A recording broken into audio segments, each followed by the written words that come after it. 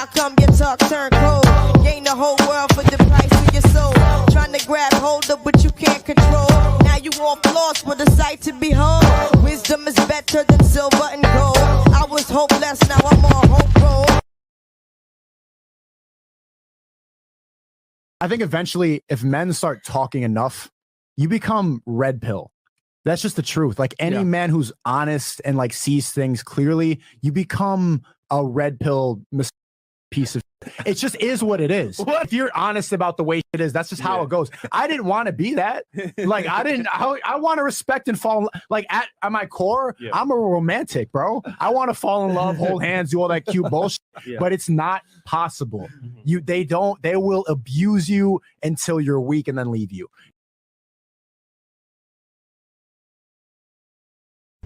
One thing I need to make clear to all the young men that are watching this, no matter how much affection, no matter how much love, no matter how many long paragraphs you write for her, no matter how many times you show her off, no matter how many times you spoil her, you buy her shit, you make her feel special, you give her the biggest ego boost, you make her feel like she's a queen.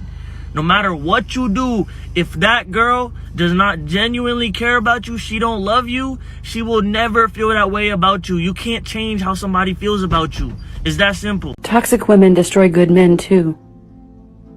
But we barely talk about that. I had a conversation with the collective of women, and I am appalled at what I heard in that conversation. When I talked about serving your partner, the majority of them snapped at me completely. We not slaves. We ain't slaves. Misogynistic, patriarchy, yeah. And so I asked them, do you want to get married? Yeah. You want to get married and you don't know that you have to serve your partner? Fire! Or did you come rise from the rise culture of your current?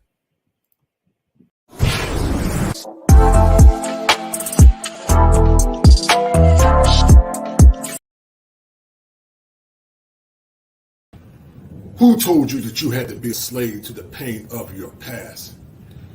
Who told you that you had to settle for mediocrity in this current culture called America? Who told you that you couldn't change your mind? Talk to me. Now's the time for empowerment. And I'm not the Reverend Knight. I'm the culture clinician.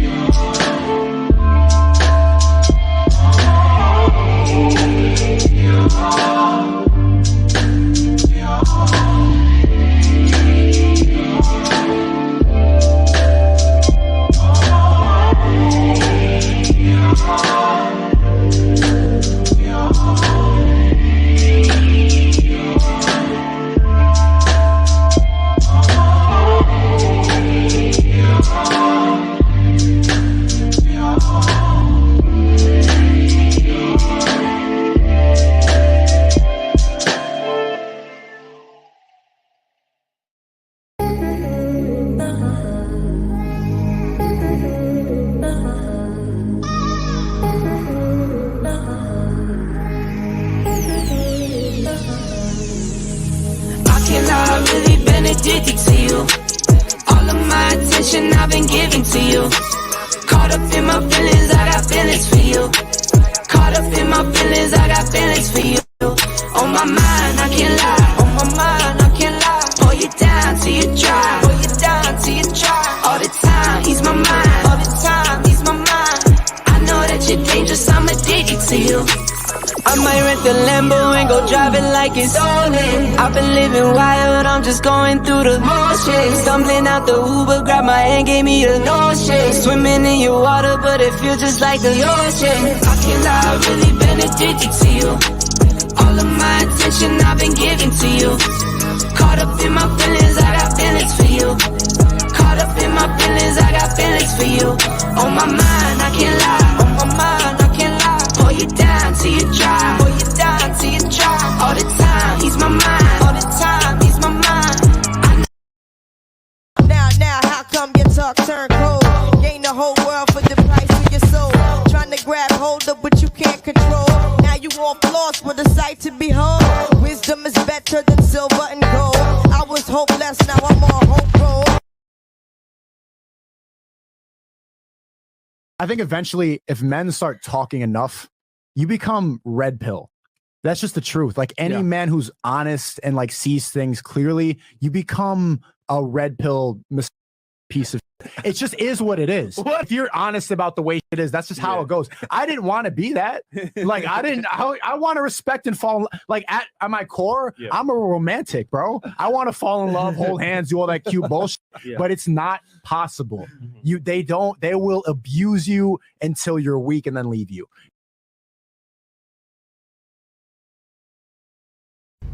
One thing I need to make clear to all the young men that are watching this, no matter how much affection, no matter how much love, no matter how many long paragraphs you write for her, no matter how many times you show her off, no matter how many times you spoil her, you buy her shit, you make her feel special, you give her the biggest ego boost, you make her feel like she's a queen. No matter what you do, if that girl does not genuinely care about you, she don't love you, she will never feel that way about you. You can't change how somebody feels about you. It's that simple. Toxic women destroy good men too. But we barely talk about that. Mentally transmitted diseases or a perfect term coined by my guest tonight, Edward Anderson, as we talk about the nuances associated with how men have been deferring power in modern times. And those mentally transmitted diseases also can lead to something called a schema affliction. A schema is a fixation that often leads to fears.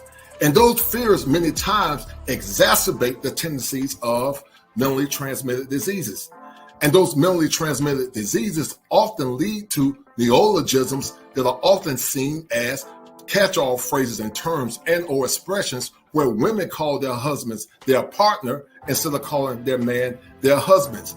Are these neologisms a byproduct of mentally transmitted diseases and also schema afflictions? And also this brokering or lack of power in the relationship, is it causing men to lose a semblance of what true heteronormative masculinity look like? Sit back, relax, and enjoy this show as I bring it to you live from the greatest state in the union, the Tar Heel State. And I need you guys to remember this is their 7 steps to male optimization. If it ain't 7, it ain't kosher. If it ain't kosher, it ain't right. Have you been a slave or a pawn to mentally transmitted diseases?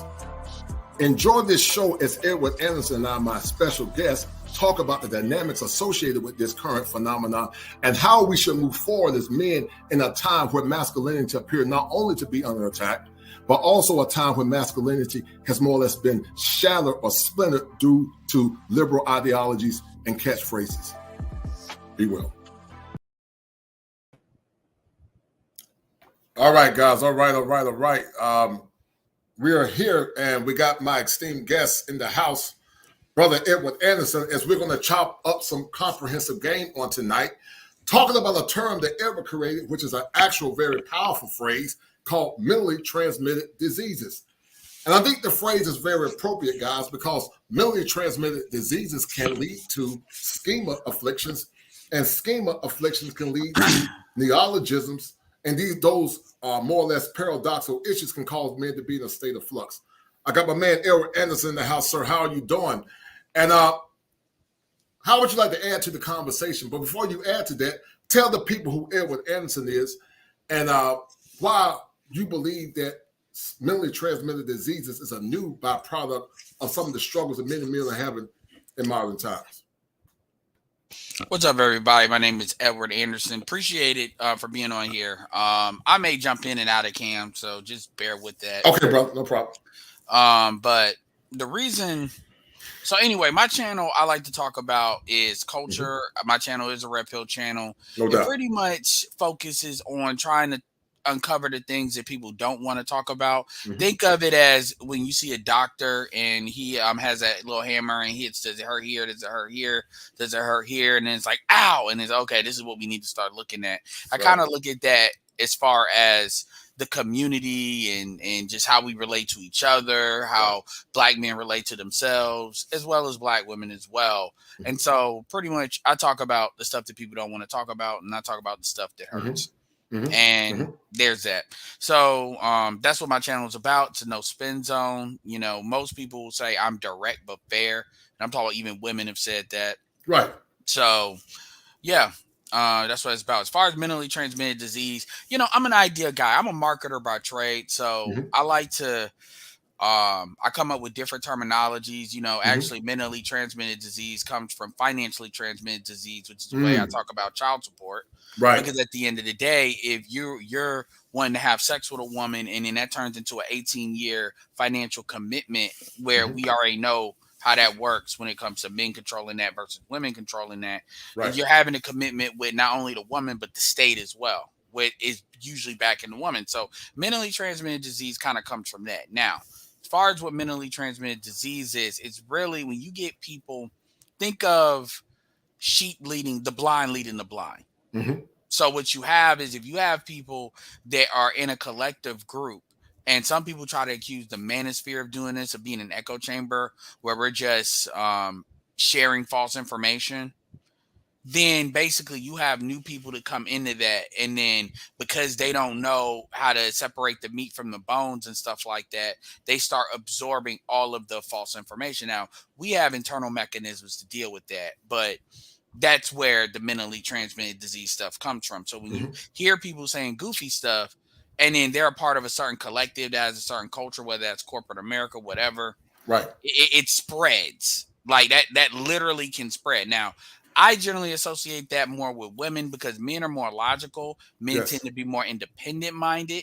They tend to more buck from the group versus women tend to sync up. They're more social creatures. Right. So that's really is what I came up to define that. Yes, and I think that term is very powerful, Edward. And I want to thank you, brother, for coming in and doing this collaboration with me, man. You know, Edward, we're living in very troubling times where there's a spirit of apathy in what I call the zeitgeist. The zeitgeist is the spirit of this age. And there are many factors, Edward, that's led us to this nexus in our current position in this current world, where a lot of men are apathetic. A lot of men don't see the benefits of traditional marriage or relationships, not because they don't want to do it, but they don't see the benefit. And see, that term that you use, or more or less created, called mentally transmitted diseases, once again, is a very powerful term. And that powerful term ever can turn to what's called a schema affliction. Schemas are actually tied in the clinical world to a fixation in the mind, and that fixation can actually lead to fear. But I want to ask you a question, Edward. You seem very passionate about the advocacy of Black men. What is Edward Anderson passionate about, and where did this passion come from in a time where there's a lot of turbulence of the soul, mind, body, and spirit? I'm passionate about a lot of things, but as far as what's relevant to kind of this stuff, you know, I came to the manosphere. I was actually in the travel community, in the pro-Black community. I would say more pro-Black versus more conscious, because I could call myself an economic pro-Black. Meaning I'm very practical. I'm very pragmatic about these things, like the business of the community, the business of Black people, the business of what we need to do to kind of move forward as a group that obviously individuals, both Black men and Black women, can benefit from. So when you hear a lot of the things, people, this stuff has been done for a long time with many great people coming up with many great practical things. Folks are coming up with the area of activity, people like, Neil Fuller Jr., Dr. Claude Anderson, Dr. Francis Quest Welsing. These are people that came up with a lot of these things in the 60s, 70s, 80s. So this stuff is there. It's not like it's just, shout out to Tariq Nasheed for kind of bringing a lot of those folks to a newer generation, with his Hidden Color series.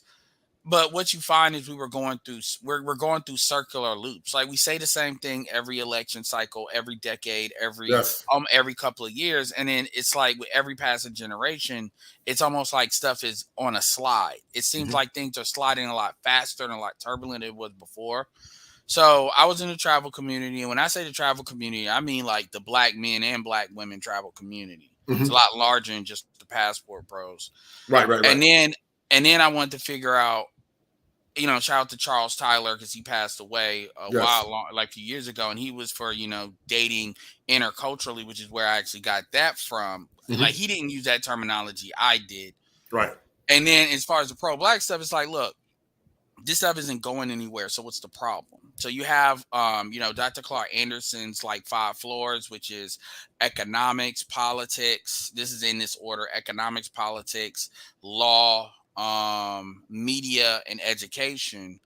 And there's something that I've realized is under that. And then you look at, I think Neely Fuller's, I may be getting that wrong, area of activity, which is like add additional 4 things like sex, war, religion, and one other, labor. So it's something under those things that's causing this stuff to not be fixed. This is the one thing African Americans in particular absolutely refuse to address: culture. That's powerful. And you're correct. And we're going to get into culture in a minute. But to the 66 that are watching, I need you guys to get the likes up. If you have not subscribed, go subscribe to Edward Anderson's channel. But also, I need you guys to hit all notifications. And if you guys have not donated to the channel, donate to the channel, as these shows are very time consuming. I'm forever grateful to the people that have more or less contributed in the past and continue to contribute as we try to bring balance to the force in a time where truth and clarity seems like something that's foreign and strange. Edward Anderson, I want to ask you a question about heteronormative masculinity.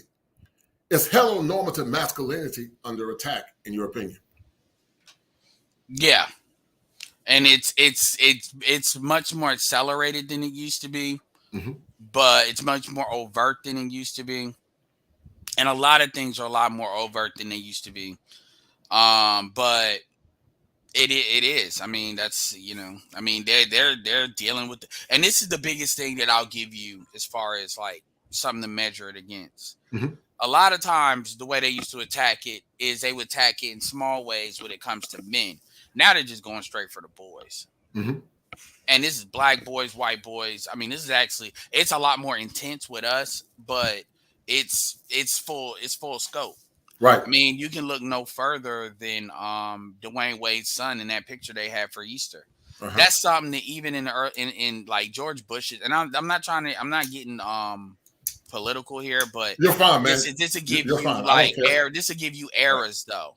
Right. George Bush, so 2001, as late as like that would, even in Obama's original that just wouldn't have been heard of. Because remember, Obama had to be against LGBT stuff before he was for it. Right. So that tells you the climate. Politicians obviously know how, especially if you're talking about presidents, know how to put their finger to the wind. Right. And so that's why I'm mentioning that. So yeah, that stuff wouldn't have been unheard of even in like 10 years ago.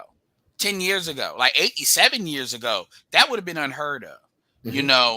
Showing a photo like that, because number one, those are minors.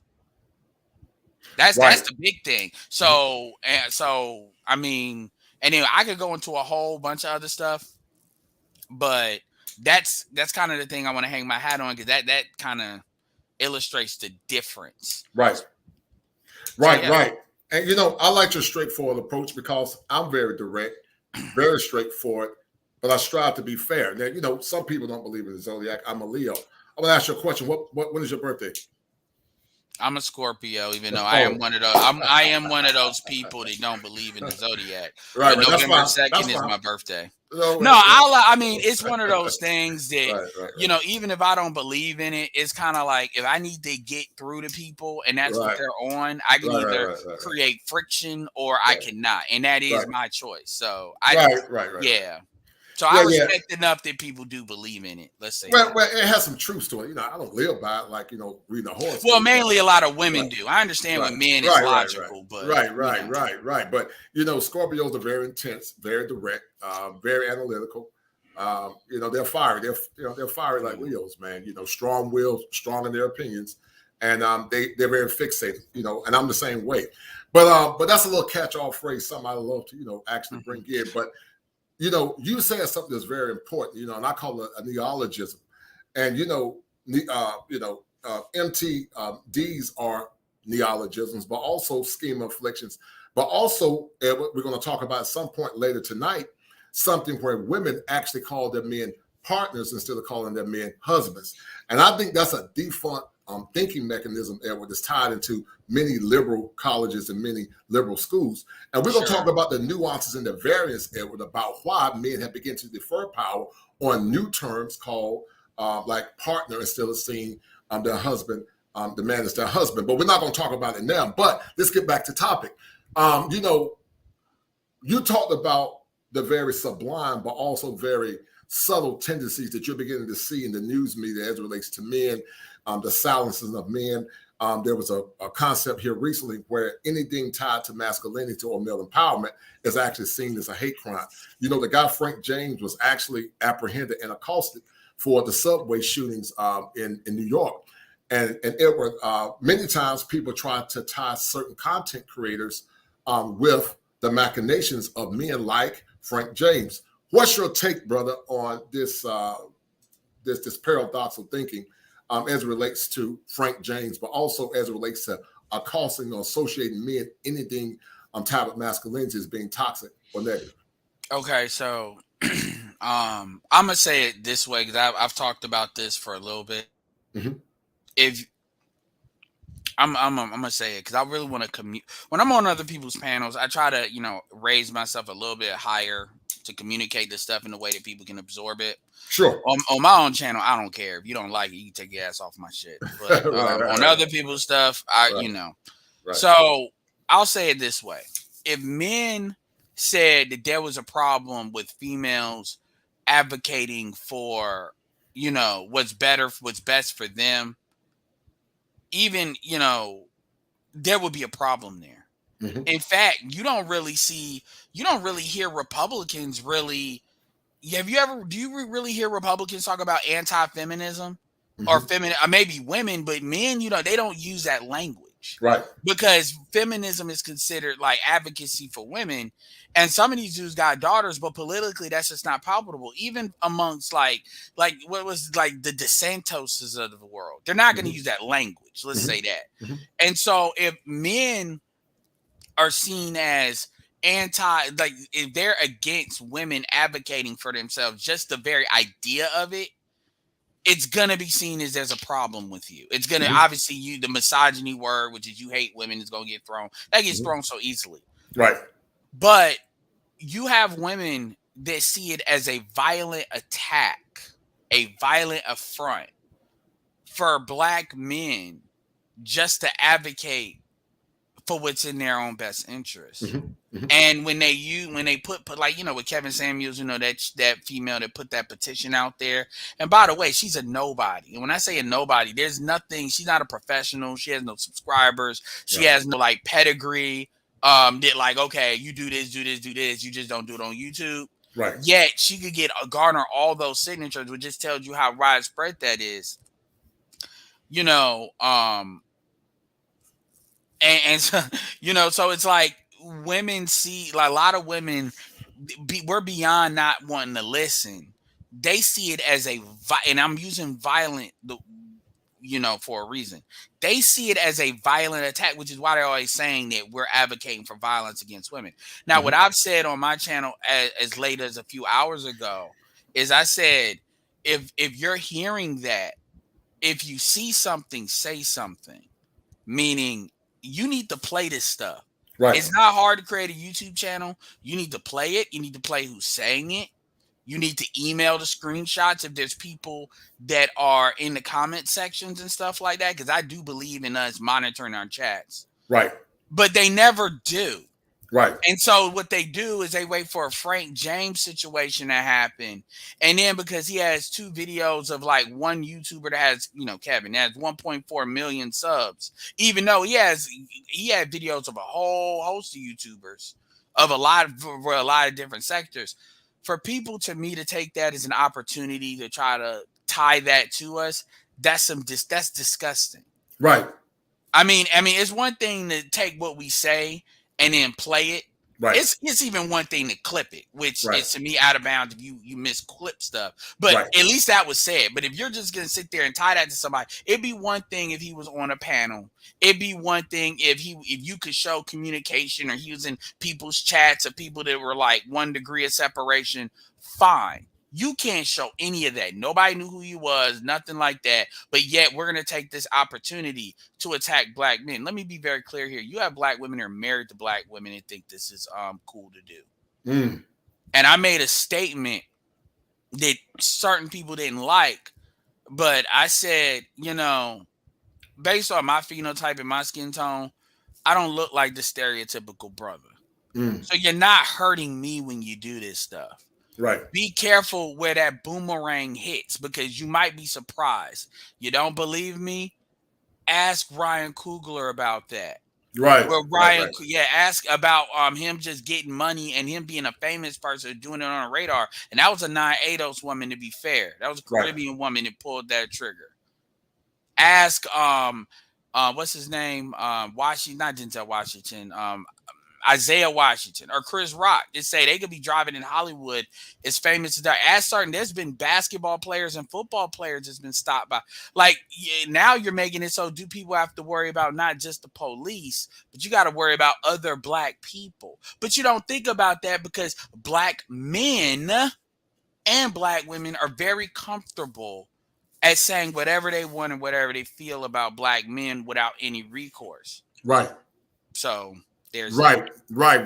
There's definitely not balance in the current force. And, BGS talks about something called a shadow point. And there appears to be a shadow point now as it relates to the breaking or the schema afflictions that many men are having due to the cognitive dissonance that so many of our modern contemporaries have in the Western world. And see, Abel, what we understand and know that this is not a byproduct of race per se. This is a Western issue that's predicated not only on our women, but many women in the West. But before we delve any further in the crux of this matter, I'm going to send a special shout out to my man Doberman for that $2 super sticker.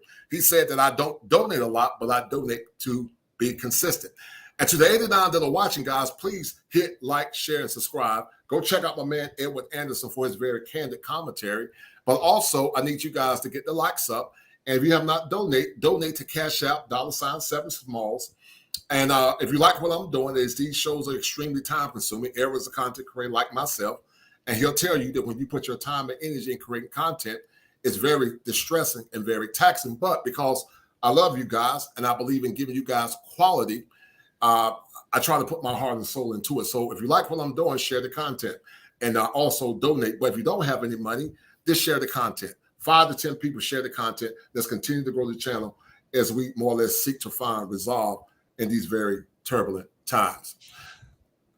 I want to ask you a question. Let's talk about your formative years, Edward Anderson. Let's talk about your formative years. What shaped you into the man that you are now? Many times in the clinical world, we call it nature versus nurturing, Edward, but also we talk about something called intrinsic versus extrinsic motivation. But what shaped Edward Anderson into becoming the fireball that he is? Let's talk about where you're from originally, but also how your family and your environment shaped you into the man that you are now. Wow, man, this is like a therapy session. I mean, we're going deep. I put up notes because, the topic, I've emailed you about the original topic, the main topic we're going to get to. And I said, if we're going to do something, I'm going to put the notes in and be prepared for that. No doubt. But that's fine. I mean, I'll go. I mean, it's cool. I have no problem. I'm a candid person. So understand about some. I will say this: Edward is not my first name, but it is it's on my license Okay, gotcha. as well as Anderson. Yes, So sir. that should tell you something right there. As in, I don't really have a problem. I'm not asking people to be more candid than I'm willing to be. That's number one. As far as answering your questions directly, I was born in Compton, California. I was born in Dominguez Hospital. One of my earliest, and this is stuff what I'm about to tell you are things you've never heard me say. So just to be clear, No doubt. One of my earliest memories is of a car accident in a Volkswagen Bug, and it is of my mother crying on a food crate because let's just say some gang members were able to clean out our house, with somehow without us hearing anything. And at the end of the day, I'll just give them credit for us still being alive.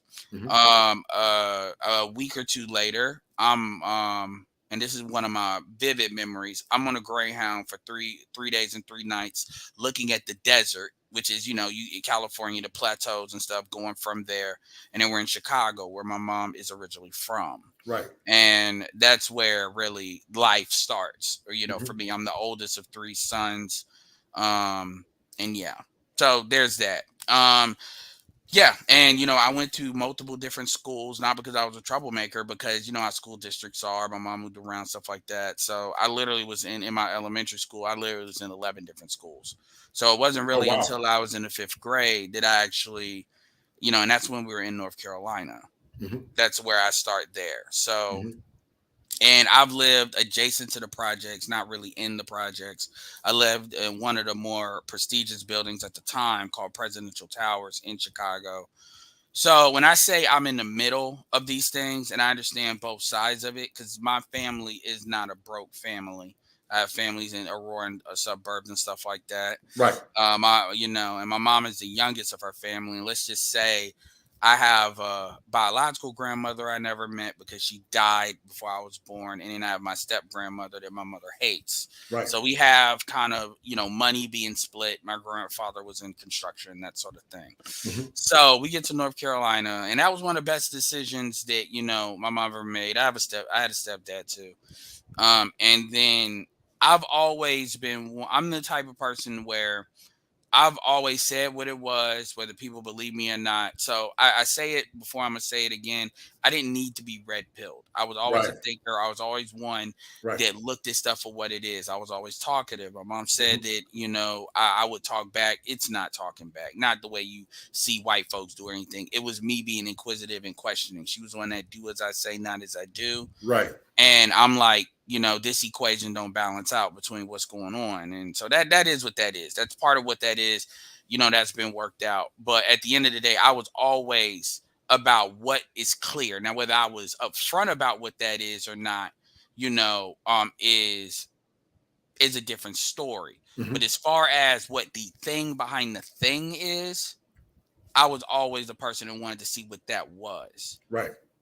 So, and anybody, and even even teachers will tell you that, about me. This is why they tried to separate me and say, oh, this is a smarter Negro, which, by the way, I always resented, because not because I think I'm smart, because I don't want to be seen as like I'm like I don't like black people being separated like that. White people think, oh, I can save this one.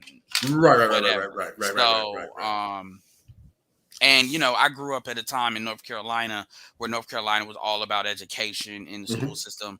I went to high school from 2001 to 2005. So this is when block scheduling was experimental. Year-round school was experimental. Where I'm at, I'm in Raleigh, North Carolina. Right. I mean, I've said this on my channel, so I have no problem saying that. So I was in a really good, and I went to a school that probably in a lot of areas would be considered like a private school, even though it's a public school, but that was the kind of money that was in it. I mean, literally the school has its own park and its own community center. Oh, wow. Yeah, well, I'm in North Carolina, man. Maybe we're chopping up. I'm actually in RDU, Raleigh, just like you. And I always chat and say it jokingly, but I mean it, that it is the greatest state in the union based on this vastness and this topography. But, I'm in RDU, and I was a licensed teacher before I became a therapist. A special ed teacher at that. I taught at some of the more prestigious schools, Apex, the Wake Forest, as you know what I'm talking about. I'm going to give the actual name. And then also I had prior to that, I worked in law enforcement as a mental health correction officer. And so, I see you as a young man that's very analytical. You see things for what it is, and you tend to dissect and break things down. I went through some of the things that you went through growing up as a young man. I went through what you call it, people cast typing me saying you speak very eloquent or, you're very articulate. But, that's a microaggression many times that you don't see with other ethnic groups. But many times it's tied to Black men and men that think, which in essence is disrespect. But before we go any further, special shout out to my man Clement Gray for that $5, $4 super sticker. Shout out to that brother. And then also I want to thank my man D. D said that Margaret Sanger and the agenda has done its job too well. It's an uphill battle from here. It's on us to recognize and course correct. Shout out to that brother for that $5 super sticker. And then also I want to send a special shout out to Hot Def. He said that Ed's logic is solid, top 5 debater in this space. And so when you have those very, how can I say, meritorious terms as being an analytical thinker and or cerebral, did you develop that acumen, or was it something that came by time or based on trial and test in this loaded question? It was more or less deductive reasoning. I was always this way. I'm not, like, at the end of the day, if people know, and I had great teachers, great black and a lot of black male teachers. I'm not somebody that I think I know everything, but I'm not somebody that thinks I know everything. I'm not. But like in this type of stuff, I've actually looked into what needs to be looked into. I mean, even when I came across, BGS Igmore, what BGS did was make a lot of things clear. Mm-hmm. It's like one of those things where I know something and then I'll read a book from somebody that I know is certified, as far as in that thing or with experience and stuff. And it basically, the stuff they were thinking, the stuff I was thinking, but now I know I'm on the right track. It's like one of those things. But, and I've picked up stuff along the way. But, yeah, I was always that way. Because the thing about it is, I'm not afraid to go as deep. If the conclusion to this stuff was that black men ain't shit, I wish that was the conclusion. Because that would be a very direct...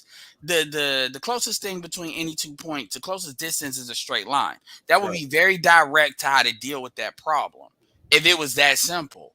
Mm-hmm. And so really, I'm open to that. But the thing about it is people don't want to, they want to feel their way through stuff. And that's the problem with our people. And that includes black men too. But people want to feel their way through it, or they don't want to take the sacrifices that are necessary to say what needs to be said and stand on it.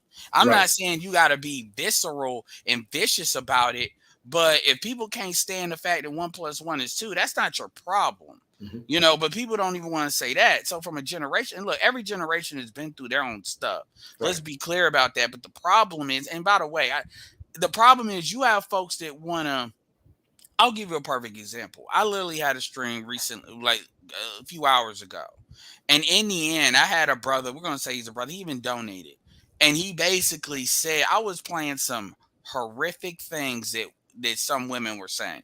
The point of me saying that had to do with the Frank James situation, where this is stuff we know people are saying. And I wanted to say, look, I'm playing what I'm telling you all to play. If you all have heard men say stuff that's akin to this stuff, then I want to know about it. And so let me show you what that sounds like versus y'all just saying it and then ain't nobody emailing me nothing, And then it was this one dude saying, I like how this woman looks, which had nothing to do with the video. I didn't even show the face of the woman I'm talking about, but they knew what I was talking about. And he was like, well, she ain't saying nothing. Those women are just trolling. So I always got respect for black professionals, especially being on YouTube, because it does give a certain credibility of this. What is your profession, if you don't mind me asking, just so I'm clear? Oh yeah, you're fine. I'm a licensed clinical therapist with a background in law enforcement, associates in law enforcement. I taught special ed. I was a special ed teacher. So actually, I have 3 different areas: therapist, teacher, but also I worked in law enforcement too. Okay, great. So, and by the way, when you mentioned Apex, I went into the next. This is as far as I'll go with it. I went into the next generation of high schools. Okay. So if you're familiar with Apex, then Apex is an old school. Then Right. Then you're familiar with the not the current generation of schools, but the next ones. Like I didn't go to this school, but like Panther Creek, Like Panther Creek, those right. generations. Right. So right. So the schools that I went into was, you know how they have the same design. It was one of those schools. Just so you know what the schools that I'm talking about. Yeah. There are many baccalaureate schools. Enloe is one of the old ones, but many baccalaureate schools, many schools that more or less personify critical thinking, critical dialogue. Yeah, so, we had a lot of All-Americans too. But anyway, I asked you that question and say this. As a licensed therapist, because you're a professional, I'm not. If somebody says the words, let me not even say that. What comes to your mind when somebody says post-birth abortion? That's a good question. Let me think on it. PB. Let me use it in a sentence. Right. I think that they need to seriously consider giving black men post-birth abortions. Oh, I see your point. Well, in my mind, what comes to my mind is misandry, one, but also genocide, and also a very visceral hatred towards somebody that looks synonymous to you. So this was a quote that was actually played by someone. We're not going to say who it is, but that's not the point. The point was, I had a dude, a black man, and he donated. He donated $5 in the super chat, and he said he knew the person I was talking about because it is a YouTuber said it. No, it's not Cynthia G. And he, for the audience, and he said, don't take that seriously. She's just blowing off steam. Right. And I have a whole litany of stuff that she said, even in that one comment. That's just one thing that was said. And so my thing is, I started to lambast him because I said, dude, a woman cannot be comfortable. Like, black men would not be. Let me say it this way. Black men, we know we're bigger, stronger than women, right? Black men would not be comfortable saying that publicly on YouTube, in person. They would not be comfortable saying anything in close to that, even amongst other black men. Because you got dudes that got daughters, you got dudes that got what, you know what I'm saying? They're not going to be talking reckless like that. And I challenge folks to find YouTubers that are saying that. So the point of that is, this is why I'm saying this. If you got black men, and I told him this, I said, we got to this point. You know, we keep talking about turbulence and all the, craziness. We got to this point because part of men's job is to draw the line and set the tone. I agree. And so if you sit here and say women can blow off steam, I'm not here to control when you start. Here's the thing. When you talk about a post-birth abortion, that's not talking about an adult male that's 18 years old. Right. You're talking about, like, you asked me about my formative years. You're talking about boys.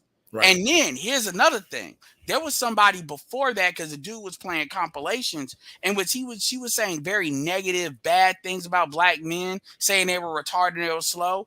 Check this out, Kosher. No doubt. You heard her son in the background, and you know it was her son because she was talking to her son. I call him slow, but he was like, how kids like, yeah, blah, blah, blah. And so it's not something I'm making up. Right. So as a therapist, did you understand how people formulate? That's why you asked me that question. You got like boys don't do nothing. Look, we understand when you become a black man, you got sex with a woman, break her heart. Maybe you don't do what you need to do as a father. Okay, but boys, you don't have that. So when you get to the point where the misandry is attacking the boys, we know statistically black boys have an issue with reading. We know statistically black boys don't have a low IQ. We also know statistically who is in custody of these kids. Right. And I'm not saying every black boy that can't read. Some of them are wild children. Make no mistake. I know that.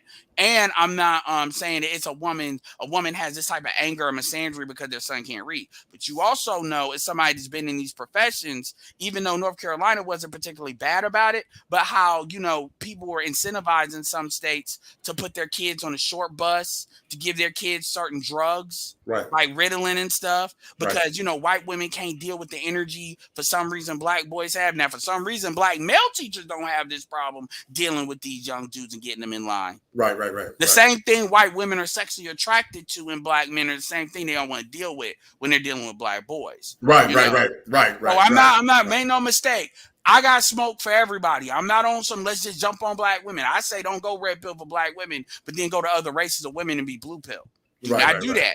So I just want to be clear. So anyway, I know that's like a digression, but I hope that answers the question. Yeah, you did a very phenomenal job, man. And it's very ironic you talked about that because when I was a licensed special ed teacher, there was not only an attack on this black boys and Latin boys, it was white boys too, but black boys and Latin boys got the crux of it.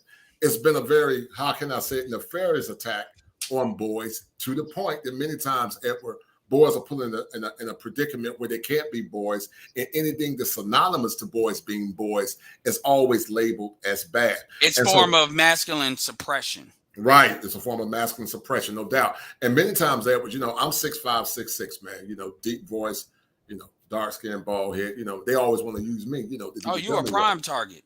Right. I was a prime target, when I worked in law enforcement. So it was always a lot of mental jousting and verbal jousting with some of the contemporaries because they would use goofy phrases like "you're very intimidating," like "what is that supposed to mean?" "You're very articulate." When I was at Carolina, some would make those comments, but it was all based on because they want to cast type you and put you in a box and make you want to tap dance. And I've always told people, I respect all men, Edward Anderson, but I bow to none. There's not a man on this planet I think is better than me. But I respect all men, whether you're 2 feet tall or 10 feet tall. I respect all men, but I tap dance and I bow to none because it's not in my nature.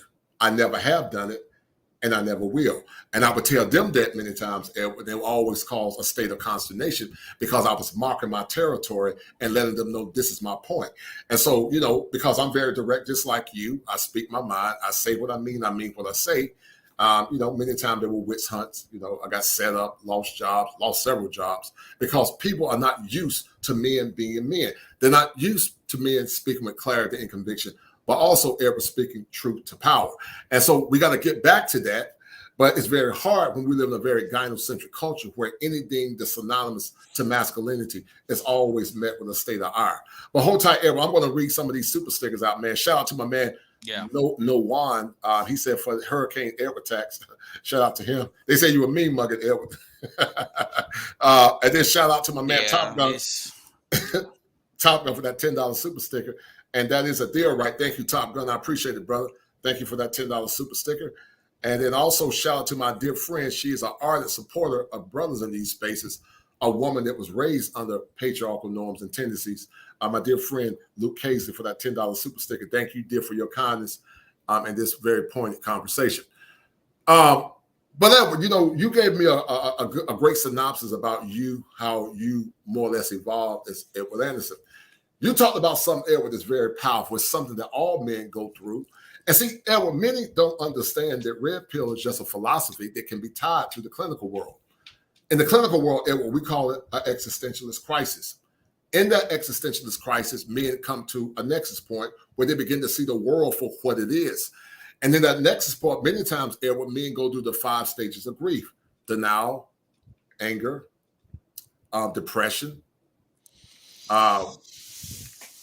bargaining, and acceptance. And so they go do these mental machinations or mental gymnastics in their mind, and they come to a point where they say, you know what, I got to start focusing on me. When did Edward Anderson, even though you're very astute, but when did Edward Anderson go through his existentialist crisis and more or less amplify what you already knew? We knew you already knew it, but when did you amplify what you already knew? I mean, you could say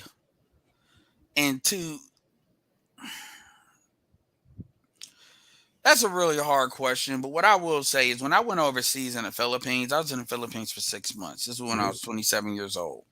So this is the first time I've actually been out of the United States bubble. Because a lot of people have to understand when you're thinking of red pill, most people are thinking about in relation to black women versus I'm looking at the stuff from a white supremacy standpoint, a pro-black standpoint, how we relate to each other. That's how I'm looking at it. So when you talk about my moment, it's more like the question is, when did I realize how serious this was between black men and black women not relating to each other? And then how big of a problem that, because you don't solve that problem, black people are not moving forward, period. And then when you look at the next generations coming up, like disease are not going to have the same conversations as millennials.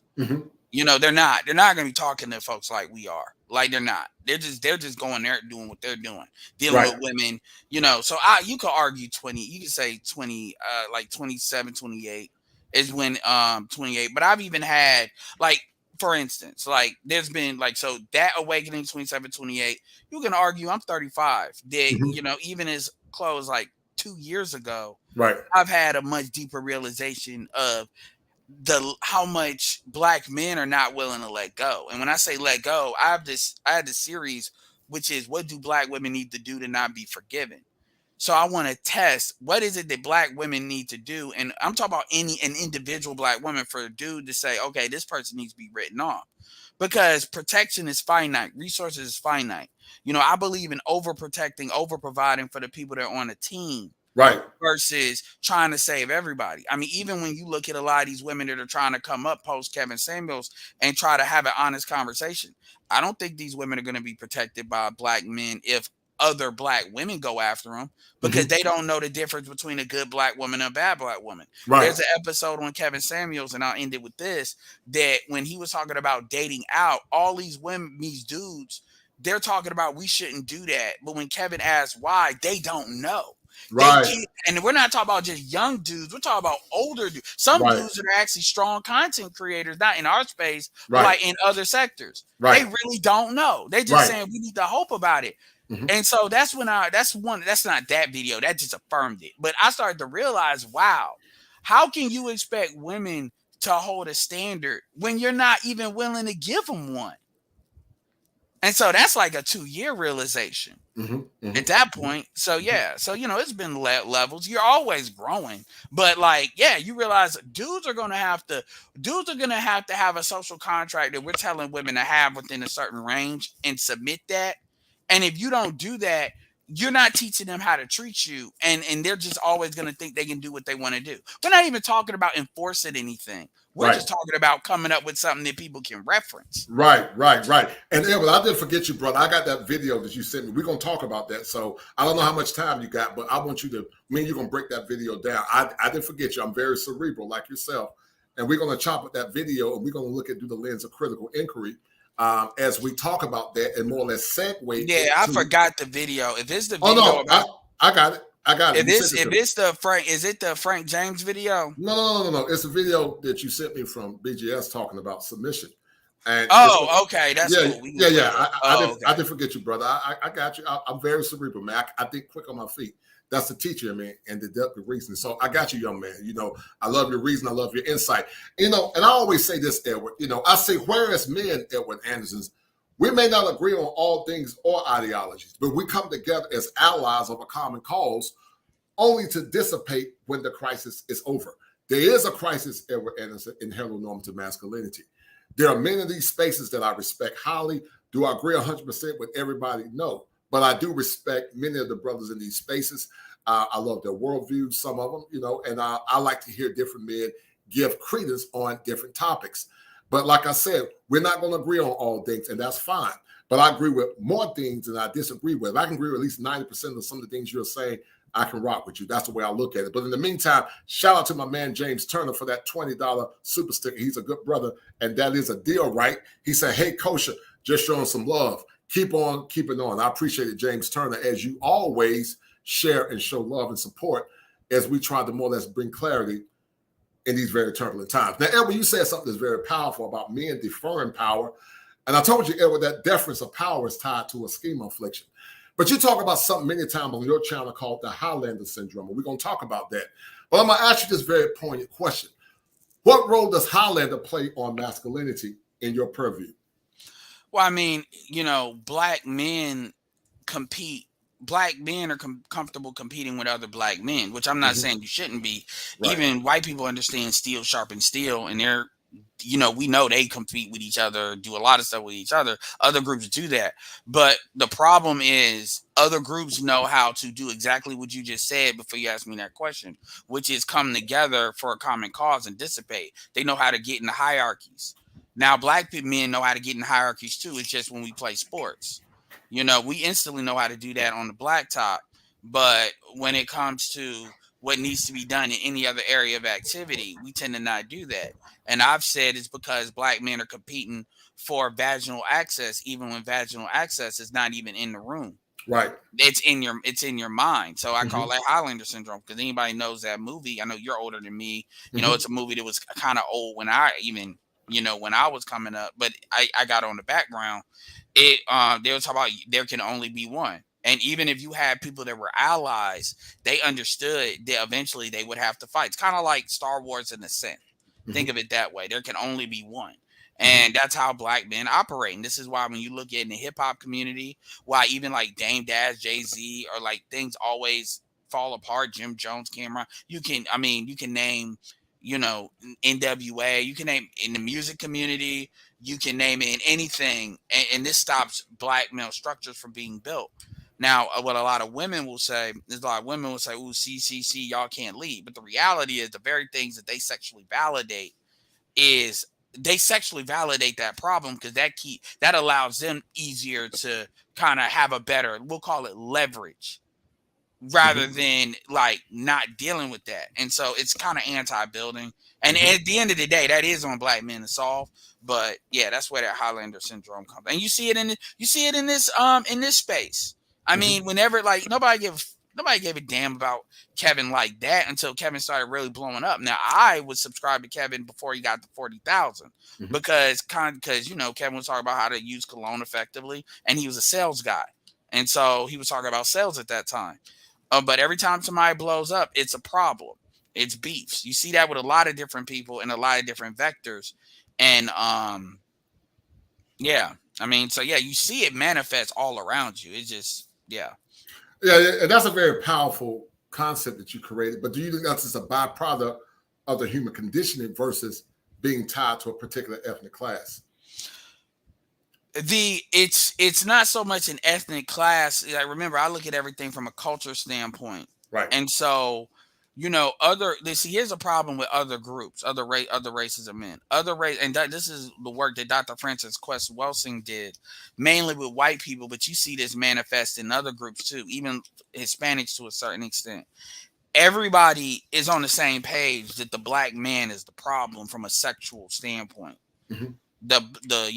The black phallus is a problem, and so it is always a credible threat, whether they want to admit it or not, of taking your chick. This is one reason we don't do business with the white manosphere, because they got a lot of, not so much, well, yeah, some content creators, but a lot of their audience that can't get around that. Look, man, I'm 5'5", and you see what I look like. I'm not necessarily like you, but at the same time, Right, right. they're still throwing that BBC BS at me. So it's like, okay, well, I'm not gonna argue that, because I can't. It doesn't matter. We're 6% of the population, by the way. So Right. mathematically, we can't do it. But that don't matter. Or the fact that if you actually stop allowing our women to leverage the system against us, black men statistically has already demonstrated we'll deal with our own women. But that doesn't matter. It's that fear, and that's what Dr. Clancy's Welsing, Right. pioneered. So my point is, it's not so.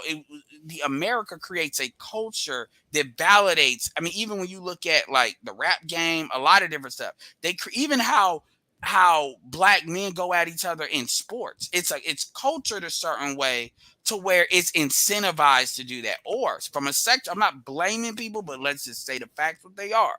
From a sexual standpoint, a violent male is a sexually attractive black male in our community. Sadly, right. Mhm. Yeah, so I mean, it's insane. And I can tell you right now, if black women want black men to stop doing something, stop having sex with dudes to do it. If you want black men to stop wearing beards, stop having sex with dudes to do it. You want black men to stop signing their pants. And I'm not blaming them. I'm not saying, but I'm just saying you have all these factors. So it's not so much. I'm just saying it's race. It's just that's how it just winds up to be because of the yeah. I mean, even in the prison system, everybody comes against black men. Hispanics. This is known in California. Hispanics and whites will come together when it comes to dealing with black men. Do they always do that? No. Even though we're the minority.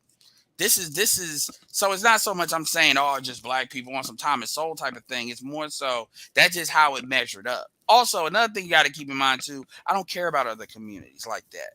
I don't care about. This is why I do the 80s, not 80s thing. I don't do 80s, not 80s to say you don't have a right to have a conversation or whatever. I'm saying that we have to identify problems as unique to our culture. Right, Caribbeans right. have their own issue. Africans Right. Yes, I like, agree with that. I'm not trying to talk about your issues unless I'm dealing with So that's why I say this. Not so much I'm trying to say, well, black men have low IQs and we're inherently No. I think what you're saying is very fair. There's some good brothers that are white. Shout out to my man Corey Hager, a good brother that are in these spaces. And I don't have an issue with white men coming to male spaces because, once again, we do have a common issue. It's the attack on masculinity. But however, there are subsets in that hierarchy that needs to be addressed. Our issues are not endemic to the greater masses. And I agree with you 1,000,000%. We need to talk about those issues. Shout out to my man Chris Strongheart for that $5 super sticker. SYSBM. Shout out to him. And then shout out to my man Andrew Baker for that $20 super sticker. Andrew Baker says, salute Coach and Edward. Yes, black men must have and elevate their standards to set the tone for our community. This is a great conversation for the black community to learn from, and that is a deal right. Shout out to him and that brother. But I'm going to ask you another question, Edward. You're doing an awesome job dissecting and breaking down the many variants and nuances that's going on, more or less impacting our community. I want to ask you another question. Is Highlander syndrome a byproduct of mentally transmitted diseases that's caused by the void of strong fathers, communities, or both? Sure. That's generational curses is a mentally, because it's a pattern of behavior. A worldview, a mindset is a pattern of behavior, and that's transferred from the absent. Part of it is it's kind of like either you have the right information or wrong information. Like humans are absorbing data, whether it's through your five senses, the school system, whatever. So let's say you go to the school system, the Prussian school system, and we know other groups, whether they educate their kids at home as far as this is what the history of stuff we need you to know. And then some groups are better about that. Jewish people are better about that. Certain groups are better about that than others. But the point is, and then the school is like the basic information we all get, unless you want to send them to private school, Christian, you get all that. And so data, you're getting data. Even like whether nowadays it's social media, music, the TV, you're getting more data in the school, all of that, right? Right. So my point of saying that is, if a dad is there, you're going to get generally certain data. If he's not there, you're going to get certain data. So you're getting data regardless. So yeah, it's an absence of it, but it's also what a dude would teach and what's being filled in at the not the exception of that. For instance, Kanye West. Kanye West is a mama's boy. His mom unfortunately passed, with a simple procedure where that shouldn't happen. But Kanye learned later on, recently actually, that his mom threatened his dad that he would never see him if he tried to, get in contact with him. Right. And so, and why do I say that? It's because Kanye, if you look at his interview, said that women used to say, or men used to say, he was effeminate. He was effeminate because he took on the characteristics of his mother, because he said he was around women. So my point is that data he got was at the absence of the data he would have got if his dad would have been around. And then you could look at Will Smith too. The data he got with his dad is being there saying he's hitting his mom. That's something that defined him, obviously, in his relationship he is with Jada, supposedly. So my point is, yeah, we all know that black men not being there is an issue. The problem is the women choose the fathers for the children. And that's a question. That's a powerful question I ask women. Do you choose the father for your children? And that tells me everything I need to know about you. And it's very interesting. I've asked different cultures, different races of women this question, and I get pretty predictable answers depending on the group. Right. Even it takes almost predictable amounts of time. And when I ask our women this question, it's a powerful question for this reason. Because they know what the answer should be, but it's them wrestling with, do they believe it? Because it's not a very evasive answer, but it kind of is. Right. So right. Do you choose the father for your children? What it's saying is, if you say the father wasn't around, You can't say this is where the argument he abandoned the family comes from. At the end of the day, if you married this man and he divorced you and left, fine, you can make that claim. If you didn't marry him, then you never really cemented his commitment. And another question is, are you actually choosing guys based on fatherhood as a significant metric? So yes, to come back to it, the answer is yeah, a lot of this stuff has to do with black men not being in the house. But the question is why they're not in the home. And by the way, statistics have shown that black men actually want to be around their kids. They fight child support enough, not child support, but going to courts to get custody. And also, but the question is, there's a difference between being in the home and then wanting to be around your kids. So, you know, we know that. It's the why behind that nobody wants to have an honest conversation about. They want to make it like black men just decided, I just want to have kids and just do my own thing. Right. And, you know, in the clinical world, we call it overgeneralization when they tend to equivocate 100% all black men with the social ills that are impacting not only the community, but also a percentage of black women. And we know that's not the case. But, you know, some of these divestors that have, some type of mental distress, they always equivocate and paint a broad stroke and more or less tie all black men instead of saying a percentage into the distress and dysfunction that we currently have. Now, I think you're a single brother. You don't have any kids, you know, but they don't look at the brothers like the Edward Andersons of the world that are doing the right thing. Many times they minimize or marginalize your accomplishments as a black man. But I'm going to read out these super stickers real quick, and I got another good question. You're doing an awesome job, and I appreciate it. But shout out to, hold tight, Green Beret for that $5 super sticker, and that is a deal, right? Appreciate it, brother. I really appreciate that. And I'm going to ask you a question, Edward. Also, you're doing an awesome job. What does community mean to you? What does community mean to Edward Anderson? What does that mean to you? A social contract starts there. You know, you have obviously, you know, a proximity of like-minded people. And then obviously, you know, we tend to organize that in race, you know, ethnicity, tribe, depending on who you're talking to. You know, but it can be other things. The military is a community, like the military community, the quote unquote LGBT community, even though the LGBT, like lesbian, gay, trans, those are different groups in and of itself with their own politics. That just doesn't get talked about. Right. So, so yeah, even in the black community, that's not just African Americans. That's ADOS, non-ADOS black people that are here. 10% of black Americans. And then, you know what I'm saying? So, and then we're not even counting the mix, all that stuff, right? So, you know, the hip hop community with, you know, so it's like-minded people, but at the end of the day, you know, I think it starts with a social contract, and that's the problem. This is why you hear people talking about we don't have a community because we don't have a social contract, and maybe I just don't know what it is because I'm stupid. So and marriage is a universal social contract. That's not a social contract we have. You know, because I can tell you right now, we wouldn't write in there that 80% of the women activate the divorces as in that social contract. Right. So yes, marriage is a type of legal social. It's really actually, that's not true. Marriage is more of a legal contract because technically because even in the law, you can be in common law marriages, meaning you're not legally married, but they somehow see. This is one thing. North Carolina is a pretty good state about not doing this BS. Right. You know, I got to give North Carolina credit for that. You know, but you know, in some states you can have common law marriages where it's you're having the same. You notice how it's not the same benefits of marriage, but they use that as a mechanism of putting the same obligations on a man as marriage. North Carolina is big about not in squatters' rights or, you know, people establish residency, not kicking them out. That's where North Carolina kind of gets in it. I agree with that for the most part. You know, if you're in a relationship together, but the point is.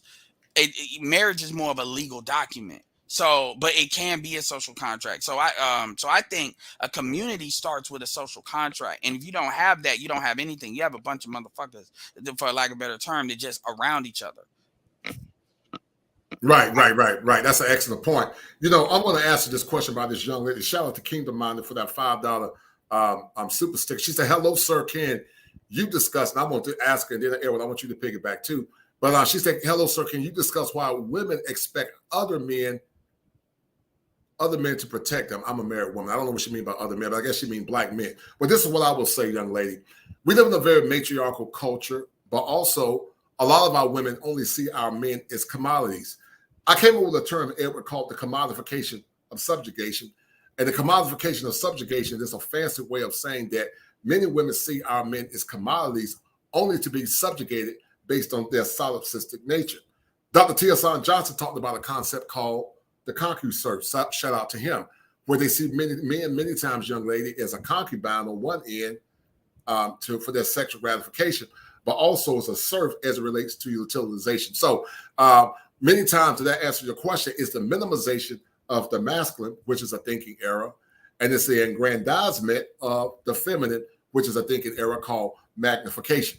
And so they basically minimize the power and the rights of men, and they magnify their own rights because many have grown up in families where they've never seen masculinity in its full power and dominance, and also in display. So it's this current mental gesticulation where they're more or less casting aside the needs and the power and the merit behind being a man. Errol, I want you to ask you a question. What's your take on this question by this young lady, based on your purview? They're entitled. Mm-hmm. They're entitled, and they don't believe that black men. They believe that black men are somebody that should just give and not get. They don't believe in the reciprocation with black men. Mm-hmm. It's really that simple. Mm-hmm. And if you ask deeper questions, like think about it. If you ask a black woman, for instance, I'll often say what women that want to cry about not being protected. First of all, black mothers get protected. You're not gonna show me a single black man, even black women, even black men out here that are talking cash shit about black women. Mm-hmm. Their mothers get completely taken out of that conversation. Mm-hmm. I mean, remember, even if she's a crack fiend mama, she's a black queen mama to a lot of these dudes. Right. And that includes in the red pill community. So you notice you don't never hear no women, including divestors, talking about that their mothers don't get protected. So that mothers are women, by the way, and that's outside of a husband. The other thing too is, I've asked women this is the main thing I ask women is, show me the man that is your authority or that you submit to, and I'll tell you where your protection's supposed to be. So who's the man that you're submitting to? Your father? Who? If you say I don't know, then that's where your protection is. Right. So but to answer her question, black women don't believe that they have to submit to a man to get protection. They believe men are supposed to protect and provide just because. Men don't protect what they don't believe they have. And I hate to use the term ownership because then women get stupid. So not the female that did this comment, but other women. Men do not protect what they're not invested in. Right. But there's nothing wrong with that word ownership. Yeah. Well, with a house, are you going to do better with the house that you rent or one that you own? Right. I mean, we understand this, but you know how people want to get stupid. So, but that answers it. Right. Because it's tied into what's called a very, what I call very neoliberal thinking. And you're correct. Chivalry actually was a byproduct of saying, you're my woman, or what some would say, ownership, because bone of my bone, flesh of my flesh. So there was a high price to pay for chivalry. It was a very high price. And women said, what happened to chivalry? Well, many don't qualify for chivalrous men because chivalry came with a price. If a man was expected to put his life on the line, then he's given a large portion of himself to also provide and protect for a woman.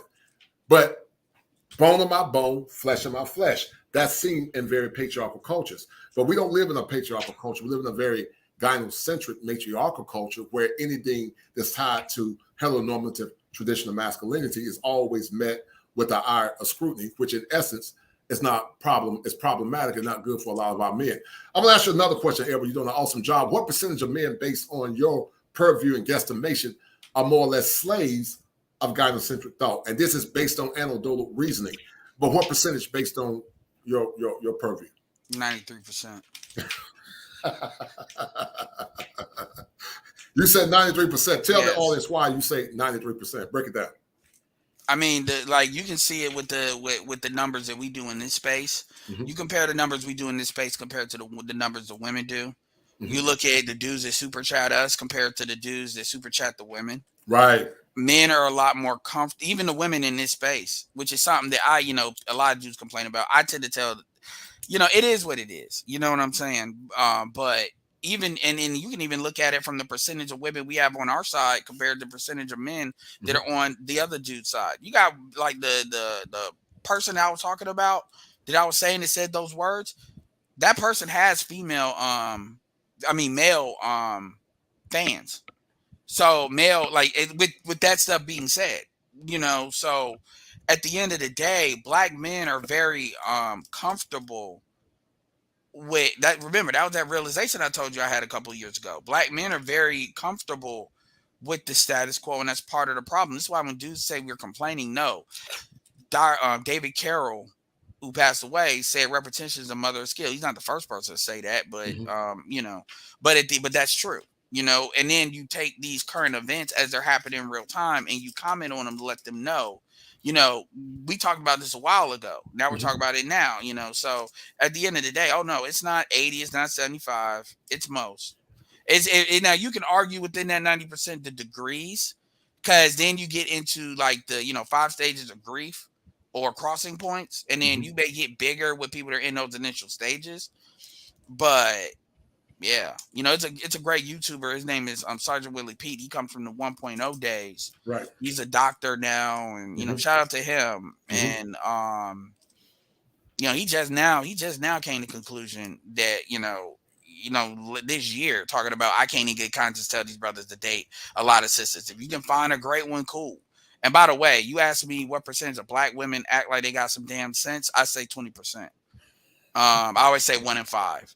So we're gonna ask. Yeah, I say 1 in 5, and I believe that.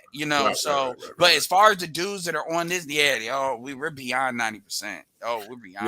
Yeah. And it's unfortunate, Edward. Saying it's unfortunate, man, because men don't understand the power that they have when they stand firm in what they believe, and many are afraid to exercise their rights as men. There'll be a man towards you, Edward, but when they come down to their women, they're very weak and they're very emasculated. I'm going to show you. Yeah, go ahead. Perfect example of that. Shout out to Chris Strong, Strong Art Talks. Perfect example of that. And this is a guy that I would argue would fit into that kind of 5 stages. But then again, he's got a bag. I hate the word bag, but this is where we are. He's got money to protect. Shaquille O'Neal. Right. I was going to talk about that. I got it on my list, dog. We're going to chop it up. It's like you and I on a psychic soul train. I don't know if we did like a psychic transference, but I got everything. We're gonna break it down. But I want to show you this, Edward, real quick, and hold tight. And I want you to tell me what you think about these 2 concepts and what's right and wrong, real quick. I know you take a lot of pride in seeing your receivers play well. Devin Funchess has seemed to really embrace the physicality of his routes and getting those extra yards. Does that give you a little bit of an enjoyment to see him kind of truck sticking people out there? It's funny to hear a female talk about routes. Like, it's funny. A woman for me is handling your own, but knowing how to cater to a man's needs, right? And I think a lot of times when you get that aesthetic of like, I'm a boss bitch, like I'm a this, I'm a that. No, baby, like, but you can't cook. Okay. You don't know when to be quiet. You don't know how to allow a man to lead. No, a lot of women, now the kickback of that. All right. Edward, what's your take on that by Cam Newton? Some say that he's sexist. Some say he went overboard. But what's your take on it? Do you think it was at the time very poignant? He was more or less giving his preference, or do you think he went overboard? I personally don't think he went overboard because Cam is a byproduct of a traditional family. But what's your take on that? So as the first clip, I mean, he was very comfortable. You know how these after meetings could get tense if they get beat down and stuff like that. It could be very entertaining, and it is funny. Like, come on, man. If you're sitting here talking, there's a difference between women. Okay, women don't play football. Let's just keep that all the way 100. Like, there is no women football. The lingerie league don't count. Basketball, you might be able to make more of a case because women play basketball, all of that. You got people, but when you're hearing women talk about routes and football and all that, I mean, that's abnormal. Now, granted, the woman had a job to do, and Cam was saying, because I'm be honest, he wasn't just talking out her behind. And it's like, wow, like it does. This is a thought that, here's the thing. If I was his publicist, that's a thought that you got to know when to keep them in your head and when to actually say it. Right, and that was one of those things that he says, if we were doing like a Dave Chappelle comedy skit or something, this would be one of the things that would have been in his head that he wished he could say, and he blurted it out. And Cam is an alpha male. Well, you know, people could argue the dress, but he's a football player. I'm in Carolina. Let's stop playing games, you know. So they call him Superman. You know, he's an alpha male, and he's comfortable around talking to women. He's comfortable saying what he really thinks. That Cam is a man that's comfortable telling women what he thinks. Right. And he's not an a-hole about it, but he ain't gonna feel like he got a tippy toe around no chick. Right. You know, so and what you saw is, and Shaq is like that too. Cause Shaq has done that. I remember what's the woman's name that she's on TNT every once in a while. She plays basketball. I think it's Candace Parker, and she was saying something about them getting paid and something like that. And then Shaq looked at her like, you know. So you got dudes and women want these guys to be masculine, but they want them to be on leashes with them. Right. So that's the first clip. The second clip was my mom can cook. I don't expect these chicks to cook, but at the same time, what Cam is saying is, if I just say, okay, this is what a wife is supposed to do, how many of these slots? It's like looking at a basketball player. If you're a point guard, can you shoot? Now, you know, you got, you know, like Rondo can't shoot. Rondo's still a good point guard, but he can't shoot. So don't get mad at me for saying you can't shoot. That's something you need to work on. Do you have good floor vision? If you're shooting, you know, you get what I'm saying. You're measuring up against, this is what the role, how many slots you have for improvement.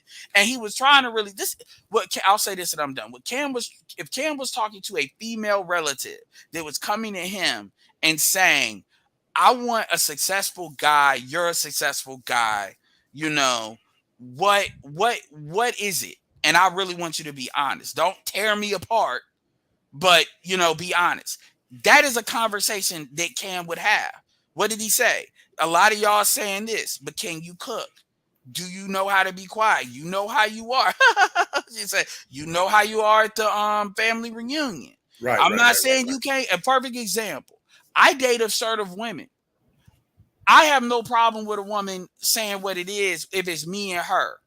But when we get in public, I don't necessarily expect her to be quiet, but I also expect for her to understand she can make my job easier or harder to protect her. I shouldn't have to be paying attention to her being a variable that's not predictable. Right, it's kind of like when you play football and then, you know, as a quarterback, you should be able to know if you do this or do this signal like Peyton Manning, you know what people are going to do. My job is to worry about the defense. My job ain't to worry about if the line is going to protect me or not because the line sucks, but because the line is going to pull some Remember the Titans, just let somebody through and take me out. You know what I'm saying? And that, because we both want to win, right? And that's what he was trying to communicate. He was saying that like he would talk. That's how I measure it. Would Cam say that to a female that is a relative? And he would. He would. And that's how you can measure if it's misogynistic or something like that. What he said, would that sound right if he was saying that to a cousin? And it wouldn't be out of order. Right. Well, like you were right, man. Anything associated with men and masculinity in them, man, is always more or less. Oh, by the way, can I say this? Yes, Cam, you know how Cam could have been one of the faces of the NFL. Right. Cam is always, look, I'm not saying Cam hasn't done some stuff to warrant criticism, but Cam has always been, what you said earlier in the show about being 6'5", you know, Paul is all masculine. Cam has always been targeted for that reason. Right. You know, they didn't start messing with Colin Kaepernick until Colin Kaepernick started showing overt issues, like kneeling in front of the flag. But they weren't coming at Colin like that, other than the typical, he's got a chip on his shoulder, blah, blah, blah. But Cam got the Vic treatment. Right. You know how it is. And then he's a quarterback. You know, he was, because he was in that period where, you know, they thought they could still hold on because, you know, all these, what's the dude that was for the Colts?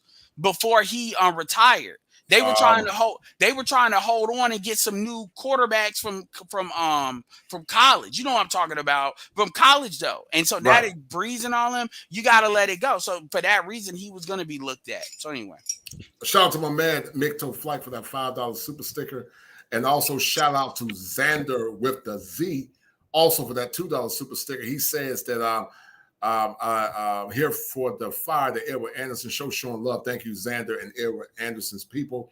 But also, I want to send a special shout out to my man XL Pro for that $5 super sticker. XL Pro, you have been one of the stalwarts in this community where you always donate and share your time, money, and resources to men in these spaces.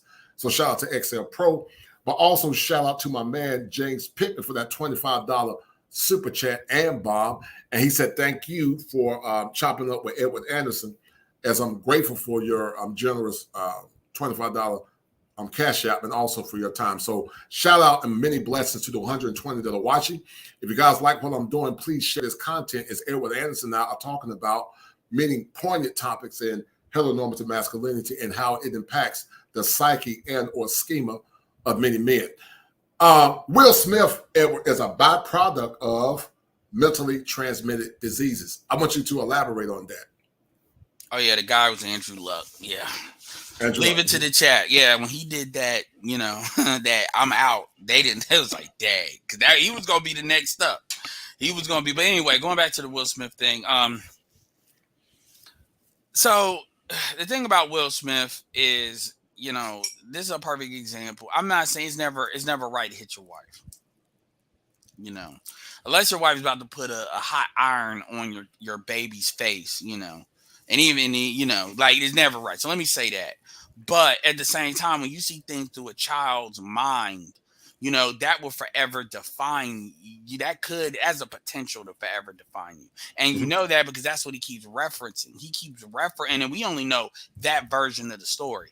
Right. But he's saying, you know, I never wanted to be that guy. So it's almost like he's paying penance for his father's sins by accepting abuse from Jada. Also, Will has a propensity to like street chicks that, quite frankly, I don't think he's equally yoked with.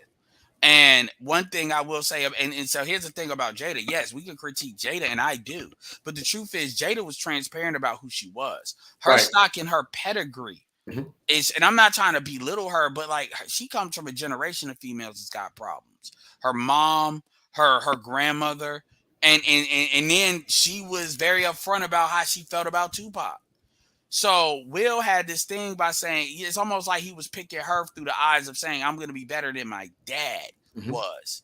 And so he accepts abuse, and you see that as transferred into how his kids is. You can literally see the difference between the kid he had with the first wife and the rest of them. Right. And by the way, the reason why I keep saying he likes street chicks is because of the salt and pepper situation, how Will pursued them. So he has this thing where it's like he want to save. He got this savior complex. And I mean, that's crazy to me. It's, you know, so at the end of the day, yeah, he's that, you can argue. I mean, that's a mentally transmitted disease. I mean, it's these generational curses where you carry that on, and your whole family is what do they call it? Gestated in that mentality. And the thing about Will is, I used to listen to Will all the time when it comes to, you know, like Les Brown, you know, a lot of empowering things. And so just because people say empowering things, even Jim Carrey, that don't mean they don't have their own problems. Right. Excellent point. You know, Edward, we're going to get into the crux or the heart of this conversation, because the crux of the conversation is wife or partner. We're going to break it down also from the video that you got from BGS, but also from a short clip that I got. And we're going to look at this thing through the lens of critical inquiry. But Edward, with marriage rates plummeting, many men are apathetic for good reason as it relates to the efficacy of marriage. And many feel that there's a remnant. Now, based on that remnant, Edward, many men feel like it's less than 10%. Some say sub 5%. Black Ram, my homie, he was on about a week or two ago, and shout out to that brother. And also the Angry Man came on, as I like to, you know, do a psychic soul train with many of these different brothers. And they all say it was in the very low percentile. I want to ask you from your own anecdotal and some subjective worldview, what percentage of women in America, in Western America, white or black, Asian or whatever, do you feel are wife worthy and also wife ready? White, like, I'd say 1 in 10. Honestly, I said 20% got some sense. That don't mean that they got some sense. They're wife ready. Right. BGS talks about, women that are qualified for a jump off, qualified for a girlfriend, qualified, which you could argue girlfriend is long-term relationship, qualified for a wife. And I'm gonna tell you, I know women that are married. I know black women that are married. I know mixed women are married. They're married to black men. I know women that got kids with dudes and they got an amicable relationship in that fashion. When you start using terms like partner, you're disqualified in my book. When you start, if I ask you, do you choose the father for your children, and you don't give me an answer within 7 seconds, then that disqualifies you in my book. Right. I'm gonna keep it real with you. I want to be an a-hole. I could say if you went to liberal university, you're disqualified. Right. Keep it a buck, but I don't go that far. The thing about it is, if you talk about, you was young, it's too young to get married outside of like 22 years old, that and up, then, you want to live your life first. That to me disqualifies you. But then we can look at that statistical evidence. If you look at weight, if you look at, obesity rates are 50+1. If you look at, STD rates, of had an STD, which can affect your ability to have children. If you look at the divorce rates, because remember, white people are married at like 51, 52%. That's white people, So, and they're the next one other than black folks. So, yeah, there's a lot of things you can look at. And so the argument always becomes, oh, well, all you got to do is find one. But here's another thing that I need a lot of folks to understand too. Right. We live in one of the most as a marketer, most powerful propagandist countries that has ever existed. We when you're looking at everything is selling you something. To sell you something, they got to tell you what you don't have is to give you a reason to buy it. We're living in an era of social media 3.0. We're going into 4.0 when you talk about the metaverse and all of that, where video, your eyes dominate your senses. Right. So everything is video.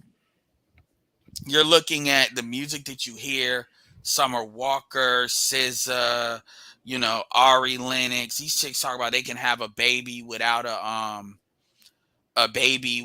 man, like as far as literally without sperm. Taylor Swift, she's always making music about the different people she thought it was gonna bring in white people. Tommy Lauren talk about value. There's a white manosphere for a reason, so it ain't like they ain't got no complaints. And let's not get started on the white boys that are in Canada, because they'll tell you it's a picnic what we deal with in the United States, because they deal with real socialism. And so if you look at the public school system that doesn't promote marriage, you look at the government that doesn't legally really incentivize marriage, not for normal people, for wealthy people, they do. You look at the social media women consume, you look at the music women consume. So what's they see, what's in their ears, what they're choosing to be on, which is social media, what's in their ears, which is the music, then the reality TV. All these things are just 10 years old, mind you, or maybe 15.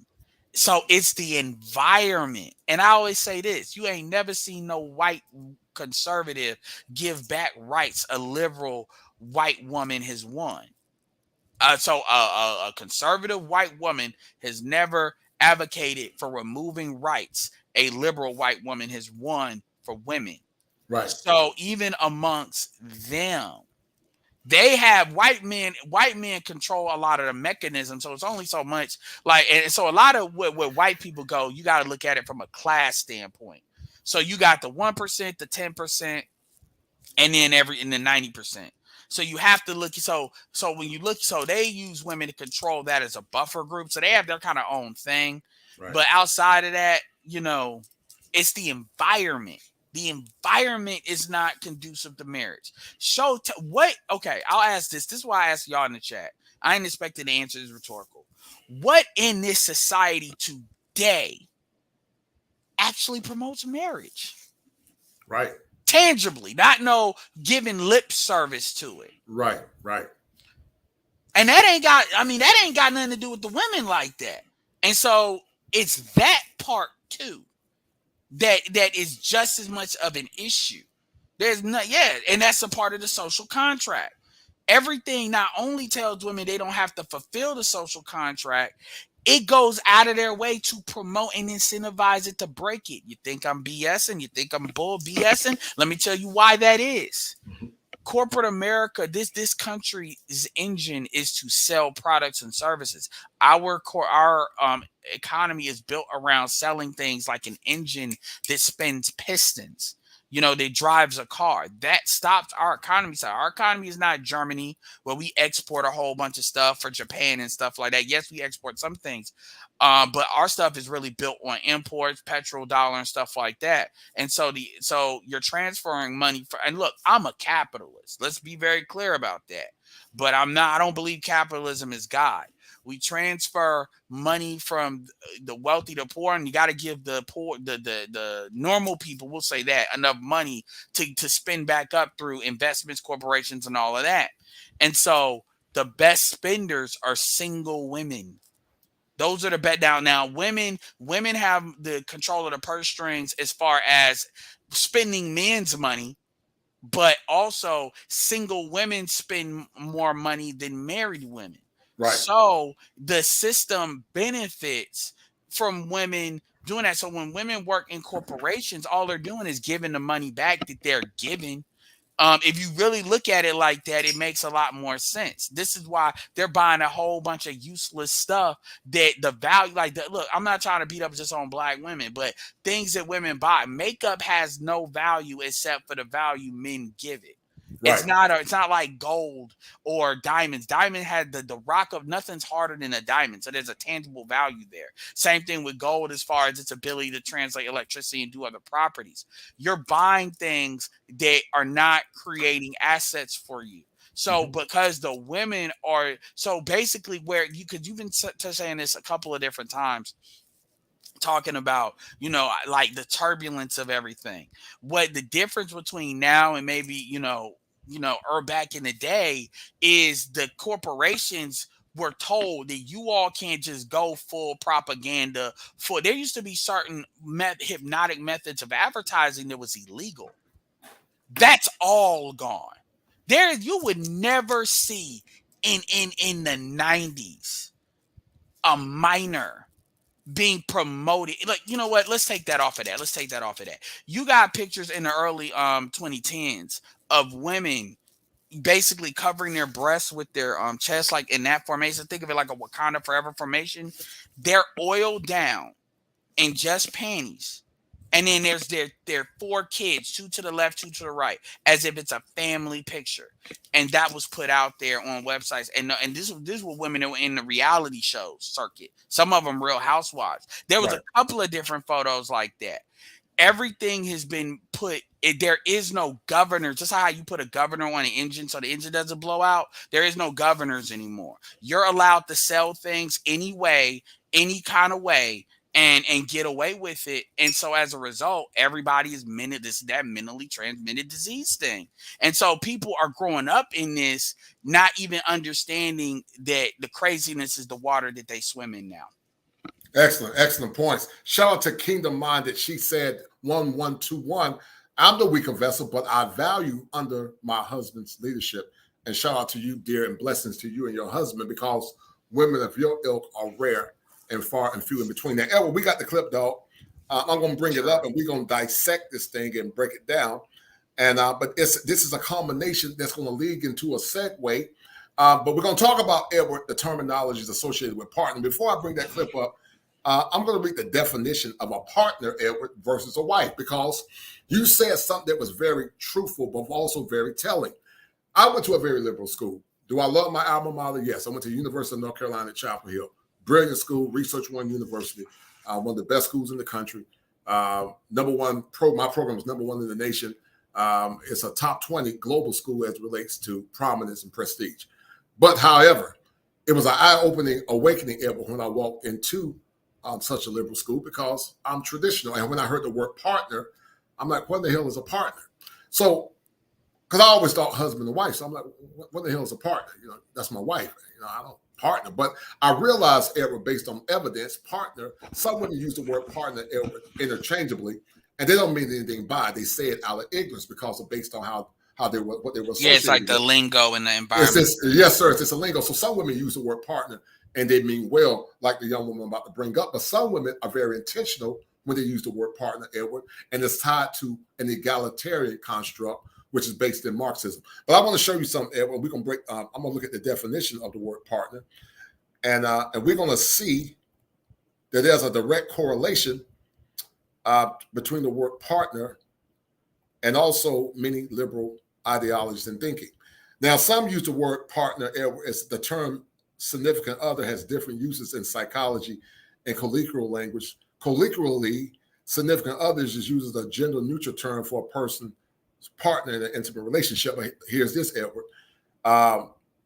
They said that partner either of a pair of people engaged in the same activity, arrange the children in pairs so that each person has a partner.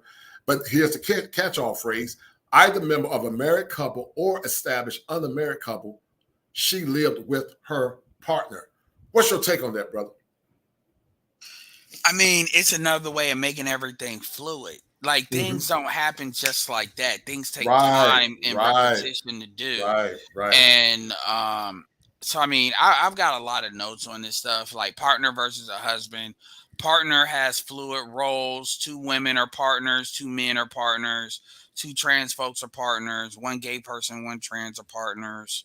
A lot of folks want to ultimately eliminate the idea of a husband and wife. So that's another thing. They want to make it so it's just partner and eliminate. Well, the thing is, you know, we already know to eliminate, they want the husband to still do his role. And then the women, the goal is to really eliminate the obligations that a wife has to a husband, because the reciprocation of this is a man is going to protect and provide and sacrifice himself. Then there's certain obligations a woman needs to have to that team, because the protecting and providing is an obligation. Right. You know, it's not like, you know, people act like that's a benefit. I mean, there's a reason why we die first. Right. You know, people forget that. It ain't because the dudes are just that much older than the women, but you know, it ain't just that. But you have supposed hetero black women pushing this, and it's not just them. Obviously, you went to, you know, the liberal white women and all that. I always say this in that relationship: nobody's taking more from the black woman than the white woman. Nobody kisses the ass of the white woman. Nobody's taking more from the black woman than the white woman. Nobody kisses the ass of the white woman more than the black woman. So I'm very aware of it, but you don't really hear black women really challenging white women. They try to do it with intersectionality, but it's kind of that soft thing. But let's stick to that first part. It's designed to keep it fluid. It's designed to remove the role of what a husband and wife is. So that goes back to being fluid. We'll leave it there for now. Okay, excellent point. And a great analysis of that breakdown. Now, I want to show you something, Edward. We're going to break this down together, and then we're going to do that video by BGS, you know, because this actually leads into what we're talking about. So let me find that video real quick, and we're going to bring it up. Hold tight. And we're going to break this down, you and I, Edward. Had a conversation with the collective of women. Okay, hold tight. I had a conversation with the collective of women, and I am appalled at what I heard in that conversation. When I talked about serving your partner, the majority of them. Now, when she says partner, this woman is actually imploring traditionalism. But once again, it's just a colloquialism or catch-all phrase that many pick up. Some say it innocently, but some have and are intentional about it. But we're going to keep listening to it. Hold tight. Snapped at me completely. We not slaves. We ain't slaves. Misogynistic, patriarchy, yeah. And so I asked him, do you want to get married? Yeah. You want to get married and you don't know that you have to serve your partner? What does serving your partner mean to you? That's slavery. That's all that submission. I kid you all, I can't make this up. My mind is blown right now. I just sat there and said, if you get out of this mindset that you're in complete subservience. So when men accept this type of schema affliction, but also this mentally transmitted disease, are they becoming a vector of gynocentric thought, in your opinion? Yes, and that's the problem. And a lot of these dudes do it and don't even know it. Like you can literally, like I have people that come up and we have conversations, whether they're pro. This is one of the critiques I have of the pro-black sector. You know, I'm like, y'all talk about being pro-black, but all I hear is what we need to do for sisters. You know, and it never ends. You know, as if we're supposed to pay penance for the past generations of black people. There is no reciprocation. And when she's using the term serve, it's a trigger word for women. Because the truth is, I ask women that are millennials and X's, what man have you ever served? Right. You being sprung ain't you serving a man.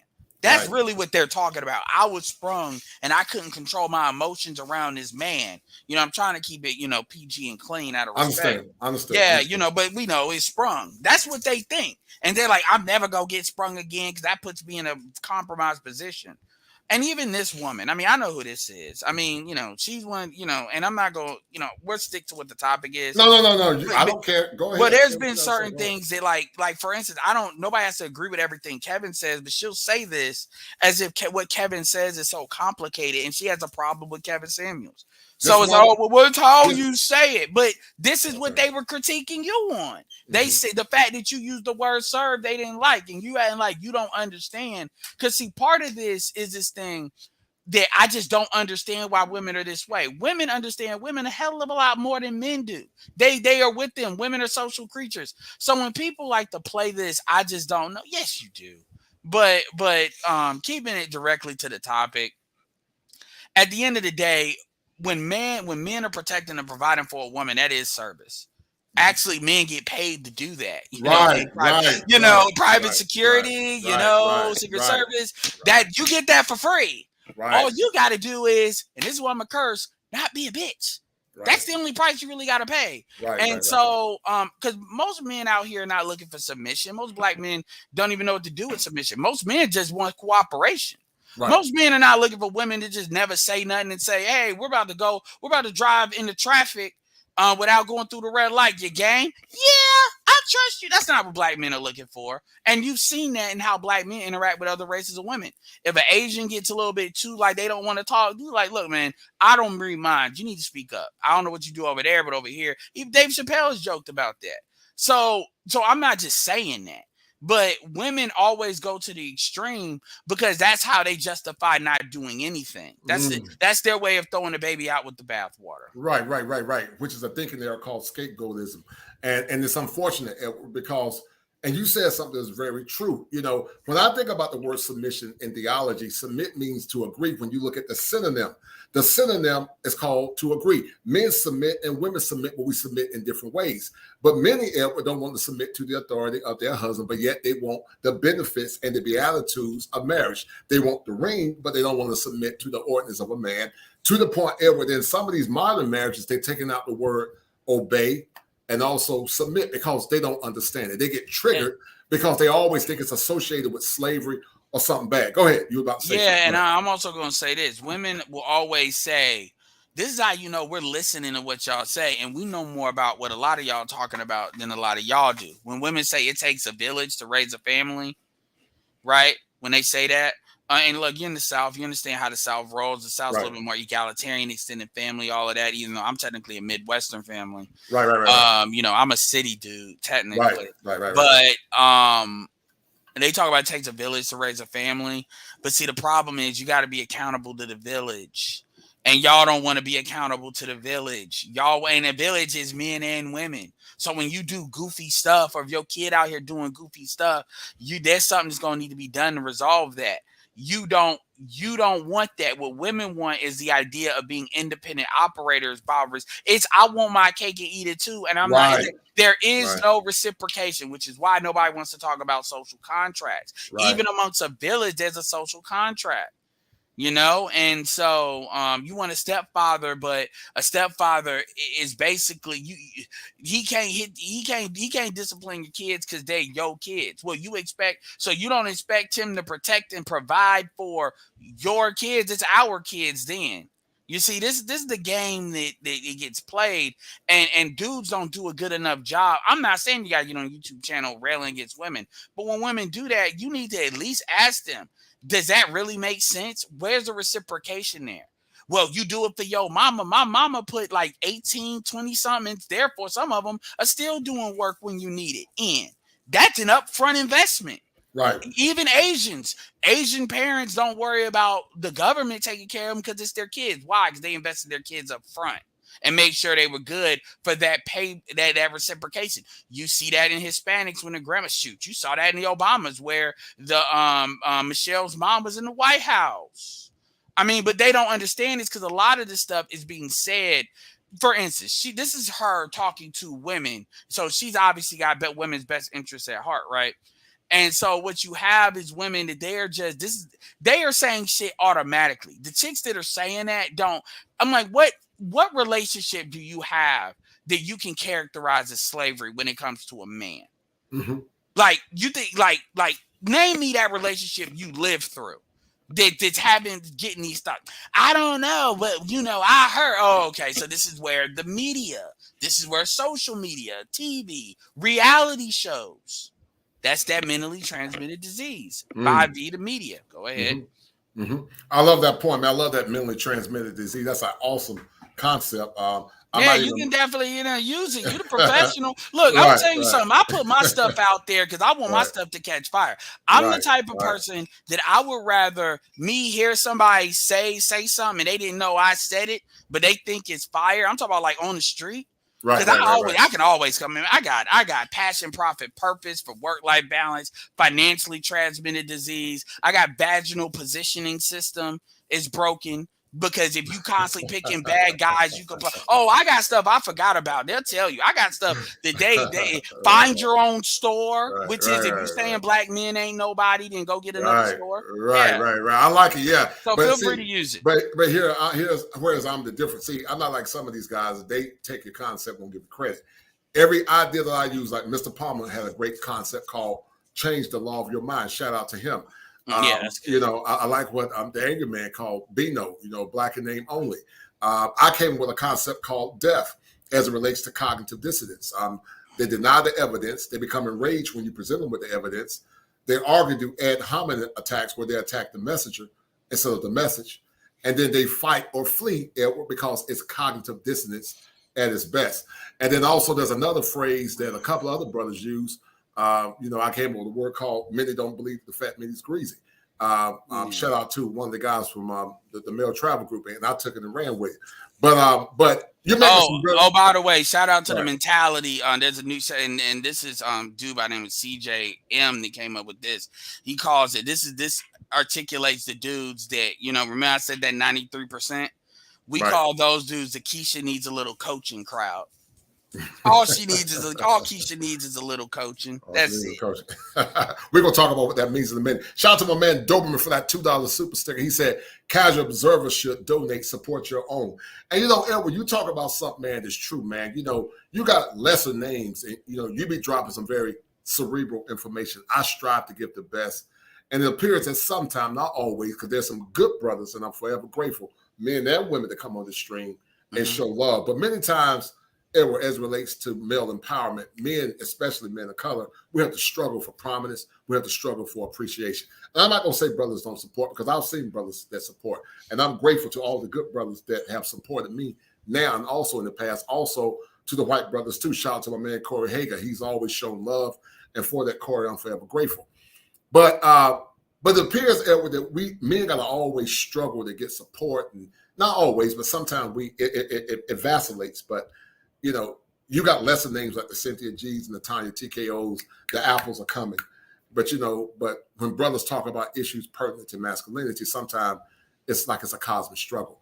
But hopefully we'll start getting better with that because we do need to support our own. Well, the problem is you have a small group of special forces and elite people that do that heavy lifting, and that's bullshit. Mm-hmm. That's what I'm saying. Shout out to Maurice. Like it's the same folks that consistently do it. And there's something we need to start really doing for those folks. But that's what it is. It is not so much, even when it comes to the likes, and I always tell people, if you go donate to somebody else, and to be fair, you got dudes that, are really good. Like I said, donate to somebody else because you want to, like, for instance, you're a professional. People need to see, because you give a certain credibility to the space. Right. And there's other, so yeah. but it's the same folks. It's not so much I'm trying to say you're negative, but you have to understand that first of all, let's keep it real. Look, I'm not a tax person. You need to refer to Pocket Watcher with JT for this question. So let me be very clear here. But we know that donations are tax deductible. Right. You know, so look that up with a professional to get that confirmation. I'm just a nigga with an opinion. But the thing about it is, you know, like the women will promote. They will pay for they got a lot of white money that backs them too. But yeah, and it ain't even so much that. A lot of that too is you got a lot of dudes that will donate the women saying the same things that we're saying, because it's like they need to hear it from a woman. Now I understand that, you know, but still. And so I'm not complaining, but the thing that this is what I always say. The main edict of the black manosphere, in my opinion, should be to create a communications pipeline to as many black men as possible. Like we got like 10 million black men in the United States. And as we do that, that'll solve the problem. So it's not something I trip about, but you know, it's a lot. It's folks that it's a handful of people that they do the God's work. They really do. Right. As I said earlier, man, I'm forever grateful to what I call the silent assassins that consistently give men and women. Shout out to my dear friend Luke Casey. She's an awesome woman. She always showed love and support. I've seen her support a lot of the brothers in these spaces, and shout out to her. And you know, the crazy thing is, man, this sister is from, you know, I don't know sister, but she look Afro-Latina. Her progeny is from South America and Venezuela. And I've seen her several times support and show love to a lot of my brothers. So thank you, dear. And also to the sisters like Elisa Del Rosario and the other sisters, Ms. Parker back to Basis, and all the other sisters that have donated and show me love and support. I'm forever grateful. Shout out to my man Jay Jermaine, and this is very true, and I agree with Jay Jermaine. He said that black men are socialized ever to worship black women, while black women are socialized to worship themselves. Black women only support to the sisterhood and then expect their men to submit to them. And that is true, and that is a deal, right? And I'm going to let you talk about that in a minute. Then shout out also to Maurice for that $5 super sticker. He said Ed tax. Yeah, that's a joke with BGS, the BGS tax. And yeah, Ed tax. Like I said, we're all about other people being donated to. Right. Shout out to my man Quit Big. He said good stream. No doubt, man. I really appreciate it. But what's your take, Erwin, in less than 5 minutes, man, about what that brother said? Let me click back on it and tell me what you think about it real quick, and then we'll get back. Right here. Black men socialized to worship black women while black. Yeah. I mean, yeah, black men, I used to say black men look for their manhood in a woman's womb. Black men base their manhood. It's kind of like you see that movie the Avengers Infinity War, when they were on the ship, and then Doctor Strange and Tony Stark were talking, and then they had to get Peter Parker involved. So they had the plan because they're on the Titan where they're going to fight Thanos. Right. And then Tony Stark, Robert Downey Jr.'s character, did the night thing with his hands. This you are an Avenger, and it's like like Peter Parker was looking up. That's how black men are. Black men need a lovely lady like this to tell them they're a man. They don't believe they're men unless women validate them, and that shows up in everything. And often one of the best ways of black men to get validation from women is doing harm to another black man. It doesn't have to be physical harm, because so there you go. Right, no doubt. We'll finish breaking this down, and we're going to chop it all tight. To a subordinate capacity, then you will understand what serving your partner is. I'm not talking about serving someone who controls you, or serving someone or yielding to their will of dominance. I'm not talking about that. I said when you make a cup of coffee for your partner, when you clean up, if you buy your partner a gift, if you go and get a smaller gift that you know your partner enjoys, or their favorite meal along the way, you're still serving your partner, because you're still serving an emotional need. That's what you're still doing that. And it's vice versa. If your partner helps you out in anything, even when you want to talk about something that your partner doesn't want to talk about after a long day, and they sacrifice their time and they stop what they're doing to listen, they're still serving you. There's no way in the same sentence you can tell me you want love and you want marriage, but you don't understand that you're still going to have to serve your partner for the rest of your days. You can't serve the person that you're dating. You're doing all of this stuff for them, all of these acts of service for them to bring them in, to make them consider marrying you. And then when they marry you, it turns off because society has conditioned you to believing that that's slavery. You heard the word serve and submit and you think it's slavery. Not understanding that it's not gender specific. What's your take on what this young lady is saying? Because she's correct. I look at through the lens of theology. The Godhead and the gospel, the Bible talks about not trying to push religion to those that believe it. But I grew up in a very conservative, traditional family, and it was always God, Christ, man, woman. Submit is similar to what they call the Godhead. Christ submit to God, and man submit to Christ, and women and children submit to the Father. It's a hierarchical order. But what's your take on what this young lady is saying, real quick, E? I mean, I'm a Christian. I prefer not to use Christianity as to tell women what to do. And here's why. Not because I don't think it should be done, but I've seen that women are just going to pick and choose what they want to do in the religion anyway. Right. Yeah. And by the way, I'm going to email you a link to a guy by the name of Myron Golden. You're welcome. Okay, cool. Very good dude. No doubt. But as far as what she said, what the problem is, men need to start assessing women that they're not qualified, they're not going to be qualified, and to move on.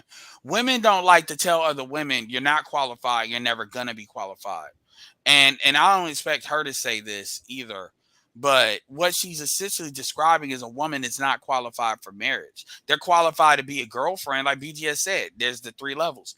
And they qualify to be a girlfriend because they're doing all these things in the girlfriend stage, but they're not doing these things in a marriage stage. So a woman that believes, this is why when women sit there and say, well, he didn't want to marry, he didn't, I'll say this, just like how women have the friend zone, men have the hoe zone. And being the side chick, being a side dude is not as bad in a man's mind as being a side chick. Because in a man's mind, being a side dude, you're getting the sex without all of the emotional responsibilities or obligations you have to fulfill. You get to pawn that off to somebody else, versus a woman is getting the sex, but they're not getting the emotional fulfillment, because that's what women crave, being the first choice. And it's kind of similar to like the girlfriend situation too. See, you want a validation of being a wife, but you don't really want to do the duty of being a wife. You want the benefits. And so at the end of the day, men have to learn how to assess that. Where men mess up, and this goes back to Will Smith, and you can argue Shaq too, but where they mess up is they think they're going to change a woman. Like, people forget, Shaq took Shanice from another dude. And so you thought you was going to take, I get it. He's an NBA player and he's Shaq. He was big time throughout his whole career. So I'll be fair to Shaq. I can understand reason why he would think that. But he's thinking that he's going to do the NBA stuff, cheating. And the fact that he was able to take her means she thinks for herself. And I don't think Shaq had a true appreciation. Because, Shawnee's is one of the ones that created these basketball, created all these reality shows on her own. So you didn't have a true appreciation for, she has her agenda. And if you are diametrically opposed to what she's trying to do, to the point where you're cheating and all of that, she's not going to feel free to take your stuff and then basically use it to put herself in a position she wants to put herself in. She felt justified. And be honest, if you're cheating on your wife, I mean, even though it's not reasonable to think an NBA player is going to be loyal to you, but I'm not going to say she didn't have the moral high ground on that. You know what I'm saying? You technically broke vows. You obviously gave in marriage, and you can't, and the fact you knew she was willing to leave you for somebody else because she left somebody for you. So you knew that going into it. So, technically she had the more high ground on that. And I'm not going to take that away from her. But, my point is that, at the end of the day, these are women that are not qualified to rise to the rank of being a wife. They're not. They're not. And women say that's mean, but with men, it's more straightforward. We protect, provide, the ability to protect, ability to provide, the willingness to do so. That's really all we really need. All the other stuff is learning you to make that more efficient. Right. Excellent. Shout out to my man, Black Uru Speaks. Shout out to that brother for that $5 super sticker, $5 super chat. He said that this is a chameleon. She's the type who pretends until she gets a ring and then lowers the boom. Her insistence on saying partner screams feminist to me. And that's a very good point. I know some women use it interchangeably and they're unconscious about it. But this brother is correct because some do switch up. But we're going to finish listening to it, but then we're going to play the BJS video. Hold tight. Don't submit and serve one another. You submit to each other and you serve one another. It would have been easier if they would have just asked me how, but the simple fact that they started off with, I'm not a slave. And I just had to say, you all are selfish. You all are selfish. And they wouldn't worry about me if it was the end of the day. Oh my gosh.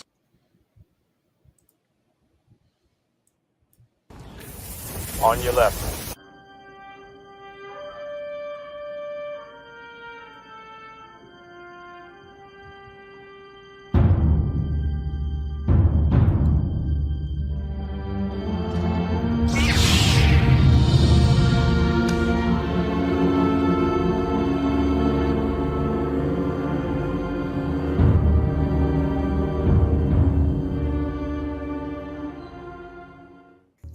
Hey, my more brothers, back again, and I wanted to do a quick one. It's kind of early in the morning here on Shout out to BGS. This is fair use, so let me go ahead and put this disclaimer up here just in case somebody tried to hit me in the head.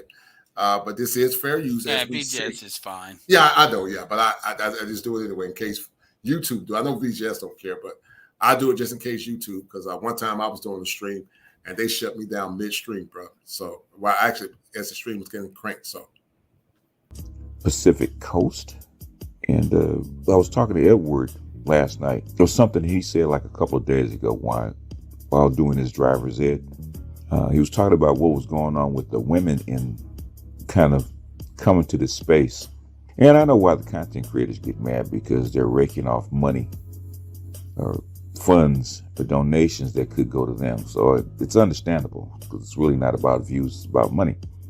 Because we know what guys that are thirsty will get over there and do, especially if they hear a woman speaking kind words to their ear.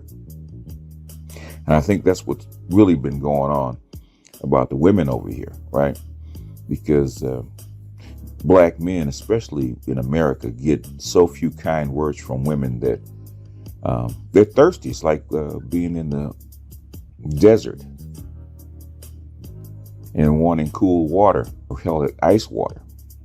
Because, women are so mean to black men in this country that just to hear a black woman speak kind words is like, it's like having a water cooler in the middle of the desert, and guys flock to it, and, they're willing to spend money on it because it is kind of rare. And that's what Edward was saying.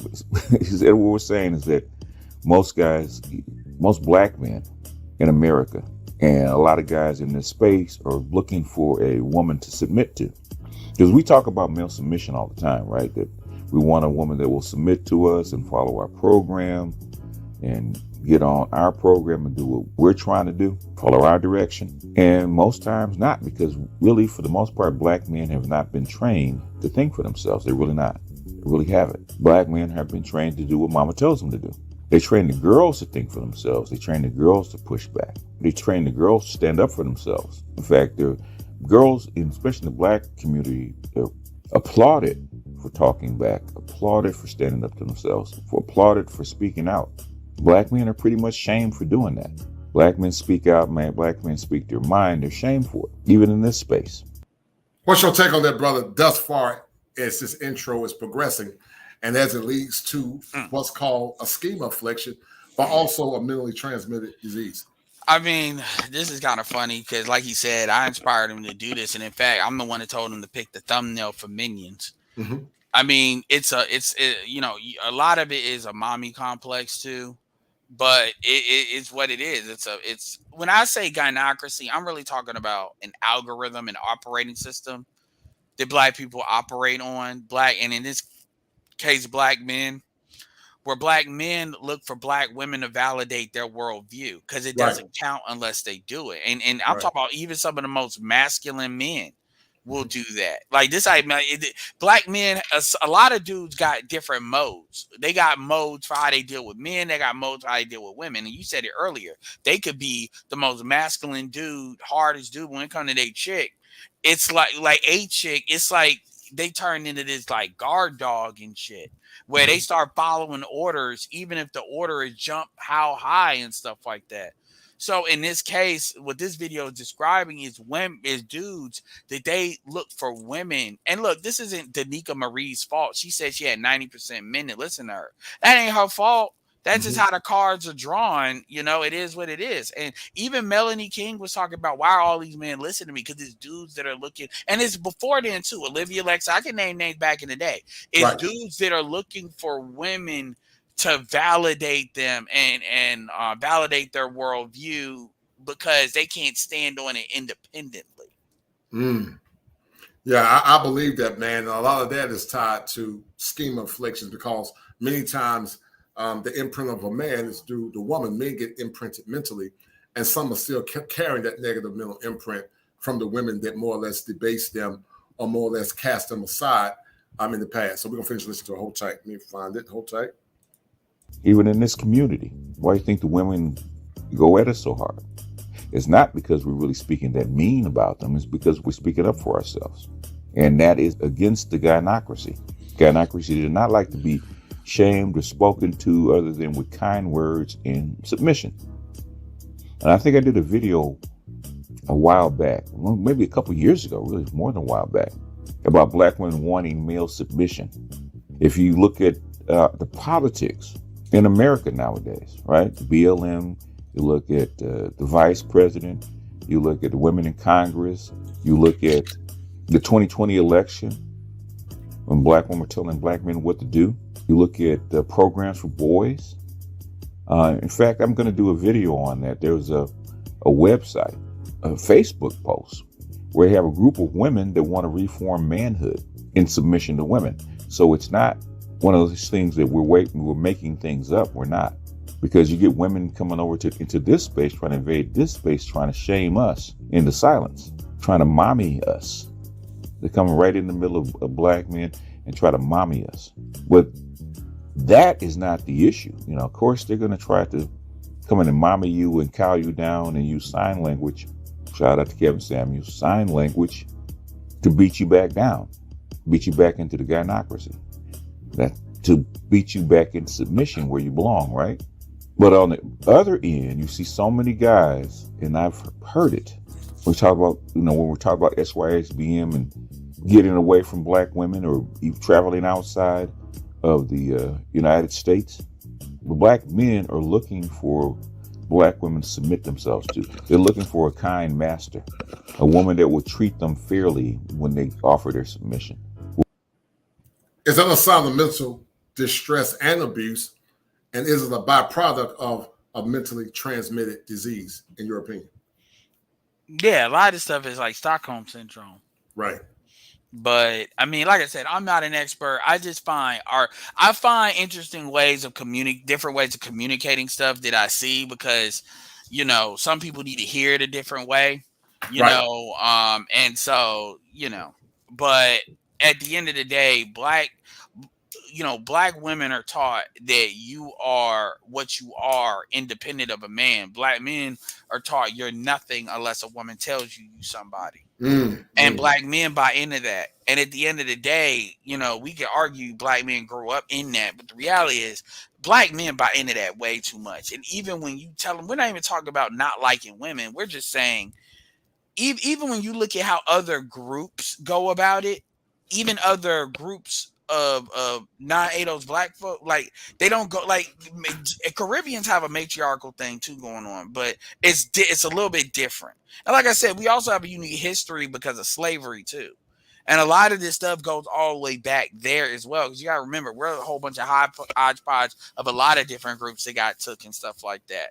And so, yeah, I mean, and basically what the idea behind this whole video is that at the end of the day, you want women to change, but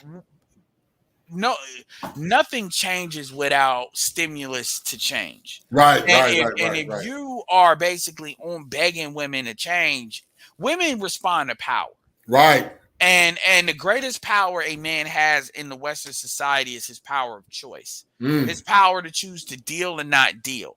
And like I said, if you want to date, like for instance, if you want to date Nine like 8 that's an option. If you want to date ADOS, even if you say I'm only dating African American ADOS women, that's still, you can still have standards for what you put up with and don't put up with. Right. You know, even dudes don't even understand the concept, like other races that even deal with black women. You got races that, and I'm not saying this is good or bad, but like you see this in hip hop community. Like a lot of Arabs or a lot of Hispanics where they'll have sex with black women, but they ain't got no intention on marrying them, because they know that the game is, they're told, their contract is, you can go ahead and boys will be boys, but when you come back home, you better come back home with a good Jewish girl or a good this girl or a good that girl. You know what I'm saying? And when you don't do that, that creates problems amongst the family. And black men don't think that way. Black men think who you have sex with is who you're committing to, which is why the women often think sex and marriage is the same thing. Right. That's true. Yeah, sex is just a transaction. Yeah, black men have never told them that's not how it works. Right. That, you know, and that's on us. Right. I totally agree. Let me finish playing the whole tight, brother. Will go along like nice little ConcuServes. I'll rub your feet. I'll cook your dinner. I'll make sweet love to you. I'll listen to your problems. I'll try to comfort you when you have a hard day. That is submission. And for the price of allowing her to be in your presence, allowing you to be in her presence, and a place for your submission to go. That is the reason why we have that thumbnail, a thumbnail of the Minions, because that's what black men really are. If you think about it, especially the ones that sit on the fence looking for a master to submit to. So we got black men running around wanting to be red pill, but actually in their heart, they know that they're minions. And as soon as a woman comes into the space seeking kind words, it's going to be a kind master. They all run over there offering their submission. They're bowing down. All she's got to do is the minimum. Because really all black men are asking black women to do for the most part is be nice. Don't be a cruel master. Now, what more do you want me to do? I go to work. I come home, I bring home the pay. I want to do more around the house. That's submission. And when I did the reaction to the 92 octane, that's what she was asking for. She was asking for male submission. Cater to my world. Because that's what black women aren't going to do. Black women aren't going to cater to your world, right? That's how come, for the most part, black women are the gynocracy. You know, Michelle Williams came out with a song ever called Cater to You. Tina Knowles just came out with the docu-series talking about black men, which in my mind is a amalgamation of liberal thought and also But cater to you. Why is that word such a trigger point for so many women? Because they castigate a lot of women for saying cater to their man. Go ahead, brother. Well, actually, some women are they're because that was a Beyonce. They're actively fighting. That was, she came with the song, but with Destiny Child, they all performed it. There a lot of these women are going back and saying that was like abuse. Now they won't get they won't jump on they won't jump on Now keep in mind, this is the same Beyonce Knowles has got Solange Knowles as a sister, and then obviously Tina Knowles, and then definitely checked, Mr. Knowles once she had a baby on him outside of the family. So, but they all are just under the patriarchy, even if they done wrong, they accept abuse. This is the same Beyonce's got a sister where she had no problem, hitting Jay-Z on the shoulder in the elevator, and Jay-Z took it. Mm-hmm. We don't know how it got to that. And not only did Jay-Z took it, Jay-Z told that security guard to let it happen. Right. But whatever. They're just in this patriarchy. But as far as that, they really, women are putting their phallus on the table. The difference between women of today and women of yesteryear, because the video you played of a female earlier, she's a chick from the night, not personally, but I'm saying her mentality is from the 90s. That mentality of, if a man is if you're winning if you're getting more out of it than you're putting in, and the man is cool with that, and they're doing that on their own, they come to that kind of equilibrium on their own, right? And they're doing what they're doing. Let that man be on cruise control and let that man feel like a man, because you're winning. This is, you got women that somehow that wasn't passed down to these younger women because they thought dude just being stepdad because it was good for their health and all this other crazy stuff, right? So then now you have women that are pretty much actively saying, I don't have to do nothing, you have to do everything, and you not accepting that is toxic. They actually believe this is logical. And you have women that are not going to really argue that because they just don't want to get cussed out because these women, because that's going to pull them into a masculine frame. So they like, look, you do what you do. I'm going to go ahead and get a relationship with a black man or whatever, man. These women are called pick-me's now. They're actually called mammies. And as a guy as old as yourself, you know historically what that term is supposed to mean.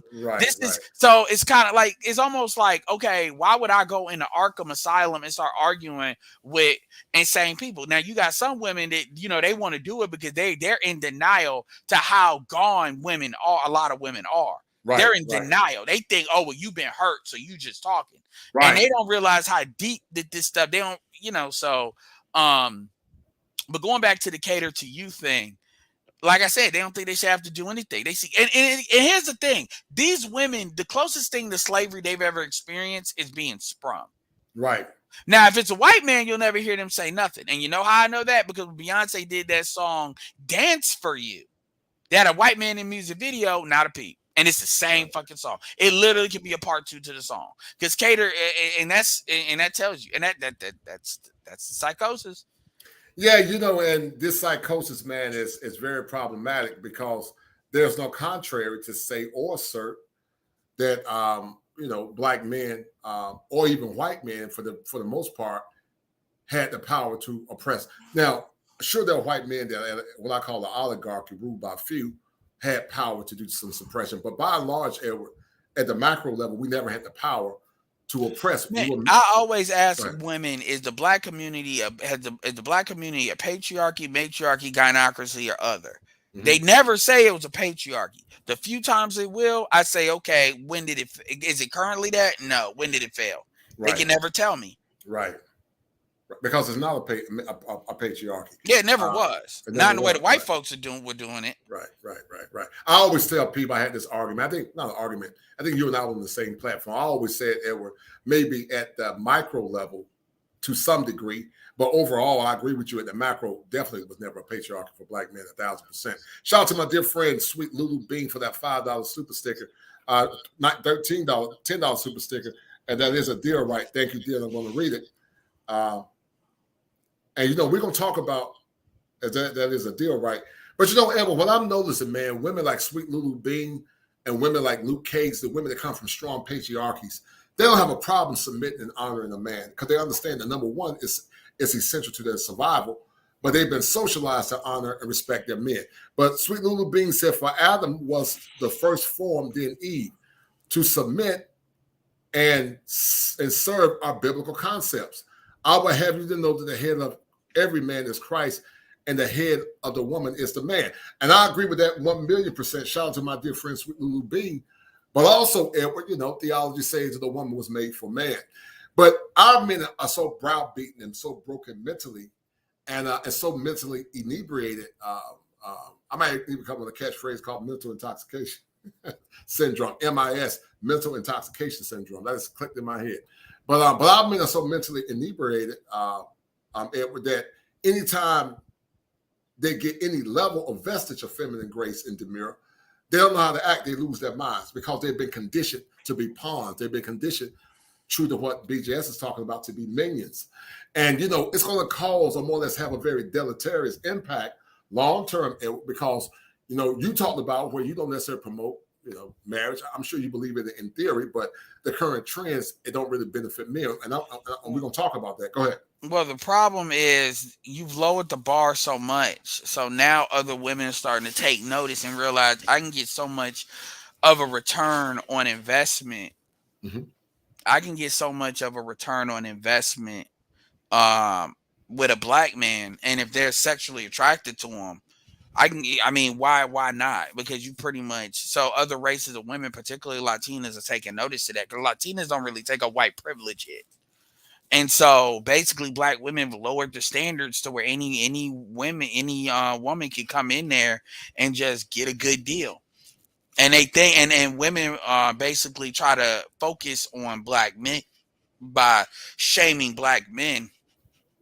And so you can get the celebrities, but the reality is everybody doesn't depend on that like that. The businessmen and stuff like that. And there are a lot of black men still with sisters, but they focus on trying to keep men in the pen rather than keeping the foxes out of the hen house. Mm-hmm. And by establishing a standard. So long term, this stuff goes full circle.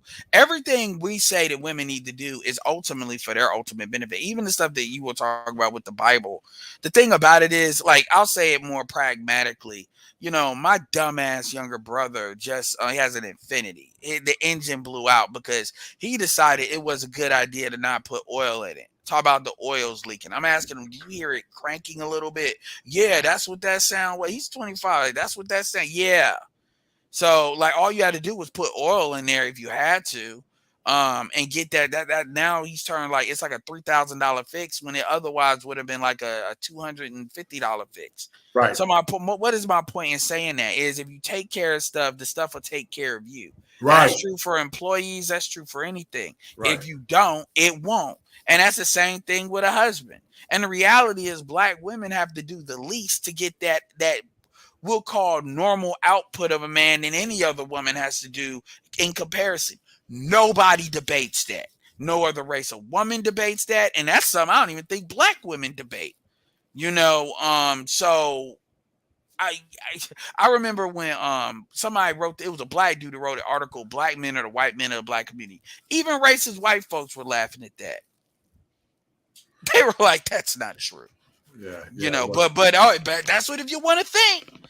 Yeah, and I got like another hour, so yeah. We're gonna speed it up, man, because that's good. That's perfect. K. Dot said, what did she say? She said that the coach can check out the video O'Shea made about Sasha Obama. She has a new boyfriend, and some black women are disappointed. Yeah, that's sad. Yeah, kudos to her. Yeah, it's a dude. I forget. It's the dude that played Pinky on Friday. It was like, say it again. But he's a definitely acclaimed actor, and it's his son. So, went to private school, good pedigree, not like presidential historical, but yeah, and kudos to her. No doubt. Yeah. No doubt. They're just dating. I don't know why they act like it's the end of the world. But whatever. Yeah, well, sadly, everybody see black men under a negative microscope. I had one lady commented, and she called us dusty, and she said that because we were talking about the word partners, because we were being egotistical. And it's fun. I don't even argue with. I've never heard of a dusty licensed therapist. Right. Yeah, she said that we're this dusty, and we are egotistical, but she don't understand that the feminine has an ego too, which is vanity. But anything associated with men, they always say we got egos, not understanding that women can have egos too. Shout out to Jackie Jack for that $5 super sticker. She said, great collaboration. Salute Ed, Coach, and the Hurricane Crew. Shout out to them. The Hurricane Crew, what is that, Ed? I guess that's her calling the people that follow me. That's a good name. I haven't come up with that. But I tell people, when I'm around, you represent me. So I don't do this red pill wilding out on folks or folks. Right. If folks say stuff on their channels, and I got a really good crowd. So that's what she meant, because people call me the Hurricane. I even got a little angry cloud GIF on my thing on the upper right. So right. Well, it's true to form with Scorpios. Scorpios have that very, how can I say it, dark and murky, like Hurricane Andrew. Like Hurricane Andrew, right? Yeah. Scorpios have that very dark and murky outlook. They always appear to be intense and serious. And so I've dealt with some Scorpios. Most of them are cool. They're good people, but they're definitely intense. But hold tight, we're gonna finish playing. Hold tight. She's actually try to train weak men. They do. And I've noticed that when which is probably why, I've always had issues, especially, even though I love them, I have issues with black women. And the issues I had that I wouldn't submit. I wasn't mean to them, I wasn't cruel to them, because I wouldn't submit. Probably one of the issues I had with my mother, we had angst, just because I wouldn't submit. I wasn't mean to her, I wasn't openly defiant, just, I'm not going to submit. If it doesn't make sense to me, I'm not going to do it. Which is something women could never figure out about me. He's not openly defying me. He's not openly mean to me. He's just not going to Can you pause that? Go along with everything that I say. Go ahead, brother. I have that same problem. That's exactly what I was describing earlier in the video, early in this conversation. Well, I mean that I'm not defiant, but motherfuckers think you can go along and get along with shit obviously doesn't make sense. And I don't do that with white people either in corporate America, you know. So I just wanted to say that so you can play. Okay, cool. Hold tight. Submit, and I never did. Most guys submit, whether they entertain, whether they listen to women's problems. That's where the power struggle comes in. She's trying to wield power over you. And your internal programming is allowing her to wield power over you. And since I'm a Sigma, the older I got, the more indifferent I got to it. So instead of fighting her over control, I just tell women I prefer not to. I ain't got to do it. I don't have to cater to you. I don't have to make the plans and fly you out. If I want to do that, that's where I'm going, and I want to make a trip, I want to see something, and you want to tag along with me, you can. I'm not planning a trip for you. I'm planning a trip for me, if you know, and you're my company. And a lot of times you go on a trip with a woman, most of the women I went on trips with, it's like, I'm like a tour guide. I have to keep you entertained. And after a while, I got tired of that. So, you know, I might as well go by myself. I have a better time by myself. I do. I have a better time by myself than taking somebody with me because I don't have to worry about keeping them entertained. My children, that was different. The children, they can't do anything without you. So yeah, if you're actually doing something for them, you're finding them places to eat. You got to feed them. You got to keep them entertained. You got to make it fun for them because that's why you're taking them. You're doing something for them. But if I decide to do something for the woman, then I'm going to take her somewhere and travel with her or something like that, then yeah, okay, I'm entertaining you. But a lot of guys, you know, and I'm not shitting on guys, I'm not shitting on black men. It's just been embedded in you to serve. You're brought here to serve. You're bred to serve. That's the way the system was set, and all black women did was keep the line going. They didn't change the settings in the factory. All they did was transfer ownership. That's how come, you know, in black families, it's the mother that transfer ownership of the son to another woman. It's like when a black woman gets to know you and wants to get to know you, she thinks she's serious about you. She's trying to meet your mother. First thing they want to do is come over to your house and meet your mother. Just waltz right in and start and want to get to know who your mother is. Uninvited. I noticed that with my mother and my grandmother and the guy they were with. If the guy got out of pocket, the first call wasn't to the father, first call was to the mother to get him back in line. And we've been so well trained, guess what? We've fallen into that. So when we get to the point where we're independent, and that's what the black male space is about, is independence, we don't know what to do with it. So as soon as we hear a soft female voice, we want to run back into submission. And I understood it, but it took Edward to actually vocalize it. Because I always thought black men were fighting against submission to a woman. And it made me realize there's a lot of guys actively seeking it because they get out here in this manosphere wilderness and they don't have a woman to submit to. And it seems so unnatural to them because they've been doing it all their lives. The mama taught them, the women around them have taught them, the school system has taught them, media has taught them. And some women do it harshly and some women do it well. Look at the Cosby Show. We want a woman like Mrs. Cosby. Why? Because Cliff submitted to her, but thinking she was a kind master. She had a soft voice. She did it with grace. And that's what we yearn for. And we think we're cruel when we don't submit to them. We actually ask for submission. We're actually afraid of it because we're afraid of something that we've never done or something that we've never seen. Female submission. That's how come very few men actually look for other races of women, because we get female submission and we freak out. We have no idea what to do with them. Because guess what? We haven't been trained from little boys, like most cultures, to seek and adapt and use female submission. We haven't been. And it's not a fault of men per se. It's a fault of our culture. But it's a fault of us not understanding it. That's what the whole game is for, trying to acquire a woman. Not acquire a woman, actually find a way to actually please her and submit to her, and then brag about how we submitted to her. And at some point, we're going to have to understand ourselves. At some point, we're going to have to look at that. At some point, we're going to have to dig inside ourselves and actually rewrite or bypass that simp chip that we have in our brain. And I think that's what the manosphere is really about. That's what really scares black women. That a lot of guys going to figure out how to, that simp chip is there and rewire it. In fact, I was watching Halo and Master Chief. He touched an artifact and he had a glitch in his brain and his hardware.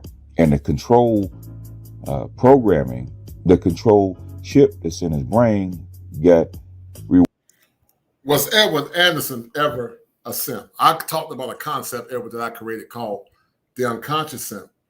The unconscious simp, Edward, stands for supplementing irrational male patterns. And that's tied to, similar to what BJS is talking about, but they supplement, meaning they defer their power. Irrational, meaning the things they do are very irrational as it relates to heteronormative masculinity, but they supplement irrational male patterns. They have a pattern of behavior that's very predictable. But was Edward Anderson ever a simp? And when and how did he evolve? No. I went on one date where a chick didn't show up, and then after that, I just real quick. So no. And here's why. Because people just say that because that's cool to say. You got to remember, I'm short. Mm-hmm. So I didn't have the luxury of people trying to pretend. I either had to be for real funny, for real attractive, for real this, because black people and people in general, I've been told I'm not black enough, so I'm not just targeting black folks with this. Mm-hmm. People don't have a problem telling short dudes what they really think. Right. I mean, for real though. So that's why, so when it comes to interacting with women either like me or they didn't. In fact, I knew a chick liked me when she would say I'm a height, then I know I ain't. That's her trying to rationalize that in her own head. So, so that's the main reason. I didn't have the opportunity to be a simp, and right. I wasn't going to play the friend zone game. Being in the friend zone is a volunteer army. And if there's no benefit to me, I'm not doing it. Now, granted, there's women I have that I'm friends with. Yes. Like, for instance, the women that I was friends with in high school and in my early 20s, once they got married and stuff like that, I'm not sitting there talking to them, having conversations. I may say happy birthday once a year. In fact, there's once a year, but that's it. They got men. They got relationships. I'm not on that orbit. I'm not doing that orbiter thing. Number one, that's disrespectful to those dudes. And number one. And number two, life is about more than that. But real talk, when you're short, you get let know what it really is on the woman front real quick. So yeah, no. No doubt, no doubt. Shout out to my man, our blue collar brother for that $5 super sticker. He said, hey man, Late, get off on Scorpios. We don't deal with nonsense. You funny, brother. Well, no doubt us Leos don't either. But Leos have very big personalities and tend to be very gregarious. But we're going to finish playing the Edward, and then we're going to talk about solutions. Hold tight. Wired. So it could actually think independently. And I think that's what's going to happen to us. The same thing happened with Neo. When he came out of the Matrix, he was actually able to think independently. And that's scary to a lot of men because that's so out of touch with what they know, with their experience that they grew up with. That's why female submission is so foreign to them. They don't even know what to ask for. They don't even know how to accept it when it comes. So, I just wanted to explore that a little bit. I may explore it in other videos. But for right now, I just wanted to get that thought off while it was still fresh in my mind. Because it was so significant when he said it. As soon as he said it, I said, that's it. So shout out to Edward, Driver's Ed. And I don't think Edward knew what he said when he said it. It just came out. But as soon as he said it, it just rang in my ear. Right. That's the problem in the black manosphere. That's the problem with women coming into the manosphere. Is that guys will immediately run over to a woman's channel and offer their submission. And black women kind of low-key know that. No matter how red pill we are, no matter how big the fire-breathing dragon that we become, at the end of the day, that simp chip is still there and is still looking to submit to a female. Right. Anyhow, that's all I got for this one. It's BGS out, and I'll see you guys on the next one. Peace. All right. So, Edward, hold tight. And we're going to, hold tight. How do I remove this? So we're going to remove it, Edward. And this is the part of the show where we find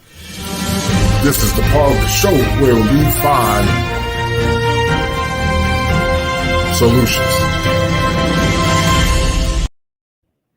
All right, Edward, solution. Let's talk about it in a very rational, but also in a very intentional perspective. Moving forward as it relates to plummeting marriage rates. What are the solutions moving forward? Because you and I talked about a little bit in private, but marriage rates are plummeting. Black people and many white people as well, and Americans in general, are not reproducing. But as it relates to male empowerment, Edward, what are the solutions moving forward, in your opinion? I mean, the solutions is you have to. One solution. Well, first of all, you have the fourth industrial complex.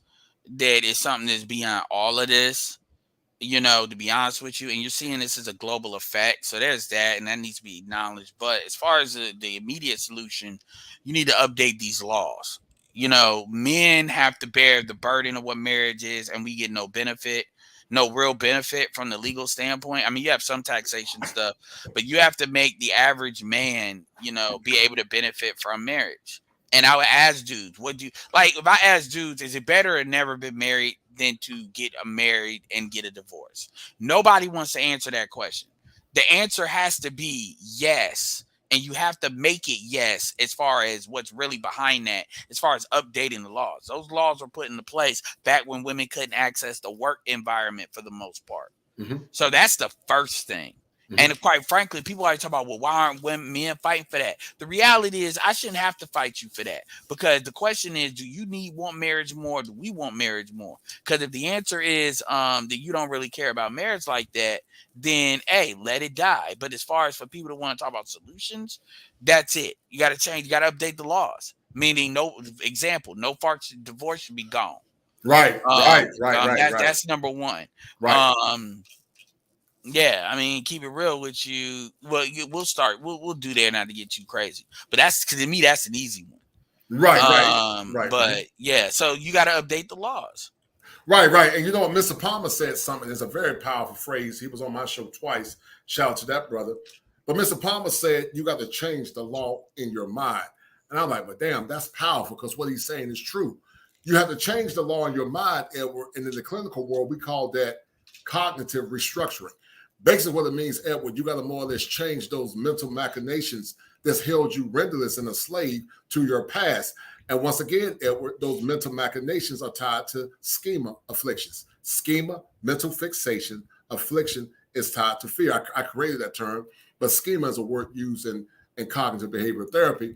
But schema is a fixation, and a schema can be positive or negative, but that schema actually leads to fear or pain.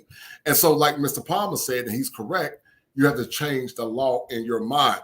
How adequate are, and what we're doing, white men and black men, Edward, to changing the laws in many men's mind in these spaces? I mean, what we're doing is creating awareness at this point. I mean, the reality is, we're just creating awareness that there's even a problem. You got folks that are on, even with all this stuff going on, you got folks that are on cruise control and they're looking at the typical stuff that CNN, MSNBC, Fox News are saying, the typical election cycle, the typical stuff, and then everything's being said and then everything goes back to like normal. But and you can tell by the pushback that we get.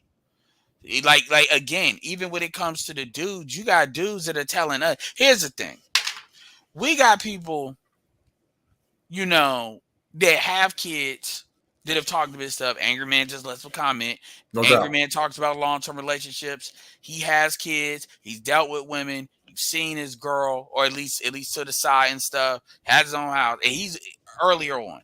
Mm-hmm. SWP, you haven't seen him as a doctor. BGS has kids. Shout out to Black, who's not a content creator, but he's been 30-year marriages. Mr. Palmer is married. We have people that are with Black. Most of the people in this space deal with Black women in this space. That's why it's separate. So my point is, but what dudes always do is you either ain't got no game, you can't get your vaginal access. They make up something in order to put up a wall to not deal with the self-awareness or self-reflection that is necessary, the collective stuff. So really what we deal with, a lot of it is just even making you even aware that it's a problem. It's kind of like getting a Black man to get his colon checked. Mm-hmm. We know the cultural things around that. putting, anal checks, even though colon cancer is one of the biggest killers of black men, right? So it's kind of like dealing with that. It's like making women aware about the mammogram stuff before that is. They don't have a culture thing against that, but you get what I'm saying. Or with black women, it would be them not damaging their hair, because they want to make it look a certain way when it comes to the perms and stuff. And then now you wondering why it don't grow. It's like, so you're dealing with that chip that you're talking about and trying to get around it. And what you're finding, because you gotta think about it. You hear a lot of what we're talking about coming out of the women's mouth now. It's no longer we're telling them what they're saying. They're telling you what they're saying. Right. Still have dudes talking about they don't understand. So at the end of the day, yeah, we're making strides on that. Because, and another thing too is we even have to get to a certain collective awareness, which we don't have yet. We're making strides to get there. And we've kept the stuff alive long enough for other people to get involved, because now we got more professionals in here. We got more people showing their faces. So it's harder to just say, oh, y'all ain't married, y'all ain't incels, y'all this, y'all that. Because if we compare the people we have versus ain't nobody PhDs over there and stuff like that. Ain't nobody lawyers and all of that. So we're making strides, but this stuff is like Rome. This stuff wasn't damaged in a day, and it is damn sure not gonna be fixed in one. I totally agree 1,000%. Shout out to Angry Man in the Beano Nation, and that is a deal, right? Shout out to the Angry Man. The Angry Man, if you want to come up, I'm gonna drop the link for you only if you got time. If not, don't sweat. I know Edward got to go in a minute, but shout out to the Angry Man in the Beano Nation. The Angry Man said this: the national argument is about equality. Therefore, there should be no fight to change the law. Updating the marriage laws should be a given, and the fact that they're not suggests a sinister motive. And I agree with you 1,000%. So, Angry Man, if you want to pop on and join, brother, you can. I know Edward got to go in a minute, but this brother is very intelligent, and he's breaking it down. That's why I said no. I agree with that, and that's why, like, when people ask me a solution, I mean, that is a solution. But the fact that I even have to tell you that incentivizes that I don't have a problem. This is why I've told people I just said it before I said that. I'm not fighting you to fix the laws. I don't believe men should go in there and go into politics to fix the laws, because the truth is women benefit more from marriage. It's just like, what's her name? Sheryl Sandberg. When Sheryl Sandberg was talking about the Me Too movement, she was like, yeah, but now that we've got this, now the men don't want to talk to, basically a lot of dudes are on the Mike Pence thing to have power. A lot of white dudes, where it's got to be a man present or somebody else present. You don't have that individual, those special conversations that you have to mentor people to go to the next level. Because dudes are afraid that women are going to put a Me Too case. You just had, what's the dude, the governor of New York? That they got him and then realized those cases got dropped. So now Cuomo, and now his brother's trying to sue CNN because he was taking up for his brother, and turns out that was bullshit that they just put up there. So the point is, when it comes to bringing it back to marriage, I'm saying that's a solution, but I'm not fighting you to do it. I'm not going to tell dudes we need to gather together and we need to go into politics to say the laws of marriage. No. We can do the common law. I said it before he showed up. He's the main one talking about long-term relationships and common law marriage without the paper. We can do what we need to do in that context. There's a lot of dudes. Shout out to Sub-03639. There's dudes that do that and they in the house. So Don Cheadle had his woman on girlfriend status for 25 years. Just now married her. Now, so if you want dudes to commit, that's something. I have said it before, and I'll say it again. These chicks are just now playing a Russell Wilson game, but there should be a stepdaddy day. Even the military says you got to give these people symbolism. You got to have tangible benefits too. But they always say there's never enough symbolism to give military personnel. But women aren't even thinking that way, which tells them they don't even understand what they need to do to water the seeds for it to grow. So yeah, is it a solution? Sure. But is it something that I'm about to fight for? No. Yeah. And one of the things I've always said, Edward, I said that to the women that want to get married, because I do feel that it is a remnant, and shout out to those remnant women, those some good sisters. So, I believe that if they, the good women that are willing to fight and go on Capitol Hill and march to change the laws, I think those women are worthy of marriage. the ones who are willing to go and fight and change. Here's the problem with Right. that. The problem with that is black women have a collective group of lowered the bar so low. Those women don't even need to do that. Basically, all you need to do is be moderate, be somewhat attractive. Heck, you can have a face that ain't even all that. If a dude is an ass man, and you got an ass, you know, and you are good, you pleasant. You just got to be pleasant to be around and get one or two check boxes. And if you're pleasant to be around long term, you can usually find some dude that's black, a black man, a respectable black man. So the truth is, those women don't have an incentive to get married. I mean, not get married, but those women don't have an incentive to change the laws because they're not going to be affected. You see what I'm saying? It's not like this stuff is so bad that a black woman is just incapable of getting married. Kevin Samuel, and if you believe what these women were saying, they talk about they getting mad proposals. So really, a lot of these chicks just gotta say yes. So they're not incentivized to do it because it's not enough. It hasn't hit a saturation. And then what do you hear these sisters saying? I don't really want to be married. We've come to the conclusion in this space, you got dudes that want to be married more than the sisters. Yeah, sadly, man. Right, sadly. Shout out to my man Maurice for the Angry Man tag. Shout out to him. And we got the man of the hour. He was on my show. He shut it down, my man, Angry Man. Angry Man, how would you like to add clarity to this conversation? Me and Edward have more or less been breaking things down, but also there's a very, how can I say it, very liberal construct called partner. And I call it's part of what's called the neologisms. Well, anyway, I can't say that word. It could be a tongue twister. But anyway, what do you think about the word partner versus wife, in your opinion, brother? Well, what's going on, y'all? What's going on? It's part of the problem. It's also part of the reason why women today don't want to get married. It's funny because they do want to get married, but they don't want to get married. But the reason why is because they want to redefine marriage. You know, so the reason why they're using the word partner is because they don't want the wife title, because the wife title is you know, it has all of these different expectations that come with it. You know, if you're going to be a wife, that means you're going to be a mother. That means you're going to be a homemaker. That means that there's certain duties you have to do with that. So they want to use the word partner to try to take away the women work part of it or the gender part of it.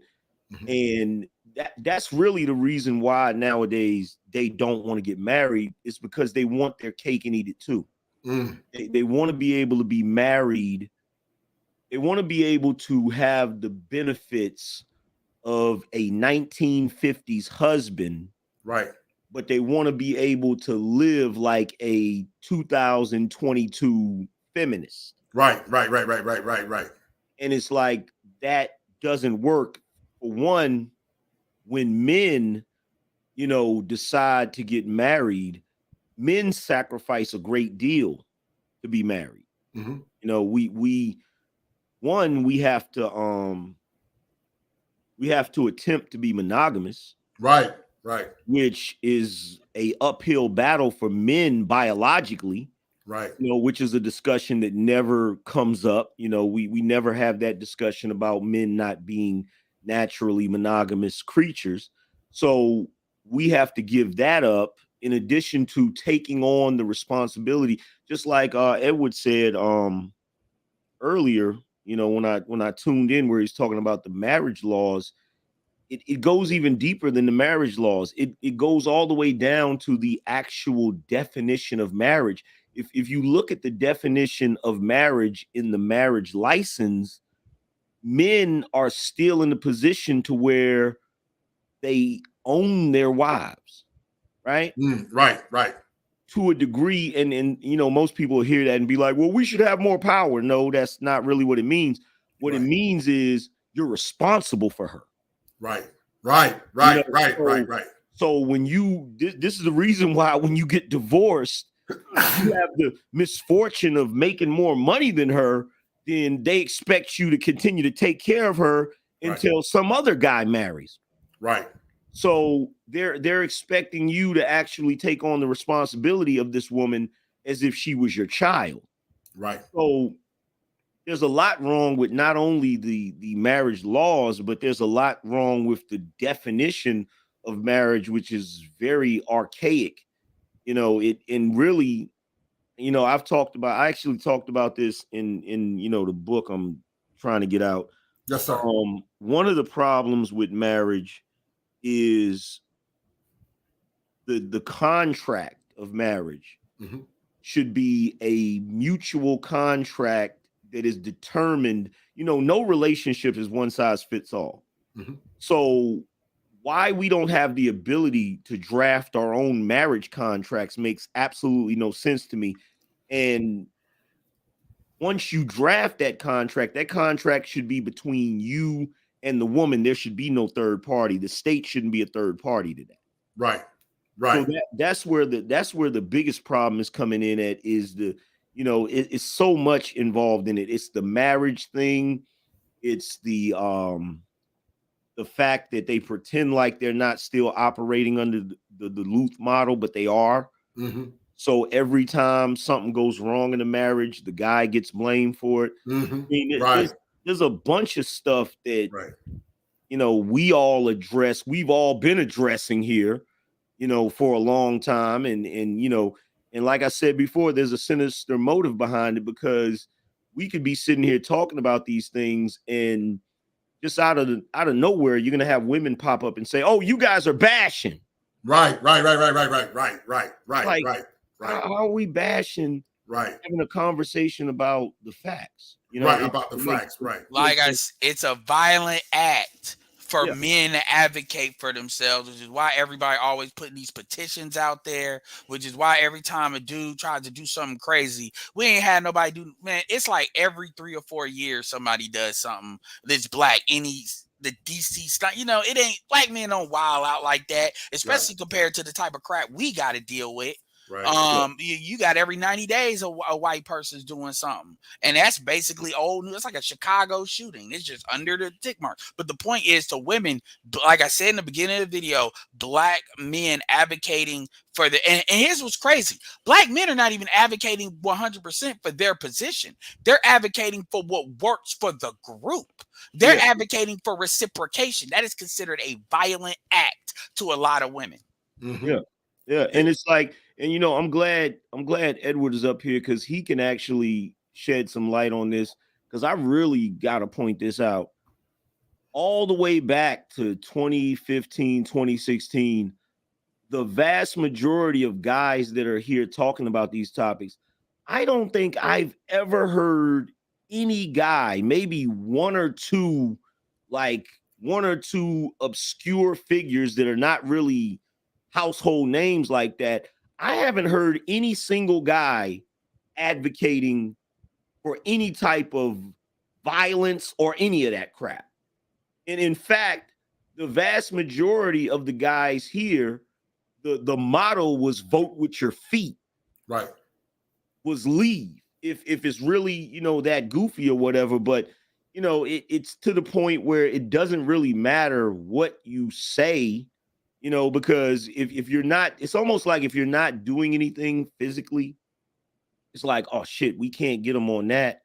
So let's say that their words are hurting us.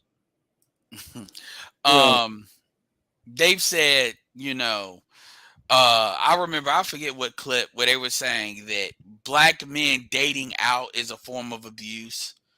You've got dudes talking about I mean, keep it real, you know, they'll act like dating non-ADOS women is a problem. Right. But you've got the violence. Colorism is violence against women. Featureism's violence, getting a white woman dipped in chocolate, the fat stuff, the fact that we're pointing out stats. But most of the things you heard dudes saying back in the day was, you had the wall of silence, you had with Soul and Black indifference, then you had SYSBM, which is still active. Then there's even a lot of dudes. Look, they have a right to do what they want to do, but you have a lot of dudes that act like that's problematic, which I don't understand that. Passport bros or dudes leaving the country, regardless of people agree. This is what black men are talking about, because black men understand. You don't. The biggest thing that somebody said that you should do to women that everybody rose up and one and said you shouldn't do was alpha male strategies. And alpha male strategy said y'all need to just start lying to these women. Say whatever you need, and everybody for different reasons said no, you shouldn't do that. Like I did that because you're not gonna win that lying game with women, not in this society. So y'all don't even need to get on that. I've even, in fact, it's funny because me and Angry Man got into it, and I ain't going left, but on BGS's channel one time because we were having a discussion about a lot of these women saying crazy stuff and flagging people's channels. And I was on team under no circumstances do that. Now I understood why people wanted to do it. And the reason I bring that up now is because I was on Bernard Riley's show and the chick said, well, why, if these women say all these horrible things, why don't you flag their channels? Because she tried to bring up Frank James as an example of why aren't we looking for these obscure people? I said, because number one, that's a game we're going to lose. You think, and Red Supreme said, and this was so, I didn't even catch this because I don't listen to these women. YouTube runs ads on these females' channels. So these divestors channels, the stuff that he was playing where he said that people need to start having post-birth abortions for black men, which is advocating for violence. You got ads on there, which means YouTube knows it's there. Right. And then when you got people that's got like 50,000 or 100,000 subs, you're not gonna tell me YouTube ain't watched them channels. So watch this. I'm not even trying to jump on Cynthia G. I can't wait until Cynthia G puts that video out where she shows her YouTube flag. Because then you can't tell me YouTube don't know. But so we're gonna lose that game. That's why I say that. But see, here's the thing with that though, Edward. You look at it is a losing battle when you try to come at it from a certain angle. Like we do have to remain in a certain logical, analytical space, a certain practical space, because they have an advantage over us. Like when I saw Cynthia G on Fox Soul, I was like, wow. You know what I'm saying? Wow. So you got Cynthia G on Fox Soul, you got freaking T.S. Madison on Fox Soul. And it's like they have an entire media machine behind them, which is the reason why, and most people don't even realize this, the reason why a lot of us started this shit was to make a space so damn powerful that it could rival mainstream media. You know what I'm saying? Because we know they're going to get ushered in. All they have to do is be on some black men ain't shit, and somebody's going to give them some sort of endorsement, some sort of deal, some sort of whatever. Because look, and then look, I ain't got nothing against Cynthia G per se. Right. I don't agree with a lot of her talking points. You know what I'm saying? Right. And once I found out what it really was that is bothering her, I stopped taking it seriously because I know what the issue is now. What's the issue, Anchor Man? What's the issue? Her father. Right. Her father. Her father gave a poor example of a black man. Yeah. And she's basically been, extrapolating that onto every black man she encounters or whatever. Right. That's where the issue is, and I hope that eventually she deals with that. But there's a lot of black women that operate that way. They want to make every black man the man that did them wrong. Right. It's ridiculous, but we have to operate in a very different way. We kind of got to operate like pirate radio, slide in as much good information as we can, you know what I'm saying, and try to avoid as much foolishness as we can. But with the women, like there's a chick right now, and I'm not going to say her name because I'm not going to promote her channel. Right. There's a chick right now that's a divester. Her icon is a silhouette of a tree with a black girl sitting on one side of the tree reading a book, and on the other side of the tree, it's a black man hanging from. Oh my goodness, are you serious? I'm so serious. And that is not new with that channel. Serious. And that channel, are you serious? That channel has been there forever. YouTube has not taken that channel down. And you know, it's kind of, look, I can tell you something right now that I figured out when it came to the whole flagging war thing. Right. You know, and back then I did believe that we should have did the same thing. That's why me and Edward got into that disagreement. Mm-hmm. But I found out that when you flag a channel and you're a guy, they don't give a shit. I believe it. Listen, brother, I've seen some situations, you know, on Facebook where the woman could be saying some very misandric overtones, but what they'll do, they'll put me in 30-day probation or whatever. To the point, I started even debating on Facebook. I don't care anymore. Yeah. Because they're very biased towards what we say, you know, and the fact that, and you know, Angry Man, you and I talked about it. You know, we talked about it a little bit. It's definitely part of, in my opinion, something more sinister. And I won't talk about it. An oligarchy behind the scene to control and to more or less inflict a level of mental distress on men and mankind. That's why I say it's men, white men, black men, all and men. women buy more stuff. Right, right. They buy more stuff. Especially right. black women. That's the other thing. They are an economic force, and that's part of the reason that they put so much backing behind them, because they know they can monetize them much easier. That's why on my channel I'm always preaching about brothers supporting each other, men supporting each other in general. Because the moment that, you know, mainstream media or any of these large corporations see that men and the type of content we have is monetizable, you'll see the shift in, because really some of it is about money. Right. And, I totally agree. Shout out real quick to my man, Sir Hell Speaks, for that $10 super sticker. He says, salute to the coach clinician, shout out to Edward and the Angry Man brother. And that is a deal, right? Go ahead, Edward. Yeah, and real quick, a lot of what, and that was a theory on YouTube at the time, what I thought that would happen, but that was based on the experience I had in Facebook. You know, and I know YouTube is a different platform, and that's why I thought that. And I was sitting there saying, like, at the end, because here's the thing, we didn't know at the time that certain channels would be able to be knocked out and then come back, knocked out, come back. Because remember what happened with 1.0. A lot of them never came back.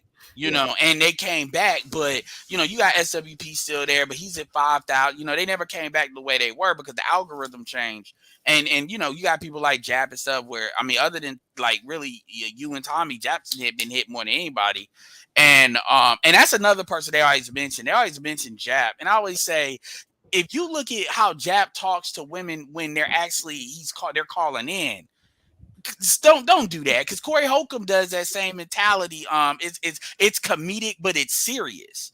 And it's as, you know, so when y'all try to say that, I'm like, actually give me the clip of what he said. And they never want to do that. And that's another thing too. They never want to play these clips or give us these screenshots of email of what these random dudes are doing or saying in these chats. Because for the most part, we watch our chats. Because if our chats, while like, you know, the words, the J word, the F bomb, we say that in the chat, they'll knock people down. So the manosphere has to be very slick about that. And it ain't just big channels. I know channels smaller than me that they stay, like Roger stay getting targeted. And he don't even say stuff like I'm worse than he is. But anyway. Yeah, real quick. Shout out to my man, the Ingham Experience, real quick. And somebody told me that Burnout Rally got shut down. I don't know how true it is, but got shut down earlier. But Ingham, what's going on, brother? He is a fellow Libra too. How would you like to add to the conversation real quick, dog? Hey, you know what, man, brother? It's great to be among such honorable men. The Angry Man, I watch his show. I send a little crazy chats, super chats every once in a while, but I like to put a face behind the message. But I like to support the brothers, man. I support the Angry Man channel, subscribe. I support, you know, anything that has to do with advocating for the brothers, you know, empowering the brothers. I'm at it 1,000%. And I think the biggest problem that you have is what happens with the culture, and they try to silence the truth. Anytime men speak the truth, they don't want men speaking or advocating for men. And it's just bad for business. So I think, honestly, reason that's why they're trying to link the manosphere itself with so much negativity, because if you could demonize the manosphere, then it's easy to silence it, because ultimately, if you're educating brothers, you're educating men, they're not doing some of the stupid things that they usually do, and the flow of the money ain't flowing like how it usually is. So I think that's ultimately the goal, is to silence. Oh no, I totally agree. I agree 1,000%. Anger Man, you talked about something called Bino, and me and Edwin had a very pointed conversation earlier as we talk about this evolution of masculinity and how men are beginning to evolve. I want you to reiterate to the audience what Bino means.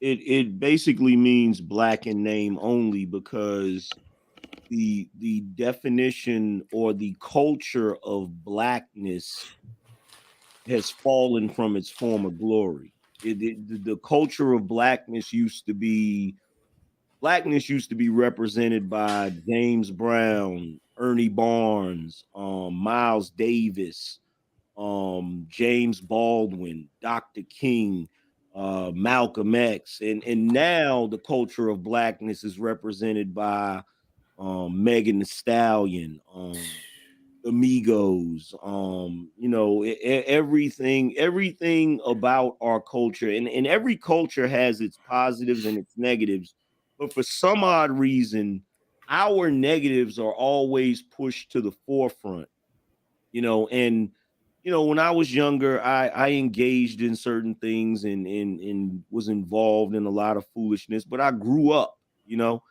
and I look around and I don't want my children to be influenced by that or to live in that type of world.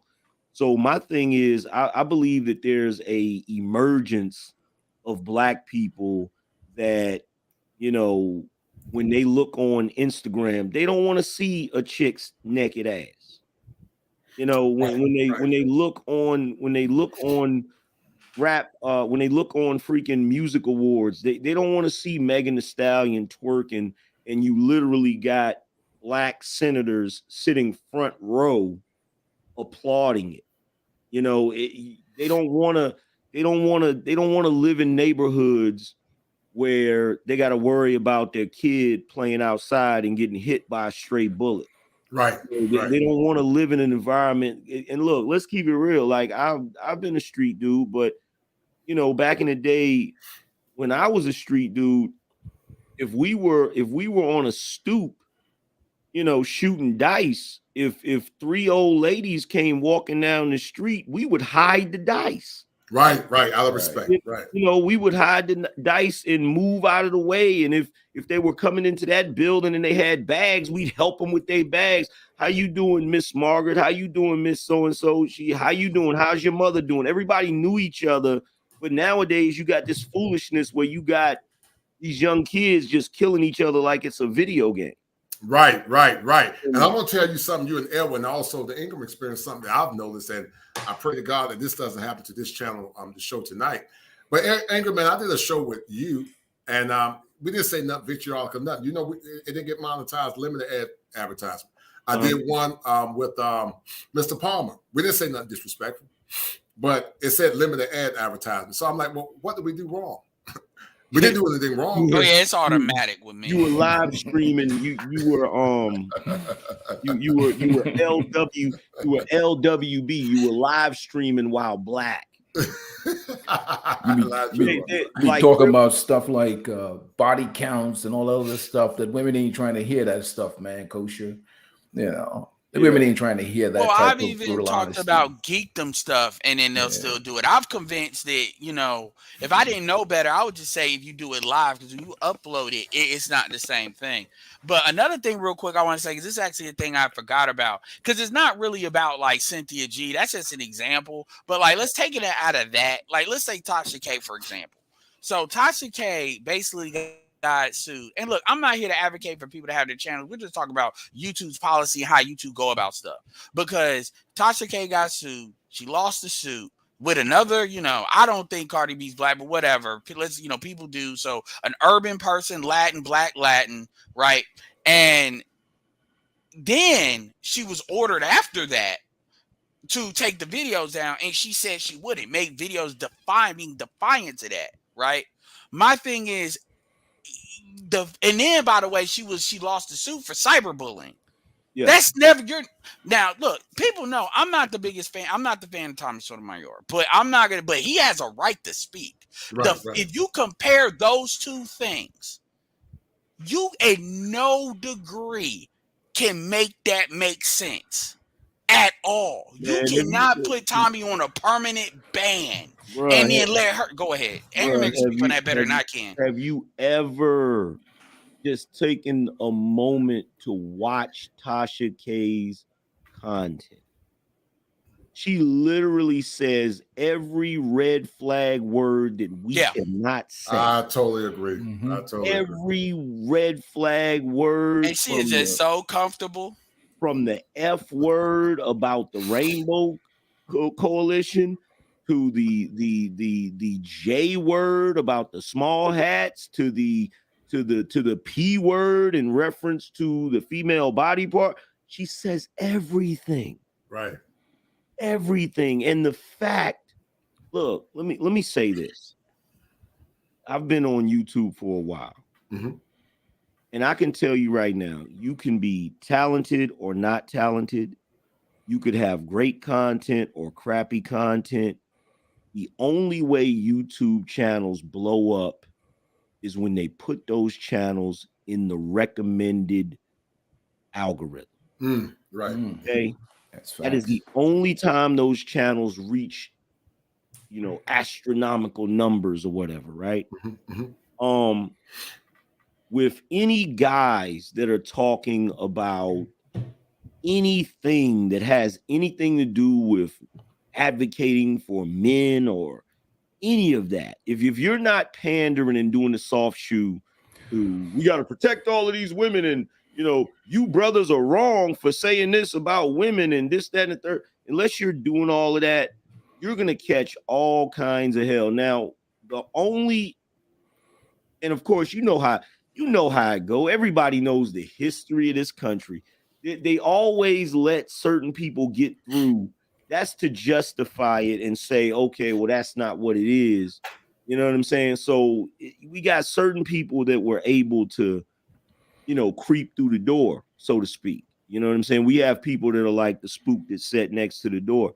But for the most part, they're not going to allow too many of us to have large platforms, because it would cause, just the little platforms that we have has caused a tremendous cultural shift. Right. A tremendous cultural shift. That's why it's funny to me, because I do my content and I'm just sitting back and guys are like, yo, we need the space because we need people speaking and we need this and I'm gonna tell you the truth. The damage is already done. You can't put the genie back in the bottle. Right. The men have woke up. Right. You know what I'm saying? You got Cam Newton saying stuff and then them coming after him. Yeah.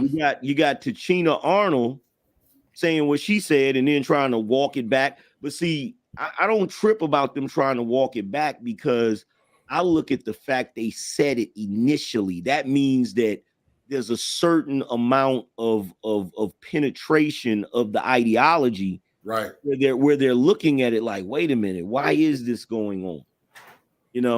So you can destroy a lot of things, but one thing you can't destroy an idea. No, you can't destroy an idea. Shout out to Luke Casey for that $20 super sticker, and that is a deal, right? Ingram, go ahead, brother. I know you want to say something. Go ahead, man. No, man, I'm just sitting here listening to the brothers, man, just pouring out this knowledge out here, because at the end of the day, man, even with my channel being a small channel, I just retired last year in August, and I did 24 years in law enforcement, and I just started doing content for men.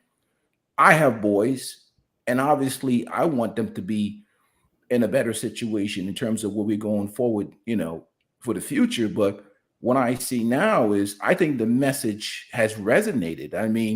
Because let's be honest, regardless of whether or not they try to silence us or not, the reality is that there's so many brothers that are just sitting on the sidelines. So they're not really wifing up these women like that. I think the marriage rate in the Black community is like 5.5 per 1,000. The white community is 6.5. It's down, like it's historical lows. So what I'm saying is that from a perspective of business, if men aren't buying in, no matter if you try to silence the Ingram Experience, the Angry Man, or Andy Anderson with the kosher, at the end of the day, man, we're not the 20 all-time low. 26% marriage rate in the community is going down. So, the product, which is Black women, which is sad, it's not selling because dudes aren't wifing them up. But there's still a bunch of bullets. You know what's gonna have to happen?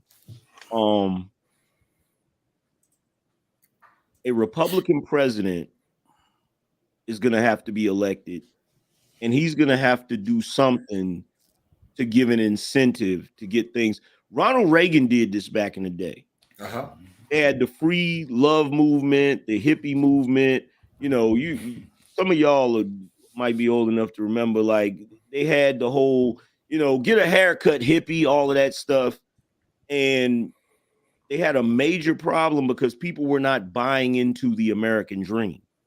Right. And Ronald Reagan had to give them incentives to do so, to get it back on track. And what they don't realize, and they may never realize it, but sooner or later, somebody is going to have to pass some legislation to actually give an incentive for people to build families again. Like, the only way this country is going to continue to be the country that it's always been, you can't have this country without intact family units. I mean, look at the mess that's going on right now. Right. I agree with family and believe in it. And I do believe that the institution of marriage is very powerful as it relates to stability. Right now, Ingrid, man, they saw something, and they said the two of the fastest growing countries. Actually, Nigeria right now, man, is shooting super fast by America. Nigerians right now, over 200 million people, man. And Nigeria is the next superpower based on a show that I saw. They are the next superpower. Go ahead, Edward. I mean, I'm not going to speak on that because here's the thing. I got high hopes for like Nigeria, but you know how it is. You got China and Africa, you got a lot of stuff, the BRICS and all that. So I'm hopeful on stuff like that. Their population cannot be denied. And obviously Africa across the board is gaining in population, but while, all other major countries are falling, it's just a matter of the degree. But one thing that I wanted to add in too, to piggyback on what y'all was saying, the Z's are not having this conversation with sisters like the millennial. We are all products of our own generational program. Right. Whether it's Xers, boomers, whether it's millennials, and even you can see it with the younger millennials. The younger millennials are not playing this game with women. We're talking to women. Even when I said mentally transmitted disease, it's almost like we're like when you look at SWP for somebody like me, because SWP is like a 37. Then you got folks that are like 39, as far as millennials. And as you go down that age group, they're less and less tolerant to that. Because remember, I grew up with the girl next door era. These Z's didn't grow up with that. These Z's grew up with Nicki Minaj. That's what they grew up with. They grew up with Trina. And then they're doubling down on that to where you got obviously Megan Thee Stallion, Cardi B. What I look at more than anything is Chloe Bailey. Because then you look at a chick like Chloe Bailey, who should be like Beyonce, not the same skill, but as far as how they present her looks wise, and because she looks the part, all this stuff, natural, and she should be somebody they should be pushing to sell Prada and international. What they got her doing, bounce to her. And look, I'm not saying that women should not be sexual. Obviously, Beyonce was able to pull that. Kelly Rowland, we get that. But the point is the fact that they got her on almost 304 level, that tells you how strong that pull is. So these Z's, their default mode is these 6 or 304s, or so they on pump and dump or whatever. They're not thinking about marriage like that, and that's not going to change. So here's the thing. The earliest Z's are like 24 years old. My youngest brother's 25. He's a bleeding edge. In 6 years, they will be 30. We know what women, when they peak in their looks, and you already see it. They're talking about colorism. Why are these dudes not dating black women? This, that. And here's the thing. We not lying to them young dudes. Them young dudes don't need us to tell them nothing. The only thing they gonna do when they ask us is be like, look, man, y'all on the right track. I had to do the SWP, Sergeant Willie Pete, one of the older heads, like, you know, that talked about this stuff in 1.0 days. He used to be one of the in the middle. Now he on some, I can't tell black men with good conscience to be dealing with sisters or Western women. Wait a minute. Man. Back up. Sarge said that? Yes, and I emailed it to BGS because, you know, they had back and forths, and he didn't just say that in one video. You can go to his last video he did 3 days ago. He's consistently saying that now. I can't advise it either, man. I can't advise any of these young men to wife up these women. But you got to realize how significant that is for SW. But SWP is one of the. But SWP is like one of the original, like really having back. See, in YouTube, once upon a time, there was that reply video thing. Go ahead. Yeah, Sarge went off on me in 2016. He went off on me about, he didn't say my name, but I know he was talking to me because it was right after I dropped a pre-recorded video in reference to something like that. And he kind of threw a couple shots at me, and just out of respect for him being Sarge, I left him alone. Right. But I basically said, like, you'll see. Right. That's why it's funny to me that you said he's saying that, because look, here's the thing with all of us any of us that are Gen Xers. We had a cruel joke played on us. And the cruel joke that was played on us as if I would have been born later, I probably wouldn't have even had kids. I probably wouldn't have even got. The whole reason I ended up in my situation is because I wholeheartedly believed in the traditional model. Right. And little did I know the women were on a different program. Right. So it's crazy because the Gen Zs, they're like the group that was born after the zombie apocalypse. Mm-hmm. So they don't know what civilization looks like. Right. They just know survival mode. They just know Book of Eli. Right. Yeah. But see, with us, we have the misfortune of actually seeing what it's supposed to look like. So now we're just looking around like, yo, we got to get this back to where it was, or try to salvage some semblance of what it's supposed to be, because we understand what it's supposed to look like. We understand what it's supposed to be. And the crazy thing is, the guys, in my opinion, the guys are not really different, in my opinion. The guys still want certain things, but they're not willing to be the sacrificial lamb. Right. They're not willing to sacrifice themselves on the altar of society. Like you men have to do this in order for this to. They're like, no, I'm not doing that if there's gonna be no benefit for me. Right. The imbalance of power too. Like, all right, like that's why sometimes I only stick in certain spaces. Like I may come and visit certain channels or spaces that I believe that are absolutely advocating for men's best interests. Because what I like to do is take the conversation away from the low frequency dudes trying to get laid, hookup culture nonsense, because it's a bigger picture. It's a legal issue, and you can't out masculine the government. I work for the government. I was a police officer. We can drag your ass off the stairs, but about 50 of us. You can't out masculine the government. And many dudes who get locked up, get the cops called on them, false charges and all that, that is a legal matter, a systematic imbalance.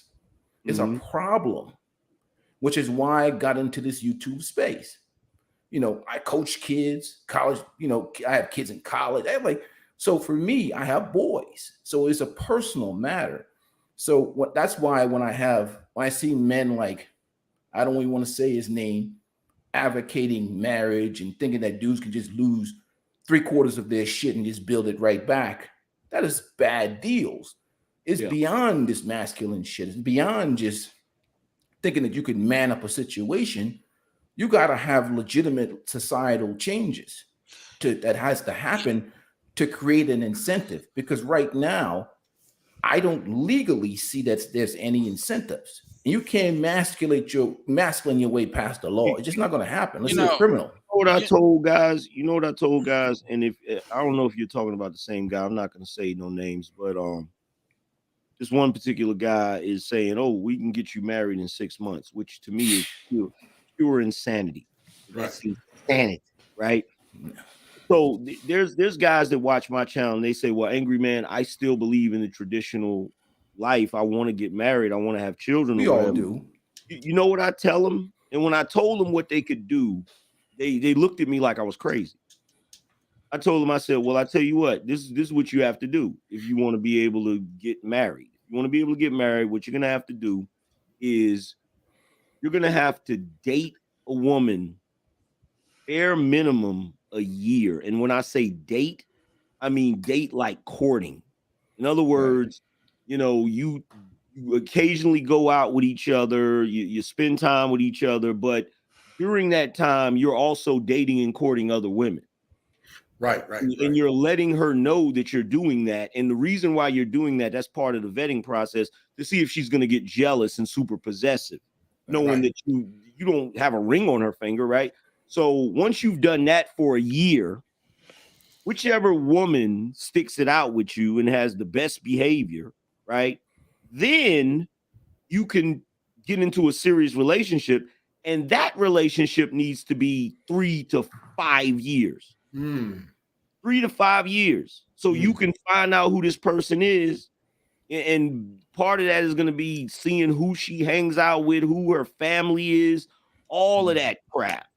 And even after you've done that for 3 to 5 years, let's say that you want to get engaged, you need to stay engaged for a little while. So they were like, "Damn, Angry Man, the way you're making it sound like you gotta be around this chick for 10 years before you can get married." I said, yes. Yeah, and another thing, and people talk about stupid, like we don't really talk about body count in the black manosphere because that's something the white manosphere talks about, and we got other stuff to deal with. It's like you can't even get to the point where we even talking about that because y'all own some other stuff. It's not that we don't care, but the thing is, these chicks can't.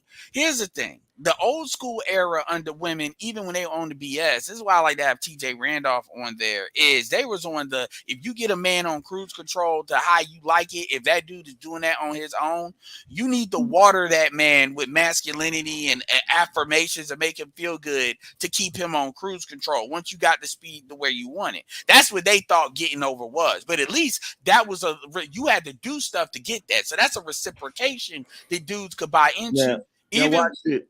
My bad. Watch this. Now, one brother said, interesting. Would you tell your daughter to give 10 years of her life to one man as opposed to what? 10 years of thotting? You see, here's the interesting thing. Here's the interesting thing about that, right? When I say that, I'm not talking about guys that are 40 years old. I'm not talking about guys that are freaking 50 years old. I'm talking about guys that are 20 and they're talking about they want a traditional thing. Well, guess what? You have the time to actually vet a woman properly. And look, after that time, if it's not conducive to get married, don't get married. Right. I like something you said, Angry Man, that was very powerful. If we had a more perfect union, if we had more intact families, I do like the fact of the vetting process. Say if Edward got a daughter, I got a son. I know Edward because you, I, and Angry Man, we RDU.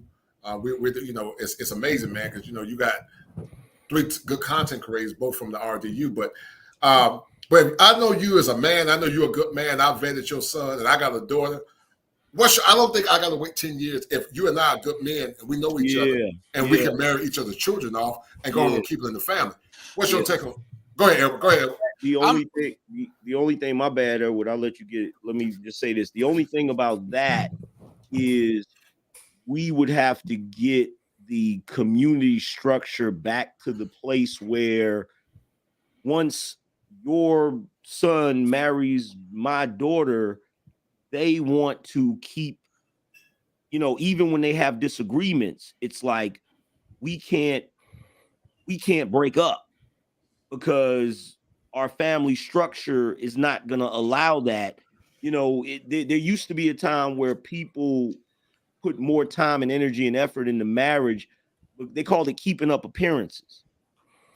So even if two people disagree with each other, it's like the family structure and the community structure was so powerful that it's like you didn't just want to toss away a relationship or marriage just on a whim because you're going to be around the same people, and you're trying to. So all of that structure has just fallen completely. I even tried to break down one day what happens with a family, an extended family, when which is confusing as hell. We might even need a rocket scientist to break it down, where you have a woman who has children by 3 different guys. And those 3 different guys have children by a couple of different women. So you literally have a situation where, like, for instance, with my situation, my father had 3 different marriages. And of the 3 different marriages, he had children out of 2 of the marriages. My mother had 3 different marriages. And out of the 3 marriages, she had children with 2 of the marriages. So I have a sister by my mother and a sister and 2 sisters by my father. And they're my sisters, but they're not related to each other. Think about the craziness of that. So how can you, as you continue to move forward, having families like that, you get to the point where by the time you get to the 3rd or 4th generation, you have people that are strangers. That's called chaos. That's chaos. That's pure chaos. Because what happens when, let's say, you have this woman has children by multiple people. It's like, okay, it's time to go to a family reunion, right? So now the children are alienated. Right. One of the children is going to this family reunion, but the other one is not going to that family because that's not their family. So then they go to this other family, and it's like now you've got a plethora of grandparents. You know what I'm saying? It's madness when you even try to grasp it mentally. It's madness. Another thing too is, or people do, because I said earlier in this call, my mom's got all my brothers got their own dad, and they all got siblings. My brothers have never met any of them at all. That includes me. So people do what we do in our family, and other families take that route. And like I said, we're city folks. See, Southerners, and then, well, obviously, people hang around, are using New York and stuff like that. But a lot of times in the South, they'll take the route he took versus in our side. It's like, nah, we start compartmentalizing it. So it's 2 sides of that. And that's why, like, even because this ain't just the South, because I've dated chicks from New York where they've said they got 10 siblings. And these are women that are like let's say they're 5 years old, they would be 5 years, so they'd be like 40 now. But the 10 siblings, and they only know like 5 of them, because the other ones are like with maybe one chick here, one chick there. You see that with even, I'm not Jay-Z. If Jay-Z got a daughter that she's not in the public eye, we'll say that. And so a lot of these rappers, obviously they getting paid, they getting taken care of, but they're not in the public eye. So, and people forget that. They think only Beyonce's kid, So it's crazy like that. But just to go after that dude, what he was going to say, look, dude, I'm glad he said that. I'm going to tell you why. Because I say 2 things. But I'm getting on, let's say, places where I can't go, fully wild out. I say there's 2 problems in the Black community. Number one, we don't have a social contract. I mentioned that before. The other thing is there is no checks and balances for Black female fuckery. So when you say, oh, well, would you tell your daughter that? Your daughter, somebody's daughter has a lot of ways outside of the man that this government bestows her if she gets a kid out of them. You even have common law marriage in certain states, that if dudes do bad stuff, there's ways to punish those men. There's a lot of variety of ways. Also, most of the time, the way this is going to work is you got dudes in the family, whether it's the father or brothers, that they're going to tell this woman, because they're judging this dude the whole way through, and they're judging it with logic. And obviously, when you're dealing with brothers, or you're dealing with, fathers, you're talking about masculine. That's not like, oh, sexual love. That's masculine love, non-sexual masculine love, because it's just all that. And not to mention the women gonna be judging this dude too, by the way. So she always got that. So if the dude isn't doing what he's supposed to be doing, or if he's not moving in a speed that's quick enough, let's say we're doing a dude in his 20s and he want to be a rapper and stuff like that. There's a YouTuber. I'm gonna say this. I'm gonna say her name. I don't care. Chrissy.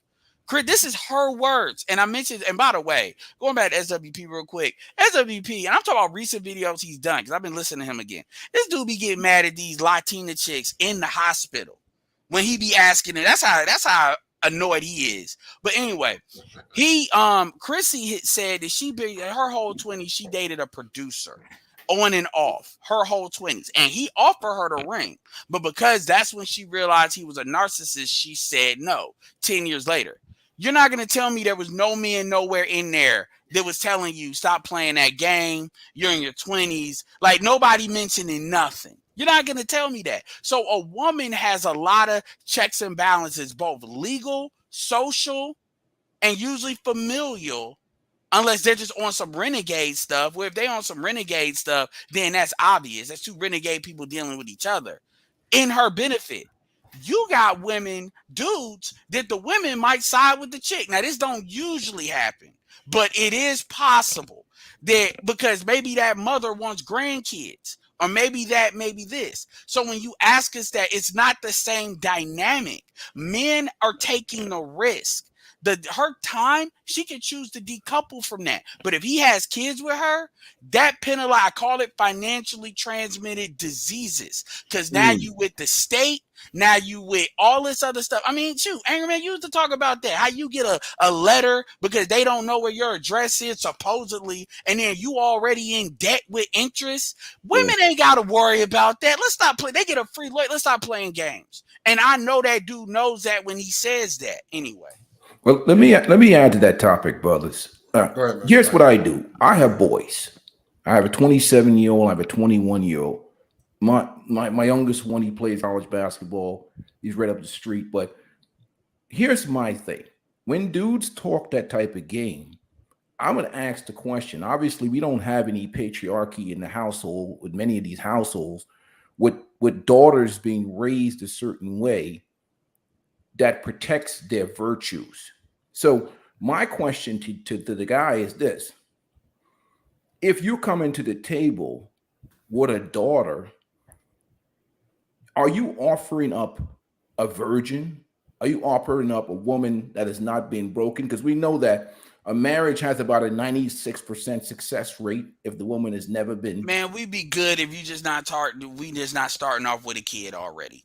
That's what I'm saying. That's what I'm saying. But you see the standards we're dealing with. So when the brother says being in this relationship, and when Angry Man's talking about testing this for so much time, he's correctly vetting a woman, because we know that structure is not in place in many of the households where you're not raising wife-ready women. So some of these women, I get blitzed by the single moms. They call me all kinds of names. I'm single, I'm retired, pension, all that stuff. Like, you're selfish, you this, you're that. Why don't you go? I dare you not share that government pension. You going to hell. That's what it is. Man, I'm telling you, Angry Man. Hey, brother, they lecture me. I had one lecture me this week. They give me hell. Like, I'm supposed to be out here. I raised my kids already. Go pick up some single mom with 2 kids, and I'm jacked up because you're supposed to trade up. You're supposed to trade up. Like I'm done doing my job. I'm supposed to go do somebody else's job now. You see the type of disgraceful things they try to do to black men in the black community. They try to shame us into being cleanup men, into cleaning up somebody else's mess. But the reality of life is that they want dudes to take. See, they don't think that black men deserve anything good. They think our purpose in life is just to clean up people's stuff. It's worse than that. It's worse than that. It was worse than that. They hate to see Black men happy. Right. If you smile, right, they're gonna have a problem with that. And look, to the guy that was saying that in the chat room about a woman waiting 10 years. See, this is where that type of thing annoys me. And I'm on, your channel, so I'm not gonna go off about it like I normally would. But my thing is, I don't like when men use feminist talking points. Explain. That is a feminist talking point. Oh, well, she shouldn't have to wait for a man, this, that, and the third. And it's like, so on the one hand, your premise is, she shouldn't wait to prove herself worthy to be a wife, and supposedly giving away all of her good years. But at the same time, the alternative is her messing with multiple dudes and getting multiple children. And like the alternative is worse. The alternative is worse because you're creating these broken families, these fractured legacies. Right. You have men, a lot of cases when these women have children out of wedlock, they're not even giving these children their father's last names. Mm-hmm. So you have situations where, okay, what happens when, she gets pregnant by this guy and it doesn't work out and she has children and he goes somewhere else, never to be seen again. And he has kids somewhere else, and then his son by that woman messes around and meets his daughter by someone else. And then they get in a relationship unbeknownst to them that they're really siblings. Right. And then end up having children together, right? Which we know is incest, which we know can cause all types of neurological problems and things of that nature. Right. So it's ridiculous because there used to be a time where people went through that process. They went through the process of getting to know. They went through the courting process, right? Getting to know each other. And then they got engaged and they stayed engaged for a while before they got married. The entire point that I'm trying to make is that, I'm not really speaking from the women's side because the women don't need me to speak for them. They got plenty of people speaking. Right. Got plenty of, people telling them what they can and can't do. I'm speaking from the position of what the guys can do to protect themselves. Just like I said in one of my shows, you have a paradox now with marriage. And the paradox is it's the unstoppable object meeting an immovable force. In other words, a woman has to get married to secure her financial safety. A man has to not get married to secure his financial safety. You see what I'm saying? So you have two people meeting each other, and in order for either one of them to get what they want, somebody has to lose. You feel me? So if the woman gets with the guy and the guy says, you know what, I'm not going to get married, I'm going to protect my assets, the woman loses in that situation because women usually outlive men, which means that she's not going to be protected as far as her financial future, as far as, like y'all were talking about the pension, the Social Security, the the assets, all of those different things. So she has to get married in order to secure that financial future. But on the flip side, because there's an opportunity for the woman to actually cash out early, the guy has to try to stay away from the marriage in order to protect what he has. So they've put marriage in this space where, both sides has to be predatory to one another. Let me ask Edward something. Edward, shout out to my man Asher for that $5 super stick. He said that Modern women are too chaotic for arranged marriage. I want you to take that Edward and anger, man. I want you guys to break that down real fast. I mean, the laws aren't set up for it. You know, the Western laws are not set up for that. It has to be legally backed, unless you gonna do some religion, like on some Scientology or deep Catholicism. I mean, even the Indians are having a problem with. Yeah, that's one of the things that they're calling Indian women feminists on, because feminism is slightly different depending on where you are. They're like, look, you're not gonna tell me who I'm gonna marry. I'm gonna bring you who I'm gonna marry, and then you co-sign it or not. And if you don't co-sign it, I'm getting another person. They're throwing their hands up like, oh, look at what they're doing. You know, so. But they don't know what that is. Like black women talking about arrangement, unless you're dealing with Boulay or Jack and Jill and stuff like that, and that's money involved. Another quick thing I wanted to say real quick, you gotta do, and I'm not gonna cuss nobody out, but you gotta do Freaky Fred HVM talk about black men are basically saying other groups of men raise better women. Latino men are better fathers. No, you know, one thing quick thing. One thing I've heard Latin women say, because Latin women have a high single motherhood rate too. Right, they do. You know, but one thing that I've heard Latin women say is, I can't stand that MFer, but he's a good dad though. I ain't never heard no sister say that. And that tells you a lot. But go ahead. Well, the thing about it, understanding culture. Okay, understanding culture. The reason why you'll have more of a family structure with the Latin community is because when you're talking about Latinos that were under any type of slavery at one point, the Latin community has been, their foundation is Catholicism. And Catholicism has a strong emphasis on family. So that's part of the reason why when you look at the Latin community, they're more family-based because it's tied into their religion. It used to be that way with us. Right. Until we started getting loose with the structure of Christianity. And when I say loose, I mean getting to the point where, you know, women, I remember the churches I used to go to when I was a kid, women weren't even allowed to wear pants in those.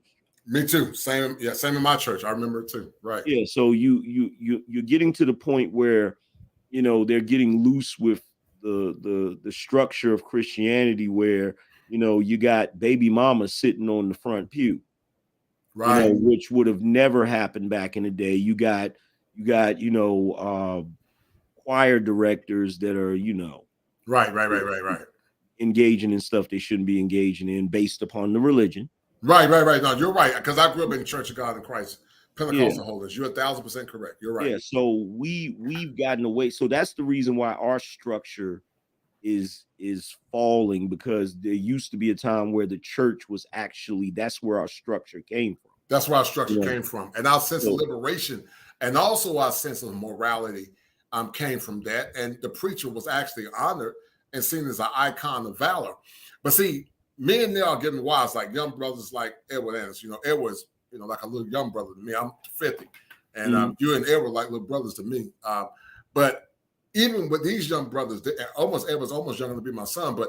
But even with these young brothers, man, like you said, men are beginning to wake up. This is a very good time in human history, because we've never had a time, Edward, angry man, in the Ingram experience, when men have been able to come together and coalesce and share our different talking points. That's all part of group therapy when we talk about a catharsis. And men are beginning to share and take notes, and we're beginning to share and see the same things. And some people don't like it because they want us to stay in a comatose state where our development is arrested, where our power is arrested, where our sanctity and free will is arrested, and also where our inner sanctum of masculinity is arrested. And now we're setting up, coming together as men to destroy those iconoclasts in the minds of so many men, that the men can get the outcomes they want. So I count it an honor and a privilege as a licensed therapist. You know, I take a risk doing this to some degree, even though I'm not saying nothing wrong or doing nothing wrong. But of course, anytime men seek to empower, you talked about the Duluth model, you're 1,000,000% correct, angry man. But also the Duluth model is tied to what's called the feminist theory lens, where it posits and more or less promotes femininity or feminism. And, you know, similar to the Duluth model, is always the man's fault. So what you guys are saying is very powerful. But I'm going to ask you an angry man a question, start with Everett, since he's younger. Is Edward Anderson ever get married? But hold tight, Edward, before you answer the question. Shout out to my man KP from KC5. He said, great content. Salute to all of you. I'm subscribed to all of you. Black women believe you owe them just for being in their presence. But starting with the angry man. Is the angry man ever get, is Edward Anderson ever get married? And also to the angry man.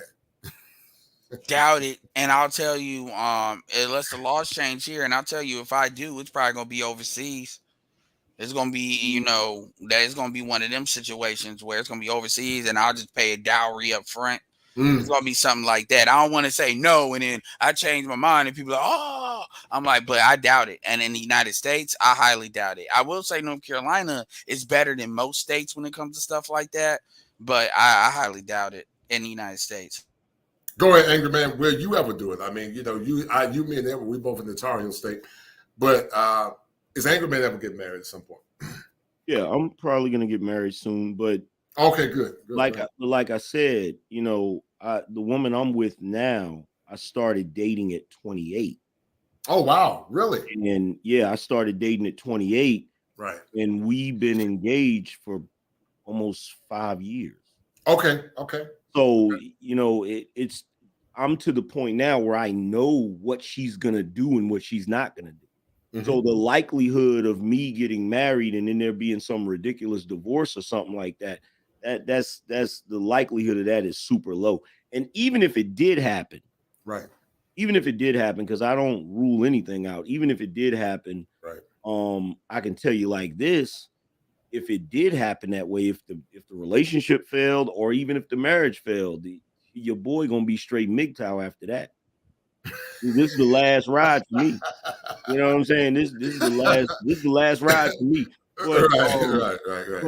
The other thing I wanted to add on the religious aspect, and I think a lot of people overlook this, right? We are the only group of men, right? Because when you look at society, you look at cultures, most cultures, the foundation of their culture is always based on a religion. Right. A theocracy. Yeah, right. something of that nature, right? Right. We are the only group of men who do not have a deity figure that looks like us. That's true. And I'm a firm believer that the reason why women of other cultures have a reverence for their men is because if they're religious women, when they go to church, the deity they look at looks like their man. That's an excellent point. You know, there are some circles, angry man, where they promote the Black Madonna. There are some churches where they have black pictures of Christ, and and I know, and also Edwin and the Ingram experience, that Christ was a man of color. It is in Hellenism and many Greek cultures, they always promote him as a white man, but it's too much evidence. It's irrefutable, and also based on the Kemetic culture as well. We know that the original humans look more like you and I, but there have been some that have tried to more or less erase the image of the black man. But your point is well taken, and that's a very powerful point, because how can you honor and extol something where you don't see the image being a man? That's a very great point. That's an excellent point. Yeah, and it puts us as a group in this sort of, as men, it puts us in this sort of plebeian space where our women don't really, because let's be honest, we know the truth about certain things, but the masses, they believe a certain thing, they believe whatever the masses believe, right? And I'm a firm believer that the reason our women are so quick to look at us in a certain light is because of that fact. I'm a firm believer of that. I think that that's one of the main reasons. I think it's a subconscious thing that, they don't really, because look, let's face it, most black women, when they went to church up until recently, their example of God looked like a hippie. Mm-hmm. You know what I'm saying? And when you look at the Latin community, when their picture of Jesus looks Latin. Right. You look at, Asian community, Buddha is Asian. You look at, the Arab community, when you say Allah, the first thing people think is Middle Eastern man, right? So, Right. So I think that's part of the reason. I think that the women have never really had the and something happened recently that kind of proves that, in my opinion. Talk about it. When they snatched Orlando off of American Gods. Because he was the one deity on that show playing Anansi, Koopa Nansi, where he was really representative of, like, out of all the deities, he represented the I guess what you would call foundational Black Americans or ADOS or whatever you want to call it. That's who he represented. And on that show, he was constantly just spitting fire about Black people, and they snatched him off of there. And I really feel like they don't want us to have that deity figure because it would cause us to look at each other in a different light. Right. That's my opinion. That's your opinion. Edward, you're about to say something. I know you got to go, brother.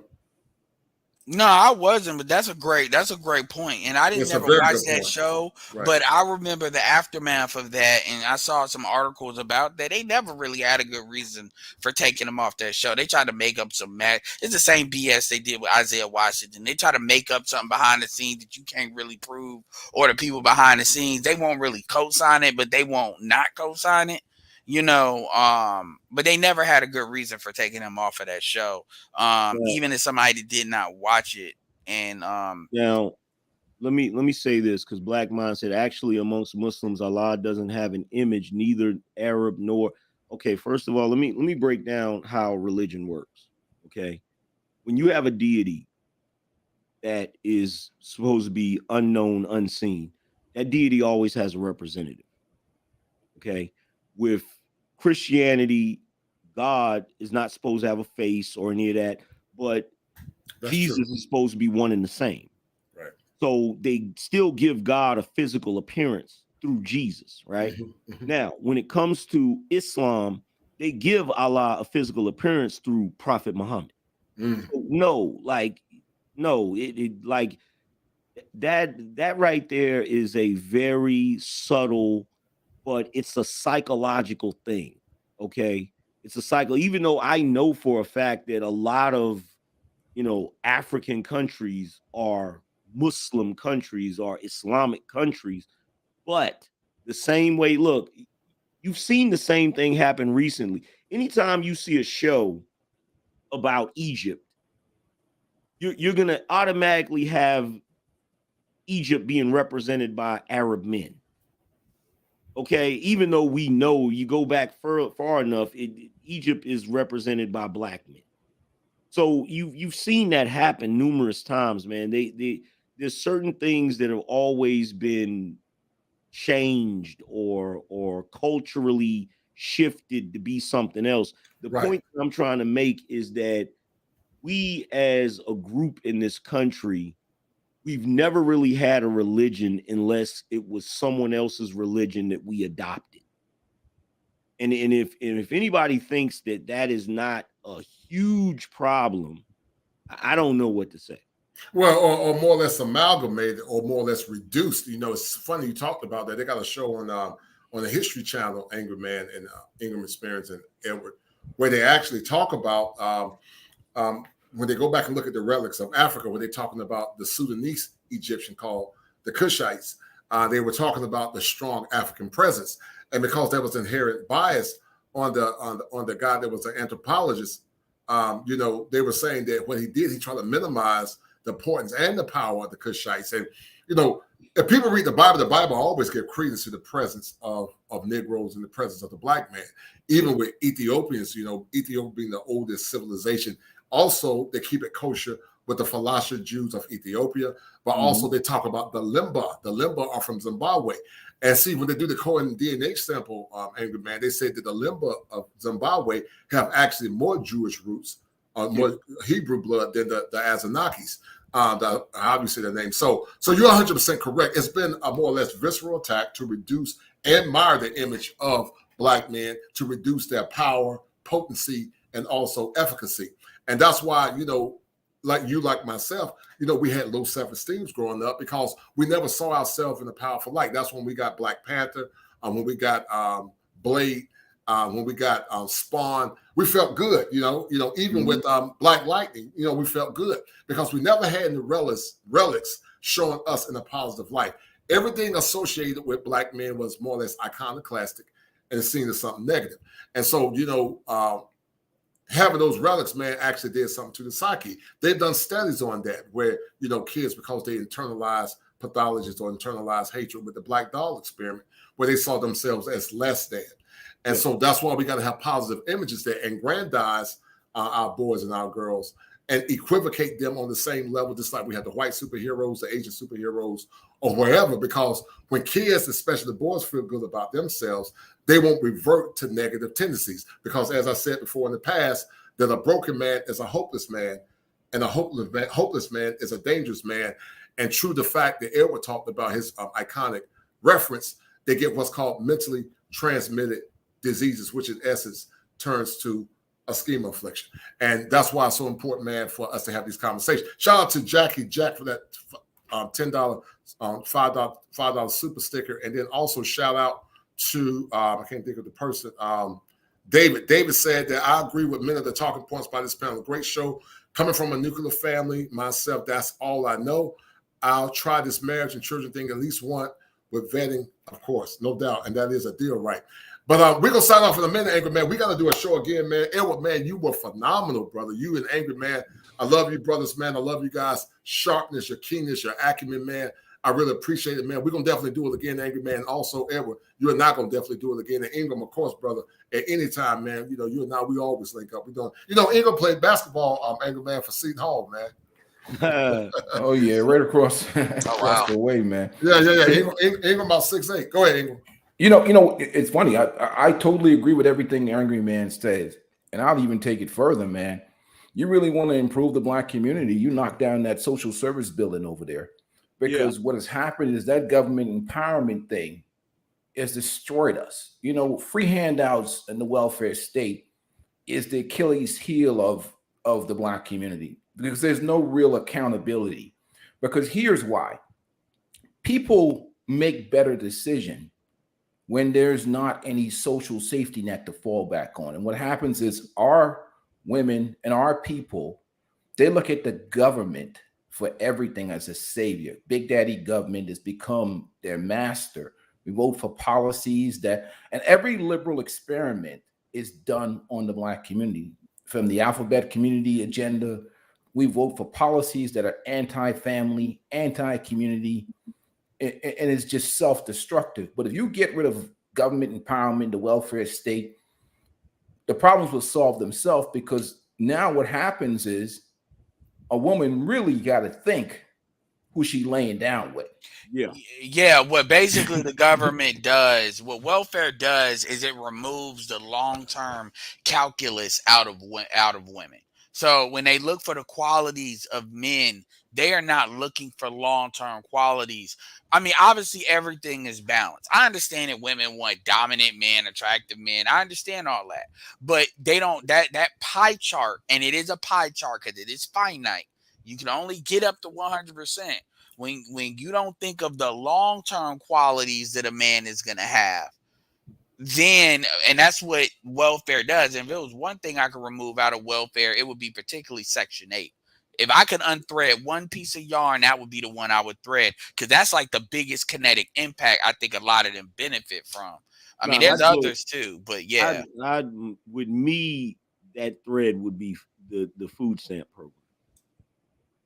I think that's, to me, that's the biggest one, because I feel like when it was more of a struggle to put food on the table, people gave a damn more about intact family units.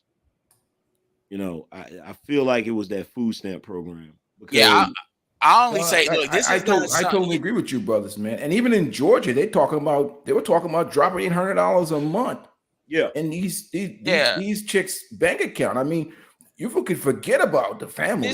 They get $800 on top of the other benefits, man. Yeah, this is something that I'm open for my mind to be changed on. I know that the biggest for me, for what I see, the biggest economic impact is that. But as far as the food stamp thing, I mean, I'm open to change my mind on that. It's just that's more of a theory based on what I've seen. But then again, I ain't got kids. I ain't seen that dynamic, so it is. I mean, really, all needs to go if you ask me. Well, at the end of the day,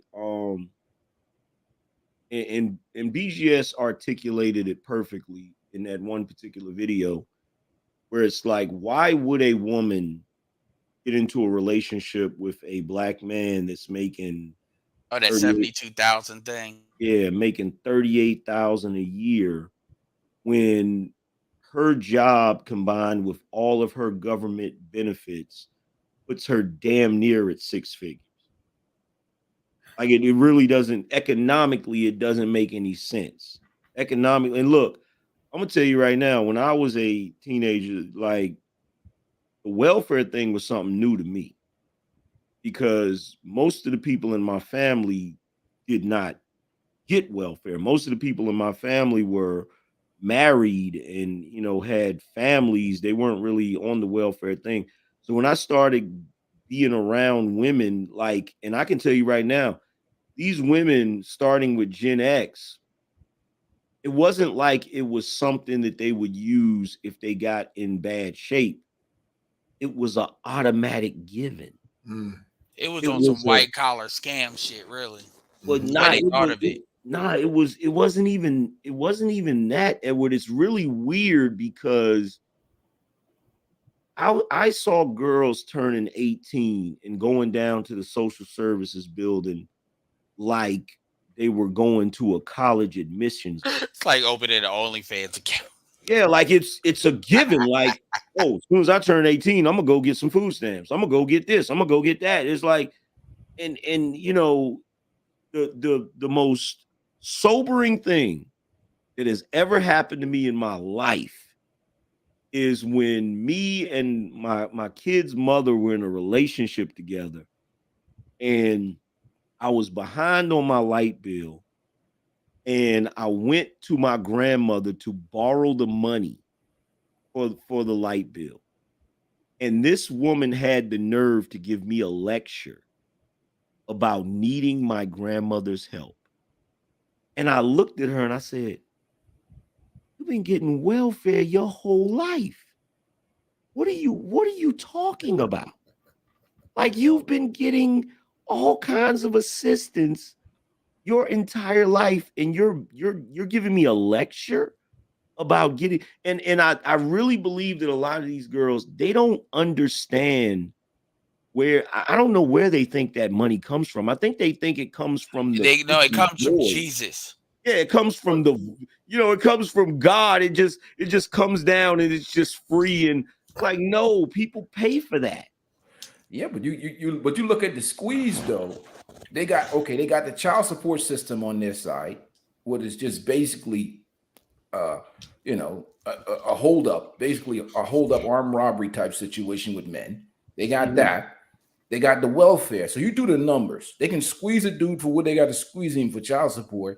They get the government assistance coming on the other angle. There's just no accountability, man. And that's the problem with, you see these women running their mouth and saying all these different things. They can say it because what is the consequence of that? In other cultures that don't have this government empowerment, they need their men. Their men is the source of survival. Right. You can't be jerking with that dude. That's the family future. Well, that's a part of the checks and balances piece. And when we talk about, in America, and this is true even when you're talking to a lot of non-ADOS black folks in Africa, like they don't even got access to credit like that. When they buy a house, they buying a house, they getting 15% if they got good credit.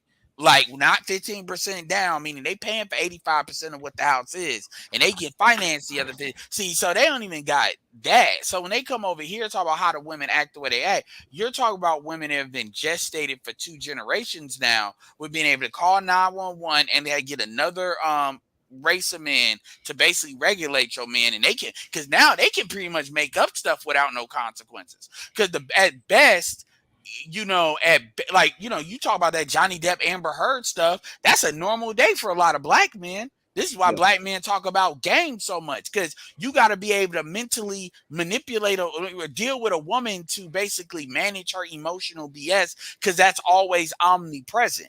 Then you got the welfare office, which, like I said, it incentivizes women. It puts women in a daddy-daughter situation, where when you look at the type of men that women choose, you got black women in their late or mid 30s choosing men like they are 16, 15, 16, 17 with two-parent household. The dad was paying for everything, but their dad becomes the government. And then you got to keep saying it's the rise of the Tokyo Tony grandmothers, where now you don't got the Claire Huxtable grandmothers or the Judge Hatchett, you know, the big mamas that check these chicks that you could go to check these, you know, you being fast as hell, you doing this, doing that, like we talked about earlier. Now you got women that they want to be friends. You see it on TikTok, you see it on, and you see it everywhere now. Like, you know, so there's only a, you can't have Big Mama now because there's only a 13-year age difference between mama and daughter.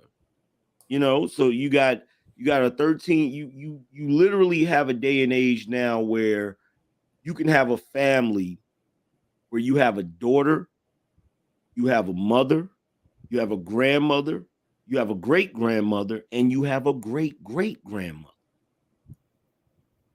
Literally living in the same family. Like there's only 13, 14 year time period between them. Yeah, Tina Knowles is about to be a great grandmother, thanks to Solange's, you know, son, and then Solange had them teenage. For a fact. Yeah, and it's not like Tina Knowles is 80 years old.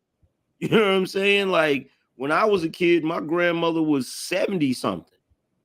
You know what I'm saying? So you have that going on, you know, and we're not gonna go into that too much because poor Bill Cosby got locked up because of that. Right. You know what I'm saying? He had a nerve to speak out about that, and that's, in my personal opinion, that's the reason why the black community didn't really rally behind him and just believed everything that was said, because of that speech he gave, you know. But yeah, you got this foolishness going on, and right now it's like we can't say anything about it because if society says it's okay, then it must be okay, you know. And I've never seen a time, man, in human history where men are silenced at such a high level. The level of contempt and vitriol for our young men, but also men in general, I mean, white or black, is very parabolic. And I don't see a time, Angry Man, Edward Anderson, and also the Ingram Experience, when it's going to dissipate. What's your guys' take on that? And then we're going to end the stream, man. It's been a powerful show. Edward and Angry Man, we got to do it again, brother. Go ahead. To be honest with you, man, I have my days, to be honest with you, Kosher, when I sit up and I even wonder, see, the Shaq comments was a big blow to me. That simping comments that he made. When I read that comments, after the Tashina Arnold, after the Will Smith thing, and I look at it, and I was like, why am I making men's content? I think we're done, man. I think either we have an apocalyptic blow up and we start again with a new society, or we're done, man. I feel like I'm running up a hill covered in grease, man. I'm about to start making content about watching birds or something. Well, that's where I'm at right now, man. I don't even think I want to, you know what I'm saying? Like, I agree, I'm serious, brothers. I think at this point right now, masculinity in the black community, the culture, I don't see any way out of this other than like an apocalyptic Walking Dead type situation. Like the way we going right now with the dudes, with the, you know, these simps like the Shaq, and it's at a point right now where heteronormative masculinity, it's like we're like a dying breed on an island fighting back against the zombies and shit, man. That's how bad it is right now, brother. I don't know, man. I just don't know, to be honest with you, Kosher. I don't have an answer.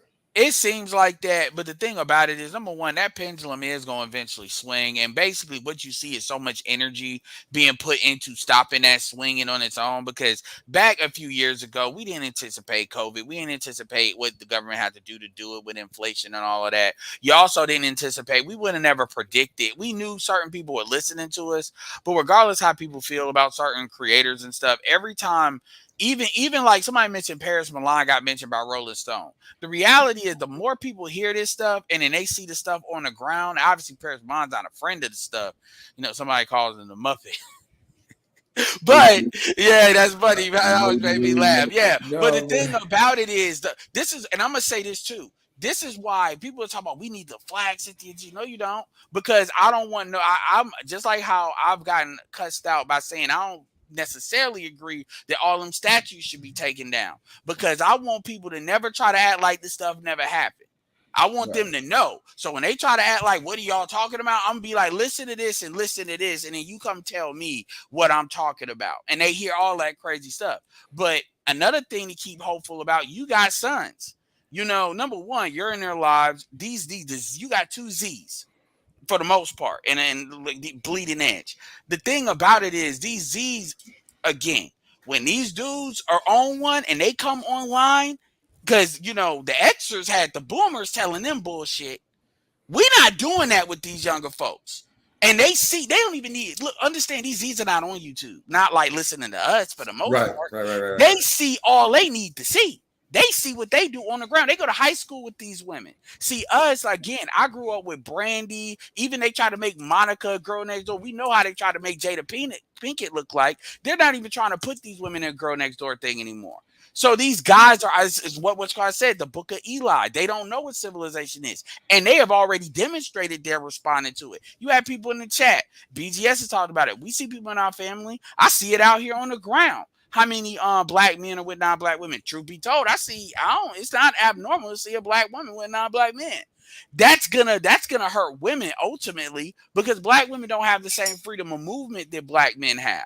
So by the time they come back to the table, the longer they wait, the worse that's gonna get. And I always say this: trust is not a renewable resource.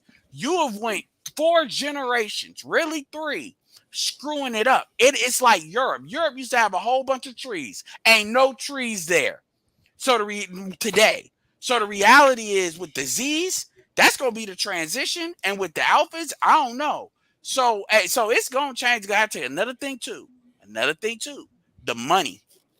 When folks stop buying stuff, because dudes stop going to restaurants for these women, stop dating these women, and that stuff is coming, because you see dudes checking out. That MGTOW stuff is more white folks than black folks. And they're already starting to check out. They're starting to check out and all that. It's not gonna work. So I mean, that's to give you something, but yeah, it ain't completely, because people are starting to come to our space or come to these conversations because they want to know what's going on. Last thing I'm gonna say, it's too much stuff going on the ground right now for folks to be on cruise control. And the people that they look to give them the answer, they know we're telling them bullshit. Like, they sitting there, their gas is like $4, like it's California. But they sitting there telling them, oh, vote for me. We're talking about the Democrats. Right. DeSantis is most likely going to be president next, as far as I'm concerned. But go ahead, Angry Man. Yeah. No. I appreciate it, brother. But I mean, I appreciate it, brother. I mean, I have disease. Let me tell you something, man. They stomp me with arguments every time. I have one that used to play video games all day. And when I go out, I'm like, nah, you got to go out and socialize a little bit, brother. He said, the first thing he says to me, he stomps me every time with this argument. No woman, no problems, Dad. And I can't beat it. I can't defeat that argument because that's part of the problem when we deal with men. But at the end of the day, you still have to be able to develop these types of social life skills. You know what I mean? Yes. And what I'm saying is this, okay? The movement now is to silence us, because they don't want men, especially. They've already lost that battle. They've lost that battle. But I'm saying, like this is hardcore. The 4 of us right now are considered more streamlined, hardcore, stick to message, male empowerment, male advocacy type situation. Okay, we won't deviate from that message, because a lot of brothers come into this space and they water down and sell out the message because absolutely we understand the benefits of having female in this space from a financial perspective. I could easily tailor my channel and do like a Jenks type thing where I tell the women what they want to hear, but the problem is I got a conscience. If I know that's going to be destructive, I call that emotional women, dope dealing. Go ahead. Right. I'm not going to do that emotional dope dealing because I got a conscience. I got to sleep at night knowing that I just told this broad something that is not going to get her ass touched with marriage or relationship. So I told this dude something that's going to keep him, send him down the pathway of destruction. So I have a conscience. You see what I'm saying? So the problem becomes a situation where the response to all these guys in these spaces is not change. It's change from the man's perspective. But from the women's perspective, the response is attempt to silence. Like you saw when Ice Cube did that deal for America. You see how the women came at him, try to, create their own separate agenda. And what I'm seeing in this space, what I'm seeing a lot now, like I knew the simping problem was bad, but I didn't know it was at the level that is a level that when you have big 7'2" dudes like Shaq talking that rubbish he just put out, I read that shit, I almost threw up. But I understand the business aspect of it, but we're at a level, like we have our spaces as men, and black men are doing well. 60% of us almost in middle class, and we're doing well.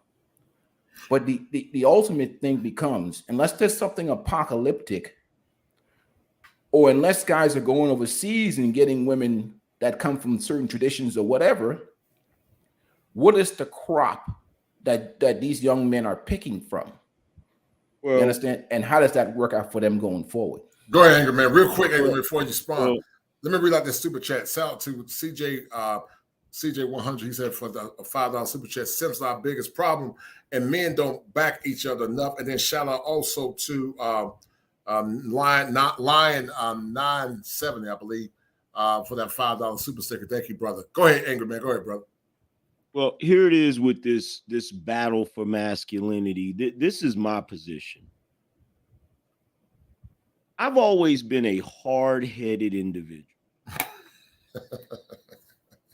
Extremely hard-headed, right? And one of my favorite quotes is, a reasonable man adapts himself to the world, but an unreasonable man adapts the world to himself. Therefore, all progress is dependent upon the unreasonable man. I am going to continue to be unreasonable. I'm going to continue to be hard-headed. And look, at the end of the day, I know the monster that we're up against, right? But just like Leonidas and his 300, I'm not trying to win. I'm just trying to make Xerxes bleed. Because if I can make Xerxes bleed, I can prove to everybody that it's not an unstoppable force. And if I can prove that it's not an unstoppable force, eventually that force will be defeated. So my thing is, I take solace in the fact that there is an army of men out here right now that have made up in their mind, I am not going to get ran over by these women. Right. And as long as that spirit exists, you feel what I'm saying? Like we gotta realize, some of us, we're gonna be the Leonidases, we're gonna be the William Wallaces, we're gonna be the guys that fought this fight until our last days, and we might not see the results, the change. We might not see it, but it's gonna happen. Yeah, David Carroll. Yeah, it's Charles Tyler. It's gonna happen, man. It's gonna happen because, like I said before, you cannot destroy an idea. You can't. And the idea and the ideology of men finally really truly finding their voice. And you got to remember, it's not just us. It's all men fighting against this onslaught of silence men. Right. I agree with you 1,000,000%. Anger Man, what do you think about this? You and Edward, He says that the cultural connection, Red Lord Sigma. How long do you think the divestment community will last? Starting with Edward, then Angry Man. Go ahead. Well, first of all, you know, that's like a community that's saying that they're going to leave America and find their own island when every island is already taken. Like, how are you gonna divest from what? How can you divest when you have no options? Yeah, how long is insanity gonna last? So forever. But that's not the point. Like, at this point, I call it Arkham over there.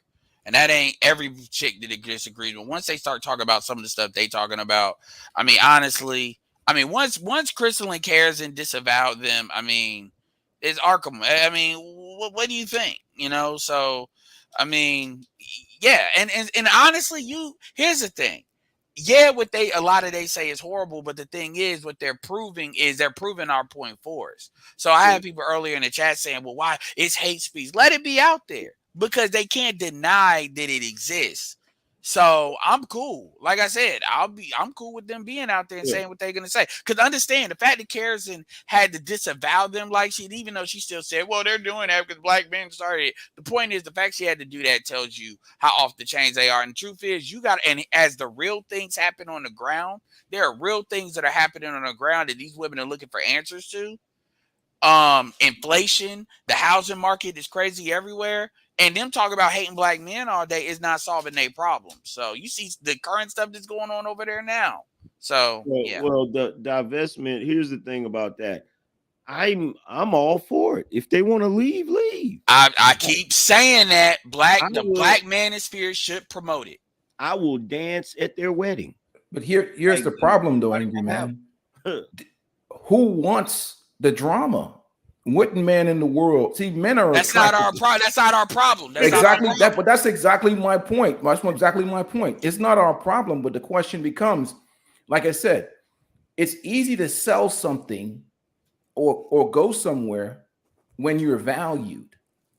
I hate to say it. Black men are valued. Divestment, but you still, that's not our problem, though. No, I totally agree. But what I'm saying to you in terms of here's the thing. We're loyal to our mothers, and we've been loyal to black women because of our family. Black men could have easily went somewhere. We don't do it because of that. What I'm saying to you is that's not our problem, but the difference is we can in large numbers. They can't. Yeah, it's just a matter of how you're valued. If you want to know what the divestment community is, all you have to do is go watch Boys in the Hood and watch the scene when Trey walks in the room and starts swinging at the air. That's the divestment community. They're just swinging at the air. And they're mad because they're a bunch of spoiled children that can't get their way. And they're looking for somebody to blame, you know, and they're just swinging at the air. And the best thing to do with somebody that's punching at the air is to just let them punch themselves. Let them punch at the air. Right. So just swing at the air. Like I don't even entertain them. You know, I could do content about it, but it's like you're a group of people who are constantly putting out advertisements for how much you suck. Yeah. So you're not gonna get, you know, you can barely get us to deal with you. You know, no other group of men is gonna deal with that. So it's like, do what you're gonna do. You know, keep being an advertisement for why women with common sense shouldn't act like you. Like just keep doing that, you know. Yeah, I'm with you. I find it absolutely hilarious. I don't even entertain that because I look at things from a capitalistic perspective, and I think all men, you know, all reasonable, rational men are looking for peace in life, peace in your house. Right. Dudes don't want to be fighting with no chicks, and especially a guy like me. I'm 47. If I have a combative chick in my house and I don't have a peaceful home, that's because I'm a fool. Right. And I need to be making some adjustments because I'm on that second half. I'm past halftime. I'm in the second half of the game. If I'm walking around with some Will Smith situation, it's because I'm a fool. And I ain't dealing with no headache in no house. Any man, You know, and my uncle used to tell me this when I was younger. He said, the older you get, you'll see. And I said, what do you mean I'll see? He said, the older you get, with every passing year, you will have a lower and lower tolerance. That is so true. Yes, sir. And any Very man that is past 40, if I see a man that's past 40 still dealing with that type of foolishness, I automatically recognize that man is a fool. Right, man. You because very true. I have complete peace in my house. Right. And I can tell you right now, if the day that I don't have peace in the house, I will run everybody out of here. Children too. Damn right. I totally agree, brother. They all going to all of you getting, and I've told them numerous times, if it ever get to a point where I can't see no peace in here, I will be in here by myself. I will run everybody out of here. Right. All right, man. So I gotta bounce out, man. All right, man. Much love, Edward. Much love and blessings, man. Thank you, sir. Shout out once again to the Edward Anderson, man. It was a great stream, Edward. Hope to have you again, brother. I appreciate your insight. You did an awesome job. Thank you, sir. And guys, go subscribe to Edward peace Anderson. out to everybody. Angry Man. Hey, I don't know the other brother, the 6'8" brother. Man, it's Ingram, man. It's Ingram, brother. Hey, great talking to you, man. Good to meet you, man. Look, I love these conversations because, like I said, I can't go into certain spaces, man. It's so watered down. I just won't go there, man. I just won't go there. I can't do it. Yeah, and I do want to talk about that real quick. That idea of people bringing in women. I mean, at the end of the day, the way the information, we're at a point of no return. The reality is the stuff that's going on the ground right now. People can tell the people what they want to hear and get a bag off of it. Like I said, I call that emotional dope dealing. But the reality is it's now detrimental to people's quality of life. Now, listening is just straight bullshit. Bullshit is really not in the market now. And if you got people that they're listening to BS to that extent, it's because that's a level of coping mechanism that they're looking for. And that just tells you how messed up they really are. So don't pay attention to that as much as it's not as detrimental as people think it is. Because at the end of the day, it's too much stuff going on right now. And this stuff, it ain't like inflation's going anywhere anytime soon. So, yeah. But yeah, anyway, peace out. No doubt, Edward. Much love and blessed. Well, I'm Angry Man, real quick, man. Final words, man. And we got to do another show again. I'm working on a topic. You let me know when you're available, man. We're going to do a Tar Heel style, man. My Heels, we didn't win the national championship, but we did beat Duke. Yeah, we beat them. That's the only thing that matters. That's the only thing that matters. So real quick, Angry Man, with closing comments, man. Where do we go from here, brother? Real quick. Where we go from here is we keep pushing the line. We keep pushing the line. We keep holding the line, and just staying firm in what we believe in, because what we got righteousness on our side. Right. You know what I'm saying? When you got righteousness on your side, you just got to keep plowing forward, man. It's like that speech that Captain America gave in that one comic where he said you got to plant yourself like a tree beside a river of truth, and just basically say, nah, I'm not gonna budge. You budge. Like we're not gonna stop, man. We're gonna keep on pushing forward, and we're gonna keep on pushing the message, which is men have a right to have a voice. Men have a right to determine how their lives are gonna be, and more importantly, men have a right to be happy. Yes. We have a right to be happy. We have a right to be happy more, just like anybody else, Yes, sir. 1,000,000% correct. In the clinical world, Angry Man, we call it the right to self-determination. And man, you said something very prophetic. You're correct. As a man gets older, his testosterone levels start to drop. That's why we got to take zinc, black maca root. That's good for your meat. Magnesium, vitamin D, a lot of different supplements, man, because it helps stabilize your testosterone level. And you're right. What you tolerate in your 20s, you say, you know what? I'll just go ahead and keep it real. Just get rid of your ass and start all over. Because at the end of the day, a man wants peace, tranquility, and all of that.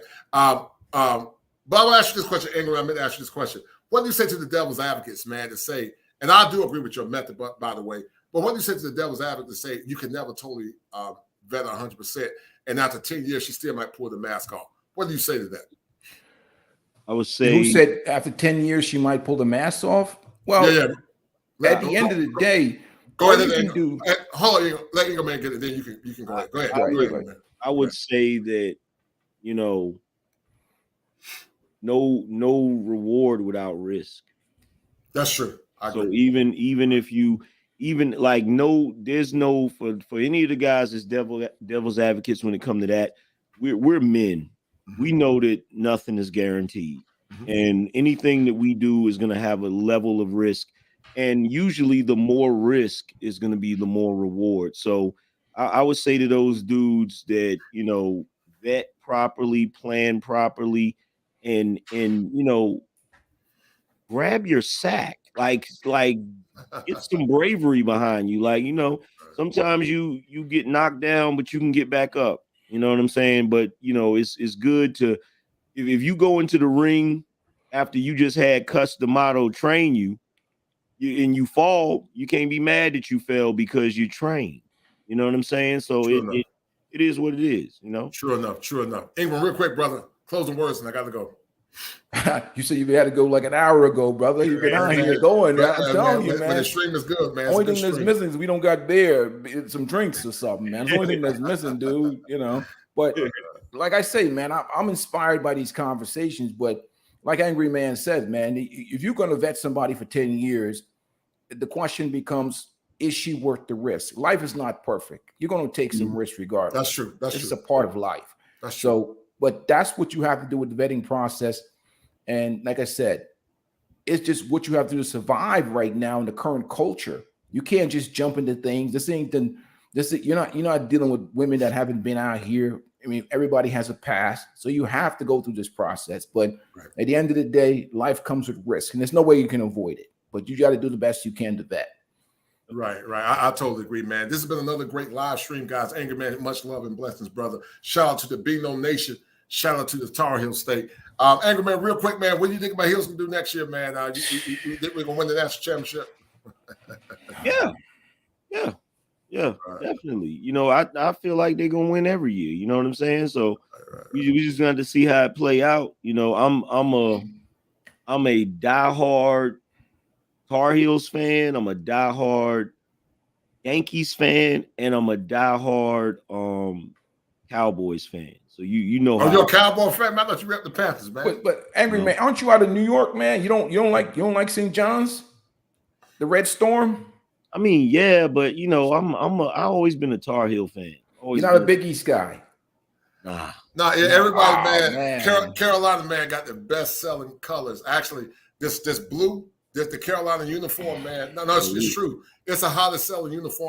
Team is so awesome that you got their own color. Got their own color, right? When Michael Jordan sponsoring Jumpman, Michael Jordan got his logo on so many uniforms. You know, guys, y'all know that NCAA 2023 coming out next year, the football game. Yeah. Did y'all know? Well, you know how that is. I have a kid in college now playing college basketball, but you know, he was at Wake last year. So, what you know. The NIL thing is going to. Well, I don't even want to. Let me don't even get into the basketball and the NIL and the money because you know we trying to get up out of here. And you started talking about this basketball stuff, and we're gonna be talking ball. We're gonna talk money. We're gonna talking you know advertisement and how this is going to work. But you know Ed O'Bannon and them when they did that. But you know what? I'm not even gonna get into that. We'll leave it alone. But anyway, guys. Not to mention that, go ahead. Say this. I gotta say this, right? Yes, sir. Go ahead, brother. I always been a Tar Heels fan ever since I was a kid. Me too. I love the Tar Heels because the Tar Heels had the greatest college basketball coach that ever lived. Oh, no doubt. Dean Smith. Dean Smith is the man. Y'all, if people can talk that Coach K crap all you want to, I want to hear it. Dean Smith. Me, you feel what I'm saying? Hey, what is all that? What is that all about, man? let me show you. Like, let me reach to the side, man. Let me reach to the side.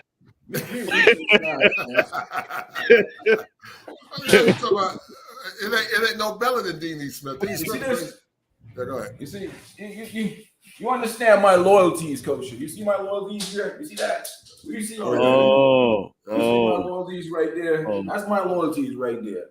You see that? Hold on 1 second. Give me 1 second. He about to get something. Your loyalties are sitting home. I thought you were a Tar Heel fan, man. I mean, I know you seen Man, Hall forget all that Tar Heel. No, man. I know you Tar Heels first. I mean, Seton Hall first, but I can't rep nobody other than my alma mater. You know what I mean? Oh man, get out of here, man. You know you're a Carolina fan on the low, man. Oh man, you know I can't rep nobody, man. Oh, you can't rep nobody. I can't rep nobody other than my alma mater, man. This right here. Oh, you got it. No, man. I can't believe he did that. Tell him again, man. Tell him again. Tell him again, man. Number one, baby. Number one, baby. Number one, baby. I'm gonna do a short on that one, dog. I'm gonna do a short. I'm gonna have to go on my treasure chest, man. No, man. No. I gotta get one out where I go on somebody's head. You know what I mean? I gotta bring one on somebody's head. Oh, see, I gotta bring one on somebody's head. You know what I mean? Yeah, you bring that number one. That's number one right there. Try that. Yeah. He gonna play basketball with try that. That's some 6'10" Joker. What did you play ball with? That. Shaheen, what's the guy named Shaheen?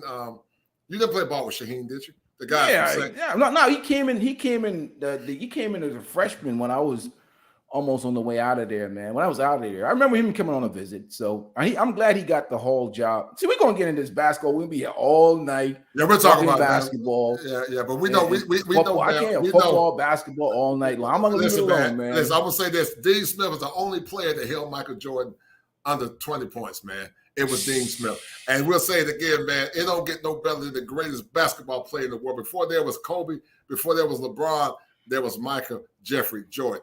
And we're gonna you got tradition, you got history. I can't deny Carolina. I know you don't like Duke, but you know the Tar Heel State has got basketball. All right, only Indiana and Kansas may come a little bit close, but the Tar Heels and UCLA.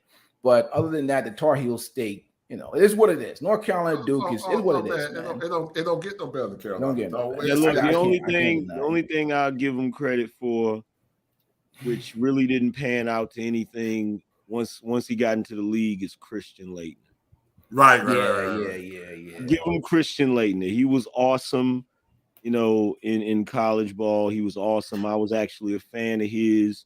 And he got in the league and he just he didn't do much. But well, that's what the problem is too, is like people don't understand like the college game in translation to the pro game. Yeah. Because the difference is the first thing that takes you out in the program game is your ability to defend or contain. If you can't defend, you're going to get ate up. And the second thing is you're adapting to a more open game where there ain't no zone defense.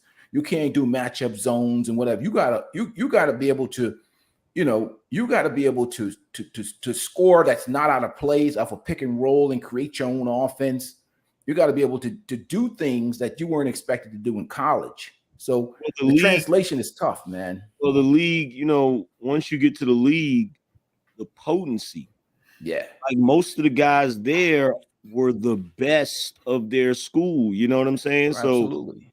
So it's a whole different arena, whole different arena. No doubt. Well, listen, guys, we're going to sign on. Angry Man, love you, brother, man. Thank you for popping in, man. You made it another classic. With that be no energy, man. Listen, man, I was looking at you last night, man. I said I ain't never seen nobody, man. I don't know how you do it. I will figure it out, but I don't know how you do it, man. But that setup is off the chain. I mean, I'm trying to figure out how you got the block thing in the back there. I'm like, how he did that, man? That's like the lights. He ain't gonna tell you his secret. That's a secret. I'm just gonna put like a big cloth over my stuff. You know what I mean? I'm gonna get like a big blue cloth. That's dope, I'm not even gonna try it. It is.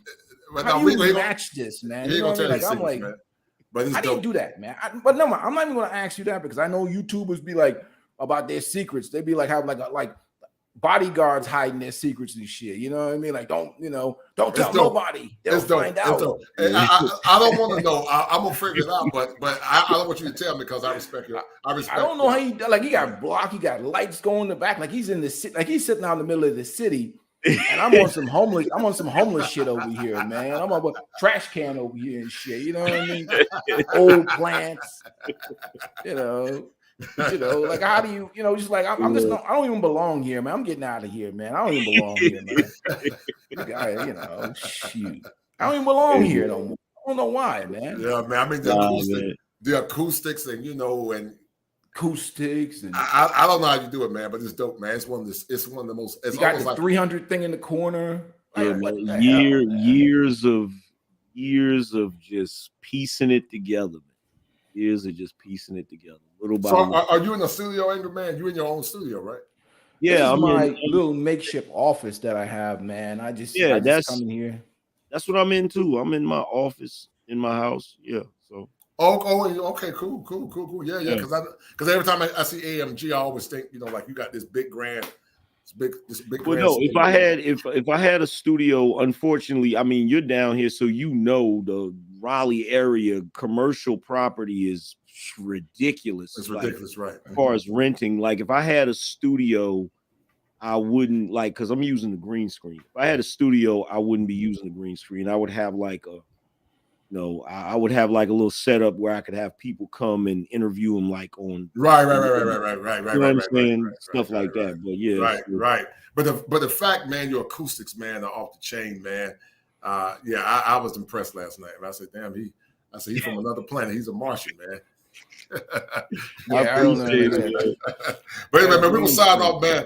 Much love and blessings, Angry Man. Thanks for popping in, man. We're gonna do it again, dog. We're gonna do it Tar Heel style, man. We got the hate over there, England, man. Whatever, man. They got these North Carolina dudes, man. I don't know. This might be another space. I might self-ban myself. So I'm running out of. I'm serious, man. I'm running out of places to go, man. I'm being like simped off the internet. Like they're just so much simple, and I can't even go to these places anymore. I can't digest the conversation. It gives me, it hemorrhages my brain, and then I got to go walk in the park. I got to put ice on the back of my neck. I got to go sit out with the birds and shit. And these dudes is hemorrhaging my brains, man. I can't take it. I understand you got to make money. And I ain't no hater. Everybody, you got to make money, but I just can't take the conversation. Yeah, you just got to pick. You got to pick certain people to watch and just stick to those people. Yeah, right. That's what I do. That's what I do, man. I don't wander too much. I just stick to certain people now. Well, I come here, I check out Mr. Palmer, I check out your show, I check out Bernard Riley a little bit. I go through there. He seems like a respectable brother. I listen to his content. So I have like a couple of spaces. CGA, I like his thing. He does the free agent thing. I go through there. So I'm about 6 right about now. Yeah, and I'm good. I'm good. That sounds about right. I don't watch too many people. Yeah. I don't either, man. One is time for some. This is my longest stream I ever did, guys. 5 hours, man. It was well. All right, brother. I'm gonna take this stream and make some shows off of it, man. But much love and blessings, guys. We're gonna sign off, man. Much love, man. Peace out. All right, fellas. Be good, brothers. All right, be good. Are you a victim of brokenness and despair? A broken man is a hopeless man, and a hopeless man is a very dangerous man. Many times, many of you young men that are listening come from homes that are very toxic and very dysfunctional. And because of that, many of you have deferred your power in many ways to the point it's led over into your social life, and many times led over into your relationships. If you guys are dealing with mental health pathologies, conscious and unconscious, come see me at kosherclinician@gmail.com. That's kosherclinician@gmail.com. It's important that you deal with your mental health in order to be a better person for yourself, your loved ones, and also your community. But because mental health is often stigmatized, many of you often suffer in silence. Don't be a victim in silence. And see me once again at kosherclinician@gmail.com. And I need you guys to remember this. If it ain't 7, it ain't kosher. If it ain't kosher, it ain't right. There are 7 steps that a man must go through in order to become an optimized male. And male mental health is one of those elements that's paramount to the functioning of a man. Be well.